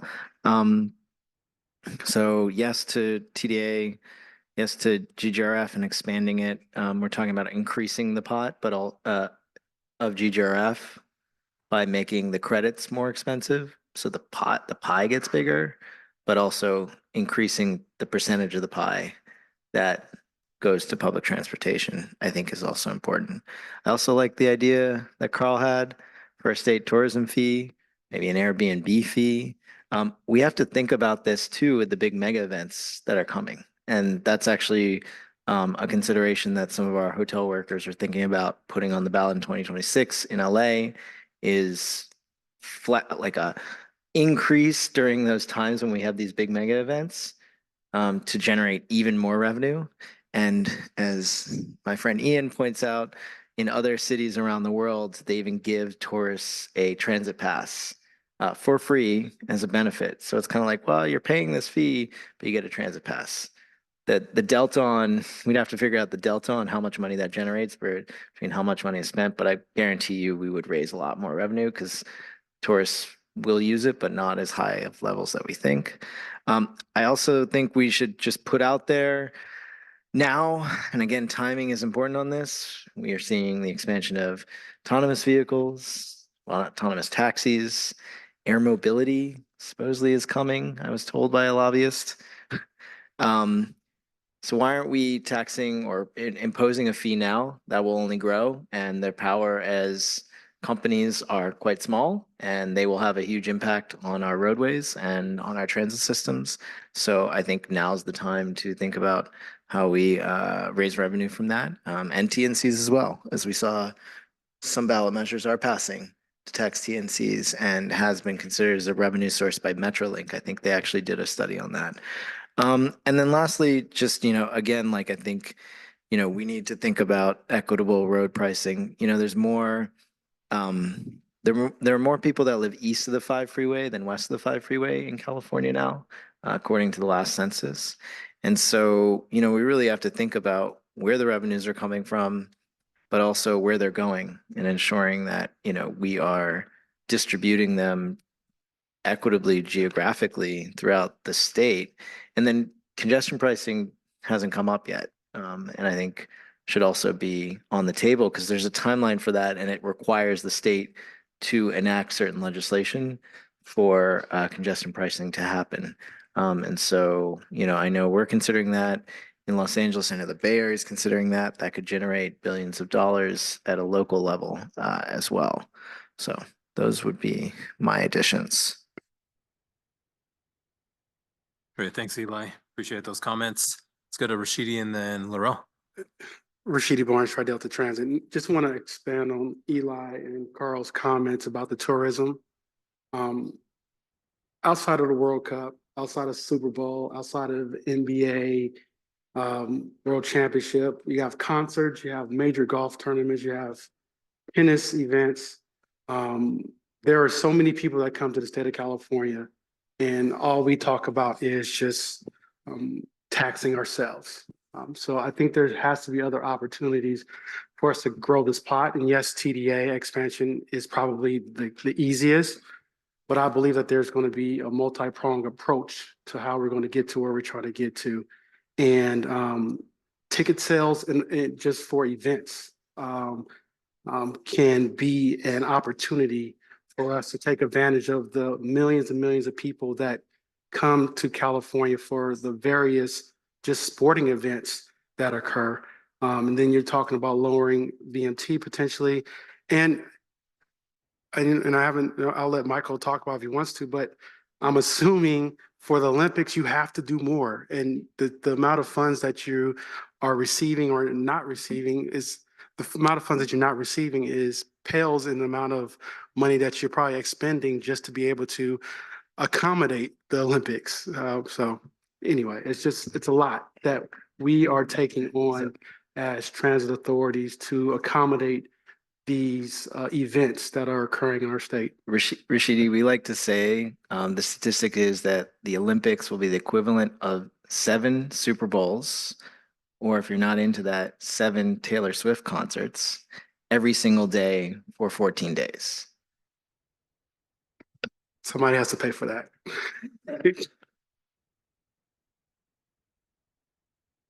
All right, Laurel. Thank you, Laurel Maluna, RCTC.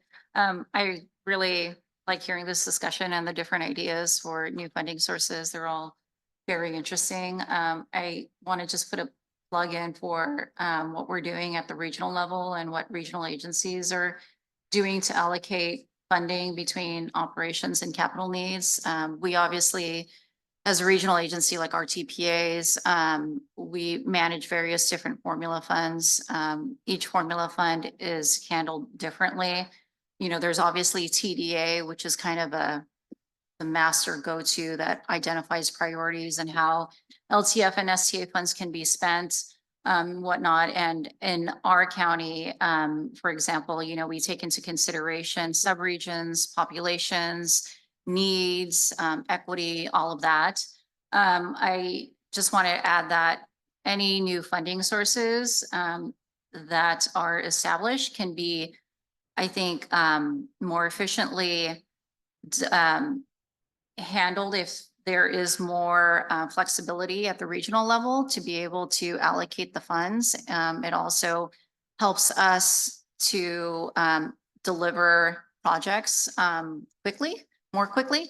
And to also just, we already have oversight of all of the transit operators. So there is that factor too. And, you know, any additional formula funds, while there are some programs that there is definitely value in having some competitive programs, you know, trying to get more projects out the door and increasing transit can definitely be well suited under more formula programs.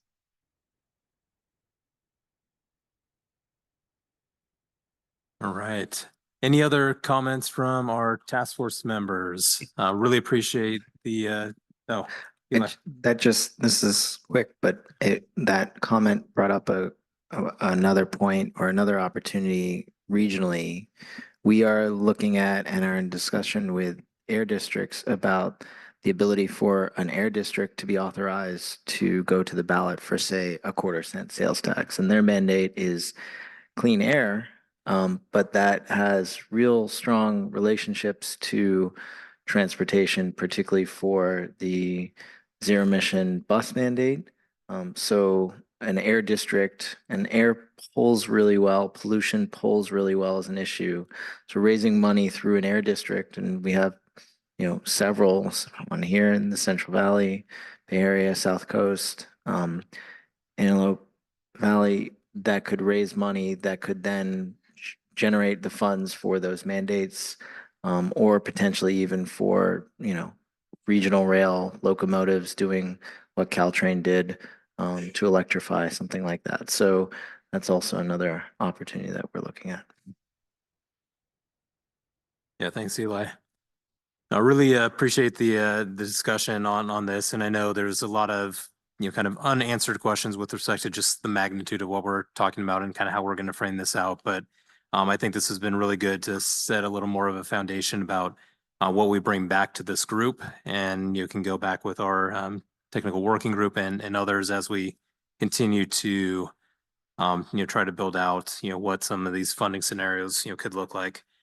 So with that, I know, yeah, it's been a long day. Everyone's, you know, getting a little tired, but I would like to go back to our item 5, which was a discussion on strategies to achieve fleet and asset management goals and needs, also including funding approaches to it. So with that, Before we dive into the item, would like to invite if there's Public comment. any public Yeah. comment. Can we get the slide for public comment? Thank you very much. Anyone in our audience?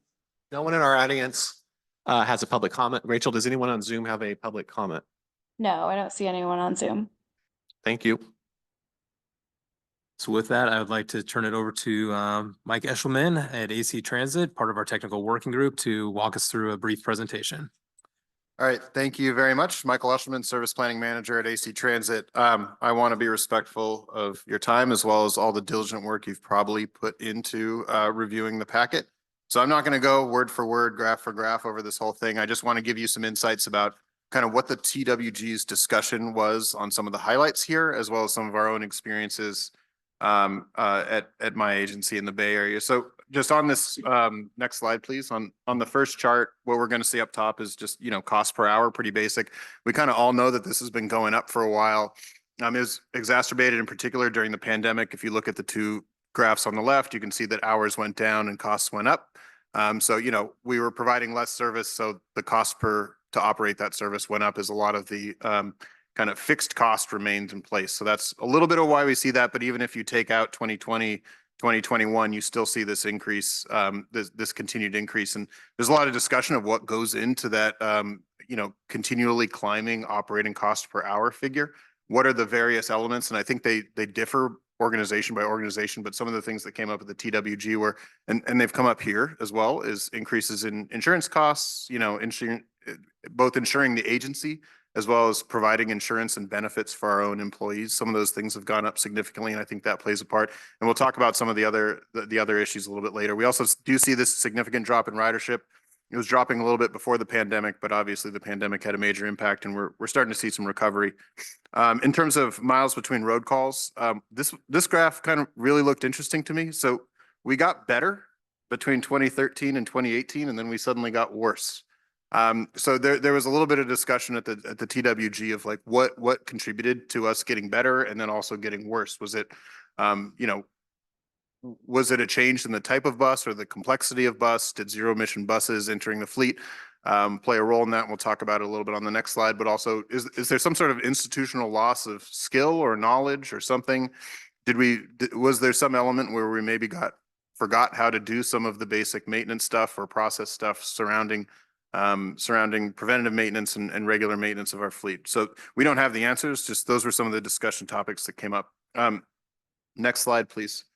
And that's illustrated in large part. I don't think there's one answer because every organization did differently.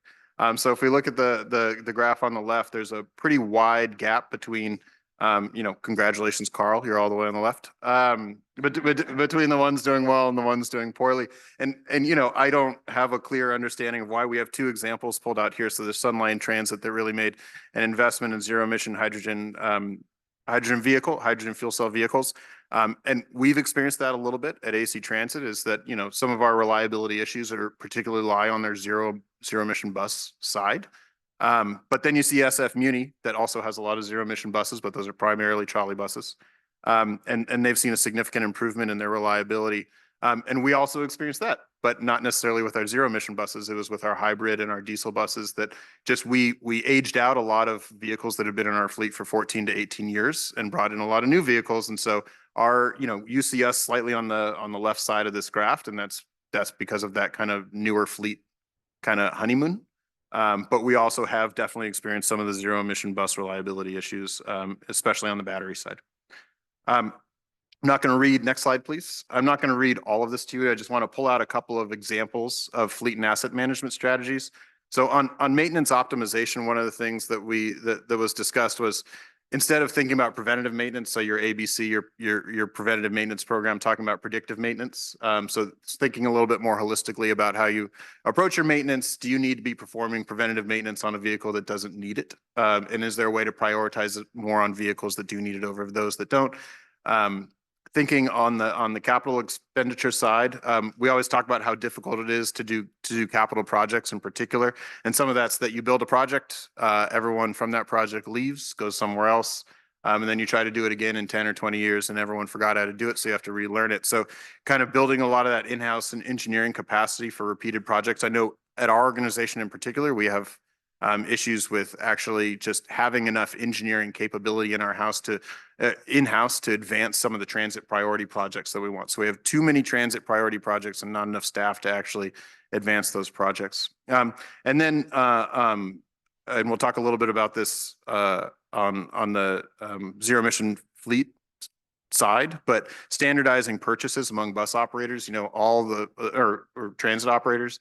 But we all like to have our own special bus that's slightly different than the bus for the agency that operates just in the jurisdiction over. So is there a way to standardize some of these purchases and make it a little bit easier to reduce the cost of those vehicle purchases? So that was something else that the transit working group or the transit working group discussed. Next slide, please. So on your left, we have the various different schedules for implementing the innovative clean transit regulation. And then some of the on the right is the findings from the National Renewable Energy Laboratory Phase 1 assessment.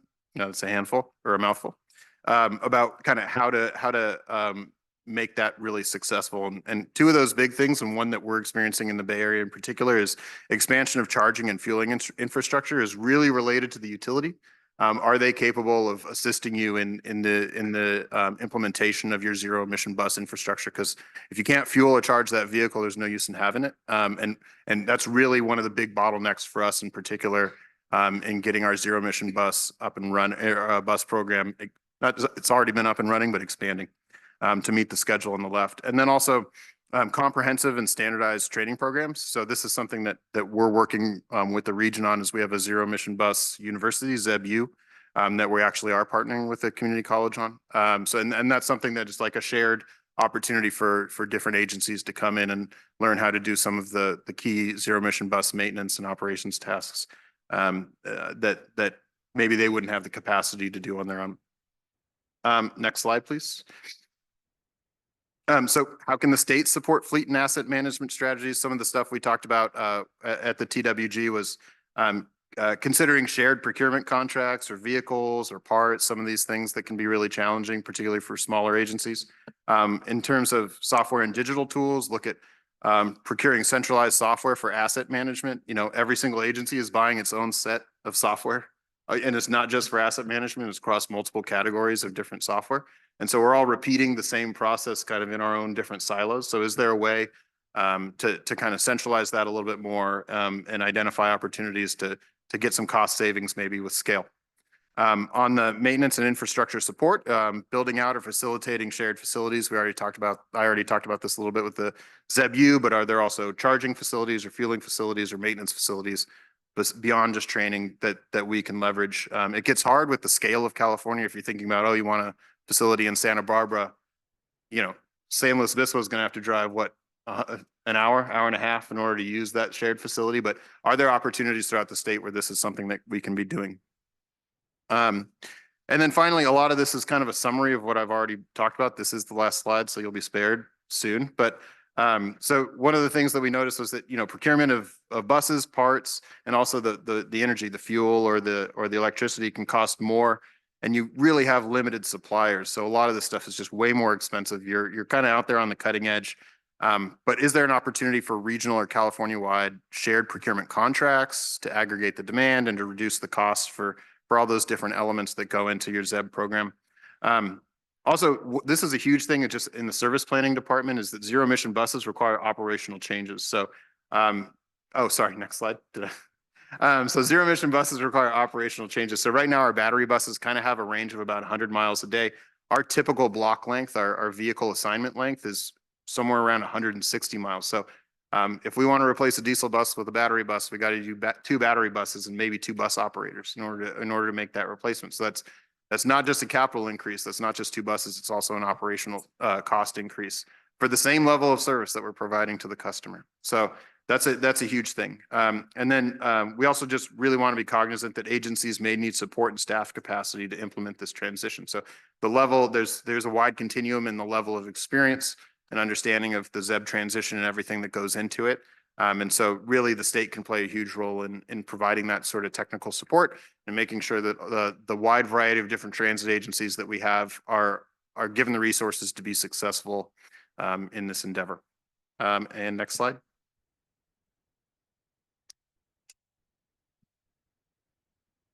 Great. Thanks so much for the presentation. Really appreciate that. So I guess we will take public comment on this item. Mike, if you could see if there's anyone in the room or online. Thank you, Mark. Anyone in the room would like to make a public comment? Seeing and Rachel, do you have anyone on Zoom that would like to make a public comment? No, I don't see any raised hands. Thank you very much. Public comments over.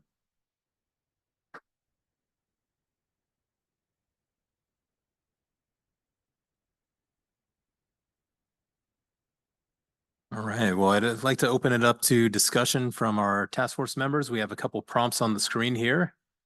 You can see them, which fleet and asset management strategies could have the most impact on reliability, asset utilization, and efficiency? And what are the biggest factors or success factors or barriers for adopting California's ICT goals? So any comments? So let's start with Michael, and we'll go to Michael. All right, so I'm going to start off big picture, Michael Pimentel with California Transit Association, on things that can be helpful for agencies meeting their fleet and asset management goals. We have first request to expand availability of state administered master services agreements overseen by DGS for rolling stock, transit technology, and other capital purchases. And in the same breath, would want to note that we should be eliminating Caltrans's review and approval of purchases made off of those already established master agreements. That should extend for those that are administered by DGS, also those that are administered by folks in the transit industry, including MBTA/CalAct. We also want to see development of opt-in statewide capacity assist transit agencies with project delivery. Want to emphasize that opt-in language. This isn't the state stepping in and taking on the function for agencies that want to maintain their in-house functions, but for those who want to avail themselves to this other option, make sure that that is available. We also want to see the enactment of legislation authorized transit agencies to use a job order contracting authority to streamline maintenance functions, reduce project costs. That eliminates the need for them to be doing procurements on an ongoing basis in order to bring in folks to do that type of routine work. And then also want to see an update to guidelines for state funding programs to make transit capital construction and maintenance projects competitive for funds. Not necessarily suggesting putting them on equal footing, but we need to find a way to be able to maintain state of good repair just as we're expanding our projects. On the zero emission front, there is a lot that can be said, and we're not going to get through all of it within the next 45 minutes, and certainly not within like the additional 3 to 5 minutes that I'll speak. But what I want to note for you is that we've been working with CARB for the last 2 years, in what has been a nearly 20-year long engagement, 10 of which I've directly overseen on the transition to zero emission technologies. Over the last few years, what we're focused on is establishing a multi-agency ICT zero emission task force that's being done in partnership with CARB, GoBiz, and CalSTA. We want to see that process move forward. We're going to be participating in that process to inform the dialogue. There's a lot that needs to be on the table there. And if we're going to move forward with the zero emission transition, we've got to find a way to address the cost and performance of the zero emission buses themselves, for the siting of infrastructure, for the building out of the infrastructure.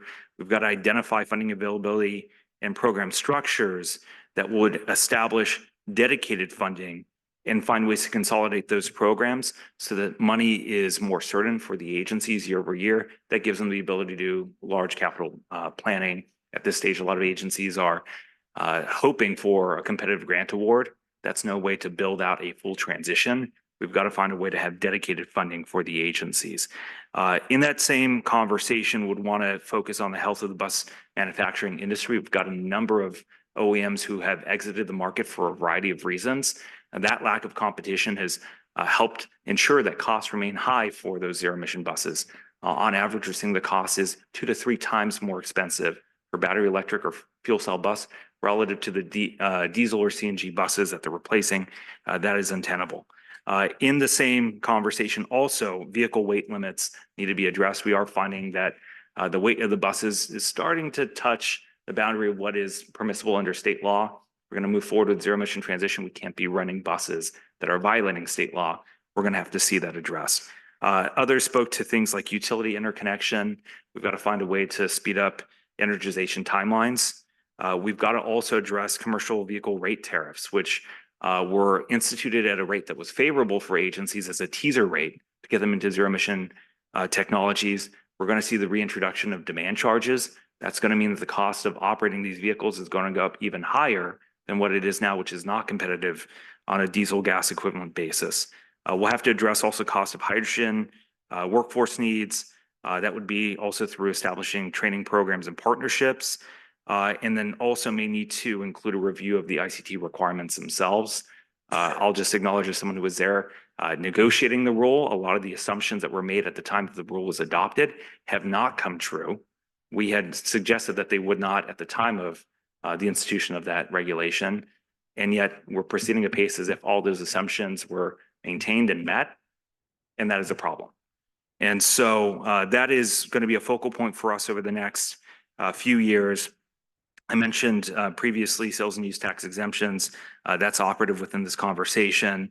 When we talk about the health of the bus manufacturing industry, that may require a review of things like Buy America requirements. Obviously not something the state has control over, maybe a conversation with Congress, because we are finding that it is hard for manufacturers to stay within this space. That may also entail a review of useful life requirements established by the federal government, not something that pushes the manufacturers out, but it may mean that agencies are saddled with vehicles for the 12-year useful life that are not performing. And so we might want to find a way to allow for agencies to do some turnover in that process if they're facing that type of technology. And then finally, I just want to make one remark. It was noted on the slides around the reliability of zero emission buses. This is pulling from the same report that was referenced in the presentation. Fleet availability between 85 and 90% is generally what is accepted as a target for transit fleets. That's to ensure that they can meet pullout, get service out on the road. And this is a quote from the comprehensive review conducted in 2022. In most cases, the average availability of the zero emission bus fleets fell below 85%. We've been working with CARB on what is phase 2 of that comprehensive review. We're finding that availability of those fleets is about 70%. 70%, far lower than 85%, far lower than what we're having for diesel and CNG. If that continues to maintain, agencies are going to have to exceed their spare ratio requirements, going to have to purchase more buses. It's more expensive. As Michael had mentioned, he said 2 buses for every one. I think generally on average it's about 1.25 to 1.5 buses for every 1 diesel bus that you're replacing. That doesn't work out. And so again, we need to have this broader conversation if we're going to talk about asset management, ability for agencies to meet their operational needs. I'll stop there. Yeah, thanks, Michael. Really appreciate the comments. Michael Turner. Well, first, yes to everything Michael Pimentel just said. And then second, this is very good. Thank you very much. In looking at it, one of the things that's always struck me about the zero emission bus issue is I think there's 10,000 buses in California that have to be replaced. Is it 10,000? I think it's something like 10,000. It's 10,000, yeah. 10,000. So there's an opportunity for the state to really drive the marketplace. We just put out a major procurement for bus acquisitions. And so I think there's an opportunity for the state to drive the marketplace in the country, but specifically, we should be looking at if there's a way we can incentivize more manufacturing of buses in California. And I'd like to see how we can use our market share to help drive that. This is also very focused on bus.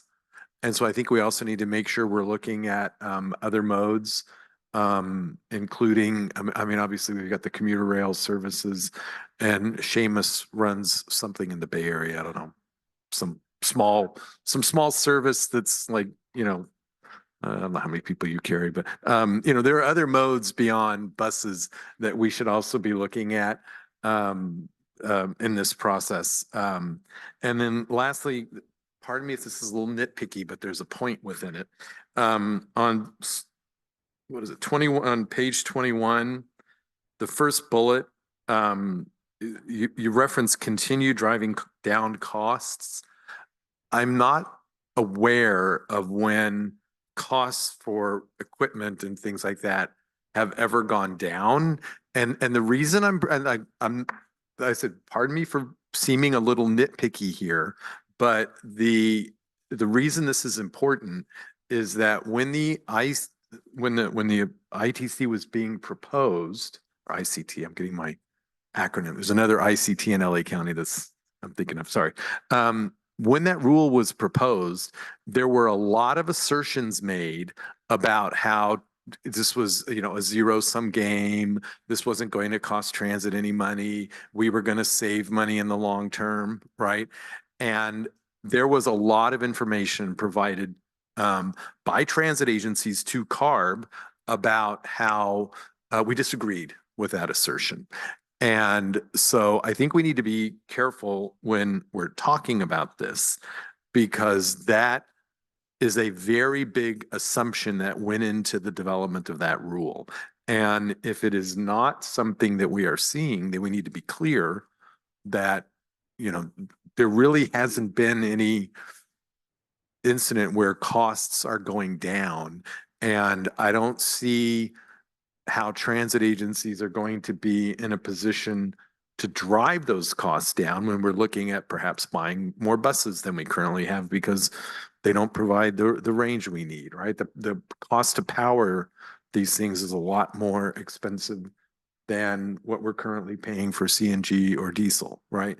And so I think we just need to be careful. Like I said, pardon me if I'm nitpicking that's why I said it's a very good presentation at the beginning, but that actually leads to specific assumptions in a regulatory process that I think we need to be clear about.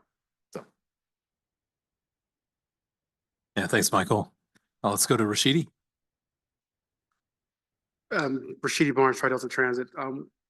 One thing that I don't want to forget, and Laurel always brings us up, are the paratransit vehicles. And why I bring that up is because my fleet is not just 40-foot buses. There are also small paratransit vehicles as well. And today, and someone can correct me if I'm wrong, I can't buy a hydrogen paratransit vehicle today. And if I buy an electric one, it's very unreliable. And there's a small, there's only maybe one person that will create that vehicle for me. Point being is that inherited in this this analysis is that we're only talking about 40-foot buses. And I think that also we need to also focus on our accessibility, our accessible buses as well, our vehicles, as we look into how we can create a more robust and equitable service. Yeah, really good point. Appreciate that. Let's go with Ian, Eli, then Carl. I just wanted to express my support for the idea of joint procurement of buses and going beyond, well, both standards, but joint procurement specifically, or the option to join that. Of course, not a requirement, but this has been very successful in Ontario. It's a voluntary program called the Transit Procurement Initiative, set up by Metrolinx initially, just for agencies in the Toronto region. Now, pretty much because they're getting such good deals on buses, and they basically agencies across the province are wanting to tack on to this, joint joint. It's called Transit Procurement Initiative. They have realized cost savings over the life of the program of $64 million. But I feel like we've talked about this many times in the Bay Area and in the state, and it just hasn't happened yet. I think it has to be a recommendation of this report to actually set up the capacity for joint procurement. Again, don't make it a requirement, but at least if you put out an invitation, you will have over time agencies wanting to, if it's getting good deals and if it's yielding results, you'll have more and more agencies wanting to participate in that. And it also helps drive the standardization over time because and get, it indirectly supports the establishment of standards, because that then over time becomes the biggest contract in the state. Great. Eli. Yeah, I want to first second what Rashidi said. I agree. We have a program in in LA called Metro Micro that are these smaller vans, and the goal is to have 10% of that fleet electrified, and the operational challenges with that have been significant. And so we really need to think through that part of the conversation as well, not just the 40-foot buses. I'm concerned that that we're still putting the cart before the horse, in the sense that, we need to focus on the infrastructure, on charging and fueling just as much as the buses or the vehicles themselves.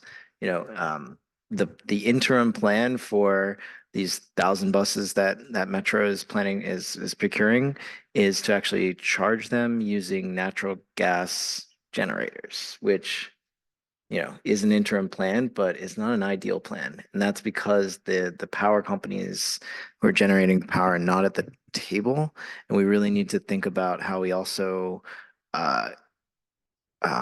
increase the ability to not only produce the power but distribute it. And that's a really big challenge that we're not addressing. I think the other big missed opportunity is co-location of charging and fueling. We also need charging and fueling for long haul trucks, medium duty trucks as well. And so public agencies really have this opportunity to also, essentially charge these private companies to be charging or fueling, or co-locating with our schools, which also have a mandate to get a zero emission fleet. And so I think we're missing out on opportunities for agencies to be collaborating on co-location of charging and fueling infrastructure. That is really vital to make sure that this actually sort of works. Thanks, Eli. Let's go to Carl and then Juan. Thank you. With regard to joint procurements, that's been something that's been available to Californians for decades, and we use it. So those tools exist. It's not anything new. The Cal Act MBTA procurement, I haven't personally in probably 20 plus years have done a procurement of buses led by MST. We've purchased exclusively, whether it's mini buses or zero emission buses, off of joint procurements, either within the state of California or from other states as they're allowed. As Rashidi said, half of my fleet of 162 buses, 80 of them are mini buses, and there is no viable zero emission solution, either electric or hydrogen fuel at this point. I mean, viable by cost effective. They're a 5-year vehicle. It doesn't make sense to pay $300,000 for a vehicle that's you're going to need to dispose of in 5 years. So 100% of my fleet, most of my fleet is currently diesel, about 100% renewable biodiesel. And, it's not perfect, but it's progress. And there are significant greenhouse gas emissions savings by doing that. And I'm concerned that we, are trying to, the perfect is getting in the way of progress. And we need to try to balance that. I mean, diesel vehicles have only been commercially available for 130 years, and the price still goes up. To Michael Turner's, so prices never go down. I'm not certain where that fallacy ever came from, but certainly prices, they're not video games.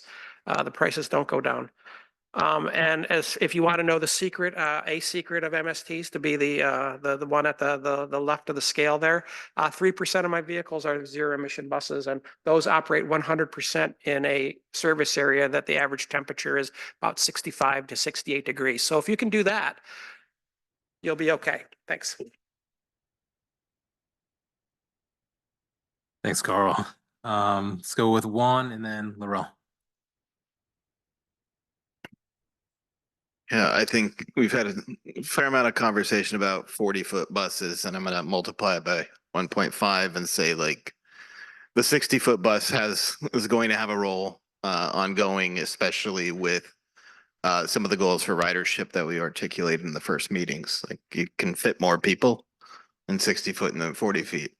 And if they're gonna have more heavier batteries that's going to perhaps not be able to operate on streets, either due to legal reasons or engineering reasons of the streets, the state needs to seriously consider a pilot project to bring back what perhaps put SFMTA towards the left side, which is the overhead catenary system trolley bus. Doesn't look nice. There are some more elegant looking solutions, but these things just seem to work. And they work for many, many years. And as more heavy duty vehicles electrify, there could be opportunities for interoperability and then use of hybrid to get, 15, 20 miles on a charge from the overhead catenary system. It's just the economics of having a bus last a very long time and having power directly from the grid is just, I think, too much to ignore as part of the policy to create technology and markets for heavy duty. Thank you. Thanks, Juan. Laurel. Just a few more things. Just in terms of reliability, too, that I wanted to add. In our county, we obviously have inclemental weather as well as, San Bernardino counties, those that are more inland. We saw that there are some agencies that had more reliability issues. And some of you have probably heard too on the rail side that due to weather conditions, zero emission, multiple units have also been affected. So that is definitely something to consider. In our county too, we also conducted a kind of like a master financial plan of what it would cost us to transition all of our 7 transit operators, excluding rail, obviously, but of all of our 7 bus operators and what that would cost. And if those of you who've done this because everyone had to submit an ICT plan too, EPA has a calculator where you can look at the equivalency. It's a pretty cool tool online if you look it up, but it wasn't very significant in terms of what it would be in terms of emissions reductions. The equivalency, I don't remember the number, it was like over 100 something million pounds of emissions, but it was equivalent to like maybe 1 million trees, tree seedlings over like 10 years or something like that. So that's just also, definitely something to consider as the cost benefit for each region and what that's going to look like. The other thing too I was going to mention is that it's actually a question too for you is are there going to be strategies and recommendations that are going to come back to us for this topic as well as the funding ones? Okay, all right. So in terms of the fleet and asset management strategies, FTA already requires, and it's a relatively new requirement for all of the transit agencies to submit a transit asset management plan, a TAM plan. So we have already been doing that. It actually also has to be worked on in collaboration with the MPOs because they have to set targets and all of that. So there is that is already out there. We just want to make sure that any strategies and recommendations that are identified don't overlap with work that has already been done there. And then I think a lot of people hit it already on the head with the ICT goals and how the costs are going up. So I'll leave it at that. Thank you. Michael. Just one brief comment, given some of the earlier comments about paratransit and cutaway vehicles. Everyone in this room should know that CARB is evaluating right now. We'll make a decision at the end of 2025 whether to include cutaway vehicles into the ICT regulation and apply the purchase mandate on those technologies. When that rule is being negotiated, CARB asserted that the only baseline that they'll use to evaluate the appropriateness of moving forward with that requirement is whether the vehicles had been Altoona tested and therefore are available for purchase. We had pushed back at the time and suggested Altoona testing just means the vehicle is available. It does not necessarily mean that it performs. And so if we see the same level of unreliability for paratransit vehicles as we're seeing On the other zero emission vehicles, there's reason to believe that it'll be worse because it's an emergent technology. Agencies are not going to be able to fulfill their paratransit needs under the ADA. That is a problem. And CARB has not wrestled with that in any way that is concrete and coherent. We need to make sure that that is front and center as they are evaluating whether or not to move forward. I finally just wanted to observe that while certainly our industry is supportive of trolley buses, unfortunately under the reg, they are not considered zero emission technology. And I'll note, we pushed back at CARB at the time that that was made as a determination. We lost that fight. And so again, to speak to challenges with the rule, I want to put out those two things as items that should be discussed as we're engaging in that multi-agency working group. Great. Yeah, appreciate all the discussion. Any other comments from our task force members? All right. Well, I know we're pushing against time here, but I would like to move to our next item, item 7. And if I could ask Mike Costa from Placer County to provide a very brief overview of the item, and then we'll jump into discussion.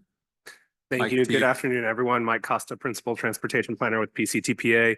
A lot of what I'm about to present, next slide, please, is been discussed in the last couple of items. This slide is actually very illustrative of what we've been discussing in some of the complexities of our funding programs here in California. This is just a snapshot of some of them. But as you can see, in some cases, some funding programs are actually being administered by one agency and then distributed by another. And so there is a lot of complexities involved with that. And so the working group did discuss what are some potential recommendations for the task force to consider that can help simplify some of the administrative responsibilities that agencies, in particular smaller transit agencies that don't even have sometimes the necessary staff to administer all of these programs, that they can consider to help out in the future when considering funding programs. Next slide, please. So, this should be, again, no surprise that we discussed this at the federal level. There are different reporting requirements associated with Federal Transit Administration funds.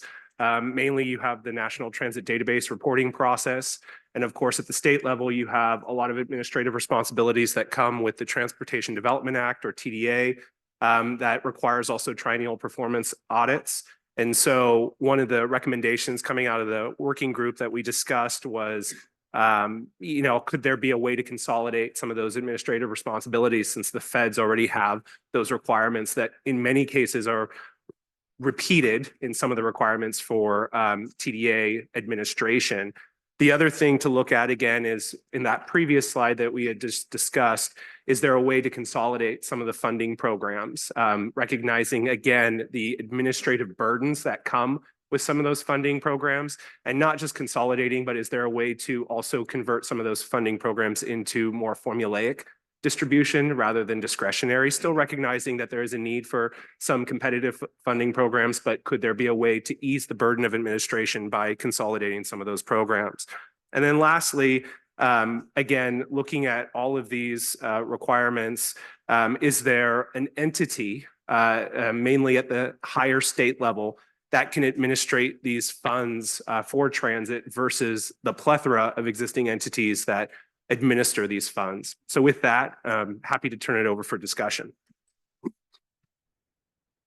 Thanks, Mike. Really impressive. A lot of information in a very short period of time, so appreciate that.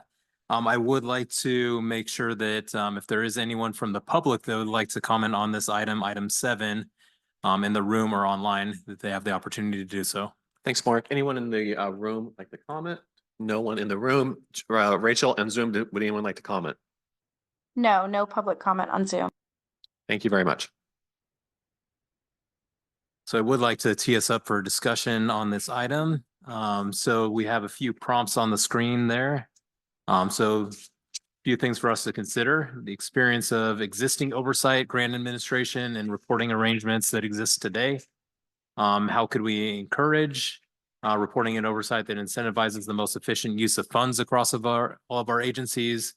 And where could there be a need for new or amended roles and responsibilities for California to support transit? Also would love to open it up to our task force if there's any comments on this item?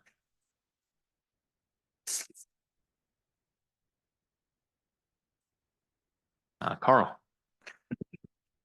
I suppose we could,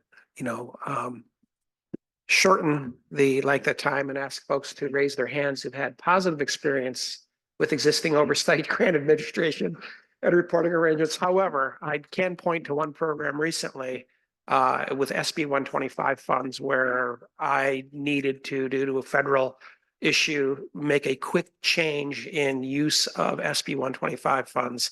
And that was particularly easy to do.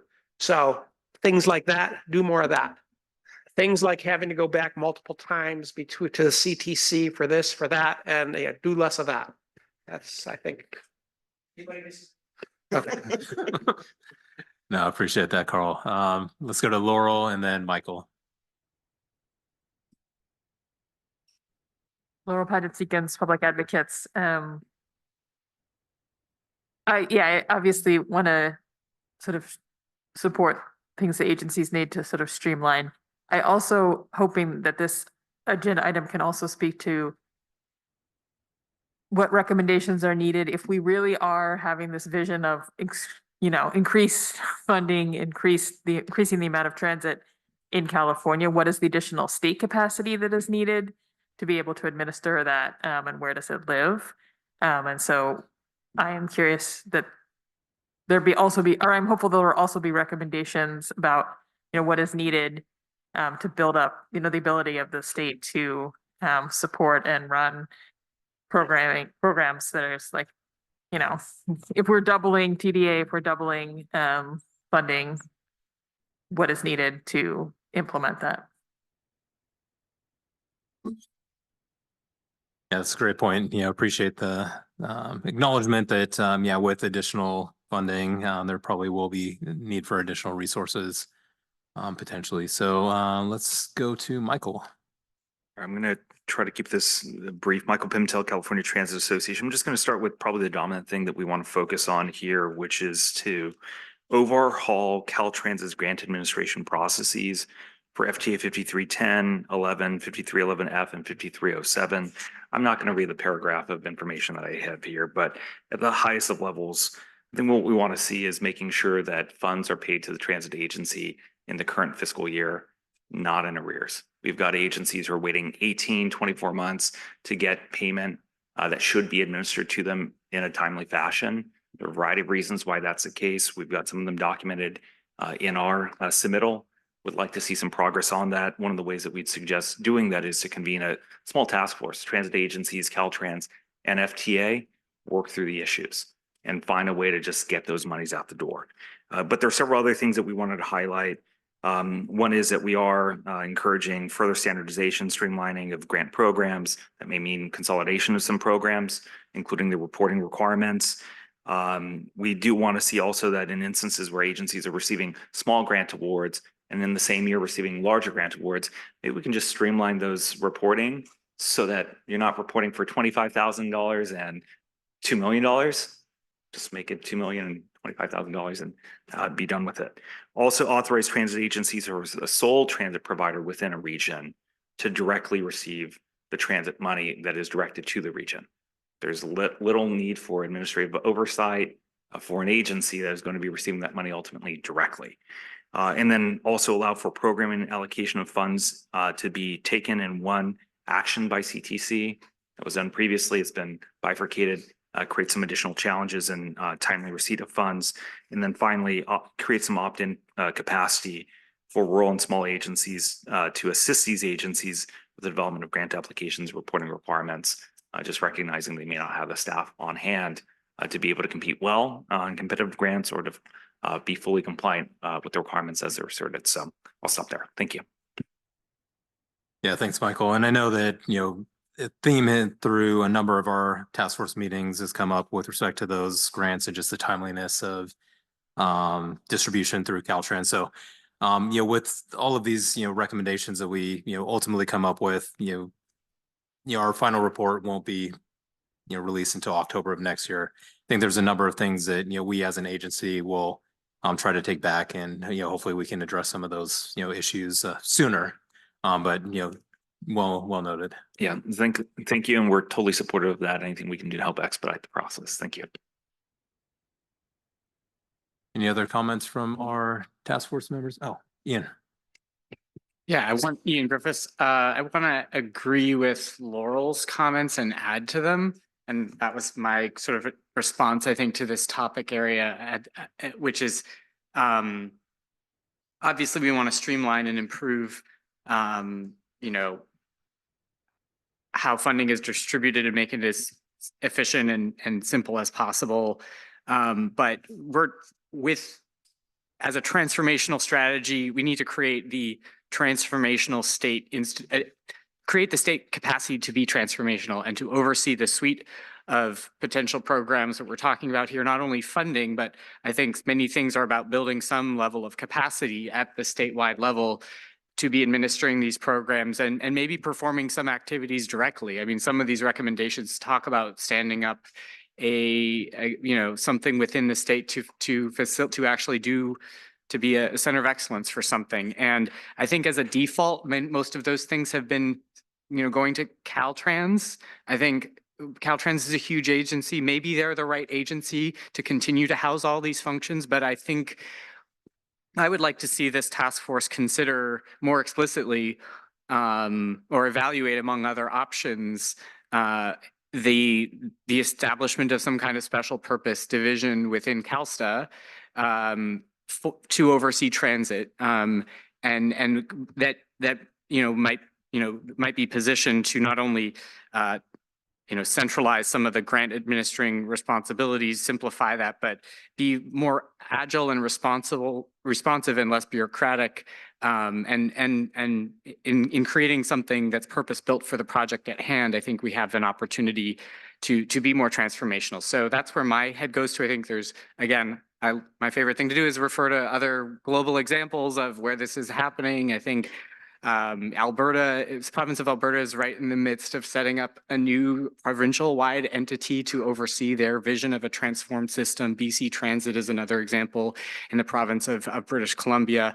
And I think transit still, I think one of the core problems with transit is that it's kind of an orphan among state agencies in terms of a topic area. It mostly is within, it's a little bit CTC, you've got the California High-Speed Rail Authority, you've got some things being done by Caltrans, but it's no one's top priority, it feels like. And for what we're talking about here is it feels like it does require, maybe it's not its own entity, but something that is purpose built, maybe, to be structured for that transformation. So please consider that as you're thinking about responding to this statutorily required element of the task force. Is I think we should be considering the value and benefits of a sort of special purpose entity for transit in California. Yeah, thanks, Ian. Juan. As much as I enjoy sifting through NTD data and state controller's office data to figure out what's going on with transit and how agencies are spending their money, I don't think that's the best foundation for storytelling about like this big change in mobility that we're expecting in our state. And so when you think about these programs, I think it's really important to think about data that's going to be common across each of them to power some sort of dashboard. The transportation, USDOT has one for the bipartisan infrastructure law. California Climate Investments has one. SCAG has rolled one out for local transportation investments. It's part of the storytelling accountability. If you're going to be able to issue tickets and for people parked in bus lanes or even get money for congestion pricing, you have to have some sort of infrastructure for how people understanding how that money is being spent. And maybe people in this room are the only ones who know which transit agency's website to go to if they are wondering about that. But with the fragmented nature of public transit in California, I think it needs to be something that's statewide and facilitated through these reporting. Thank you. Thanks, Juan. Carl. I had one more item. I was speaking to the first bullet, to the last bullet. Let me just quick example of my project that I'm working on now, 4.8 mile busway, 2-lane busway, 250 feet of which are in Caltrans right of way. It took 18 months, 20 separate engineers provided 270 comments. Because of that timeline, MST needed to have confirmation to the Federal Transit Administration to have all the permits in place and the third-party agreements, Caltrans being one of them, to approve this item by September 15th. We didn't get it till November 15th. As a result, MST was eligible for up to $35 million of federal funding. We're ultimately getting 22.1 million because the FTA ran out of time before the change of administration because we were delayed in getting that Caltrans permit, among some other local permits. It wasn't just Caltrans. We had also city permits as well, another part of permit streamlining. But as far as role in California, we can't continue doing business this way. We left $13 million of federal funds on the table for what was it, 22 million, could have been 35 million. So we had to make up the difference with state and local funds. There needs to be a change. There seems to be no consistency between Caltrans districts. I've had the experience of taking a bus stop design from San Diego that was in a Caltrans right of way. And basically, because we all share, provided the same drawings to our district in San Luis Obispo, and they said, no, we can't approve that. But the same thing's approved in San Diego. They don't care. So there needs to be consistency. We need to have that type of reliability. And so there does need to be some streamlining involved. Thank you. Thanks, Carl. Laurel, did you have another comment? Yeah, just a quick question. I'm intrigued by the second bullet and how, or if maybe you can elaborate a little more on what an example of that might be. It's, encouraging incentives for reporting and oversight. I'm not quite sure where we're headed with that. I mean, as a question, I will just point to the answer we just got from Carl, which is to say that we have a reporting and oversight requirement on capital projects that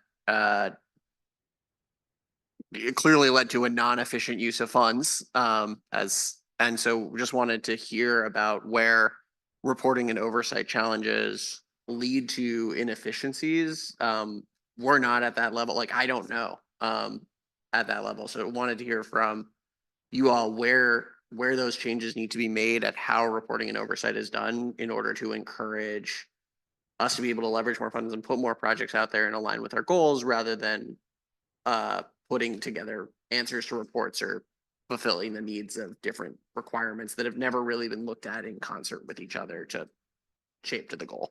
Okay, thank you. I actually read it differently, so I'm glad that you clarify.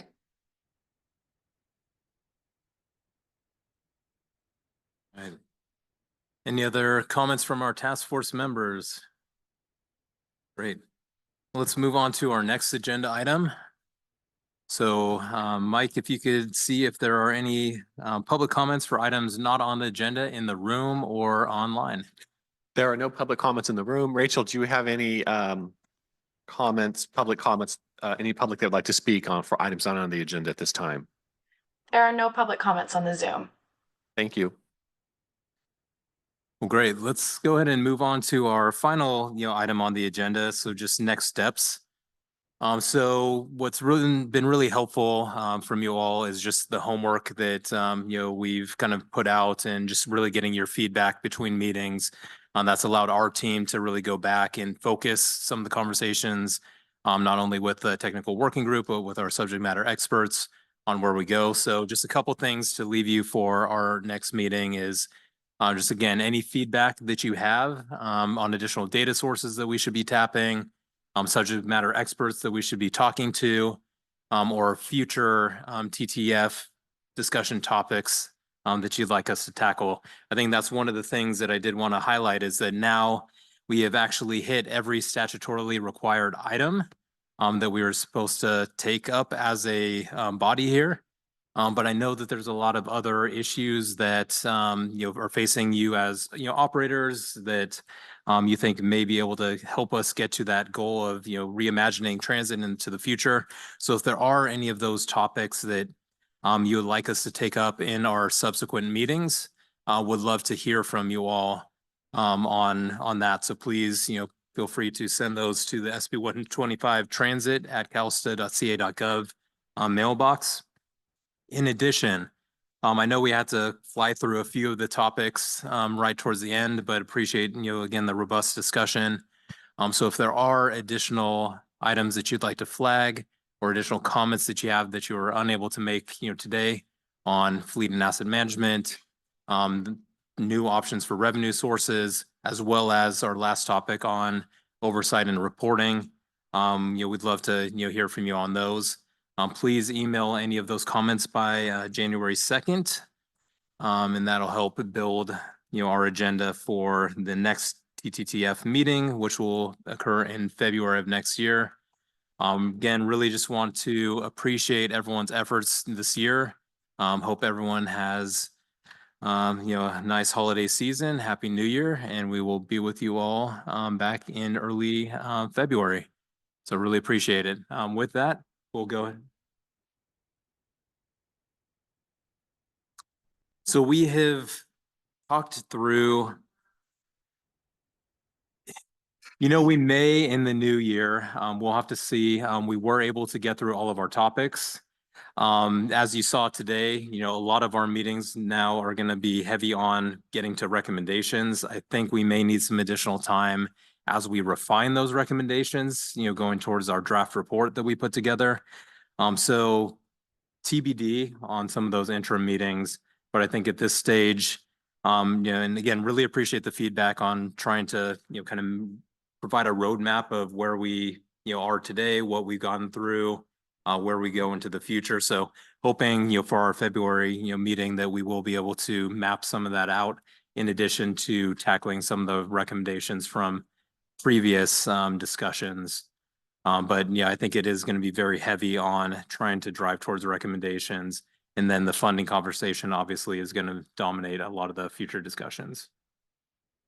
And then any other comments from members before we close? All right. Thanks, everyone. Yeah, and Amy, appreciate you hosting. It's been great to be here. But with that, we will end our meeting. Thanks, everyone.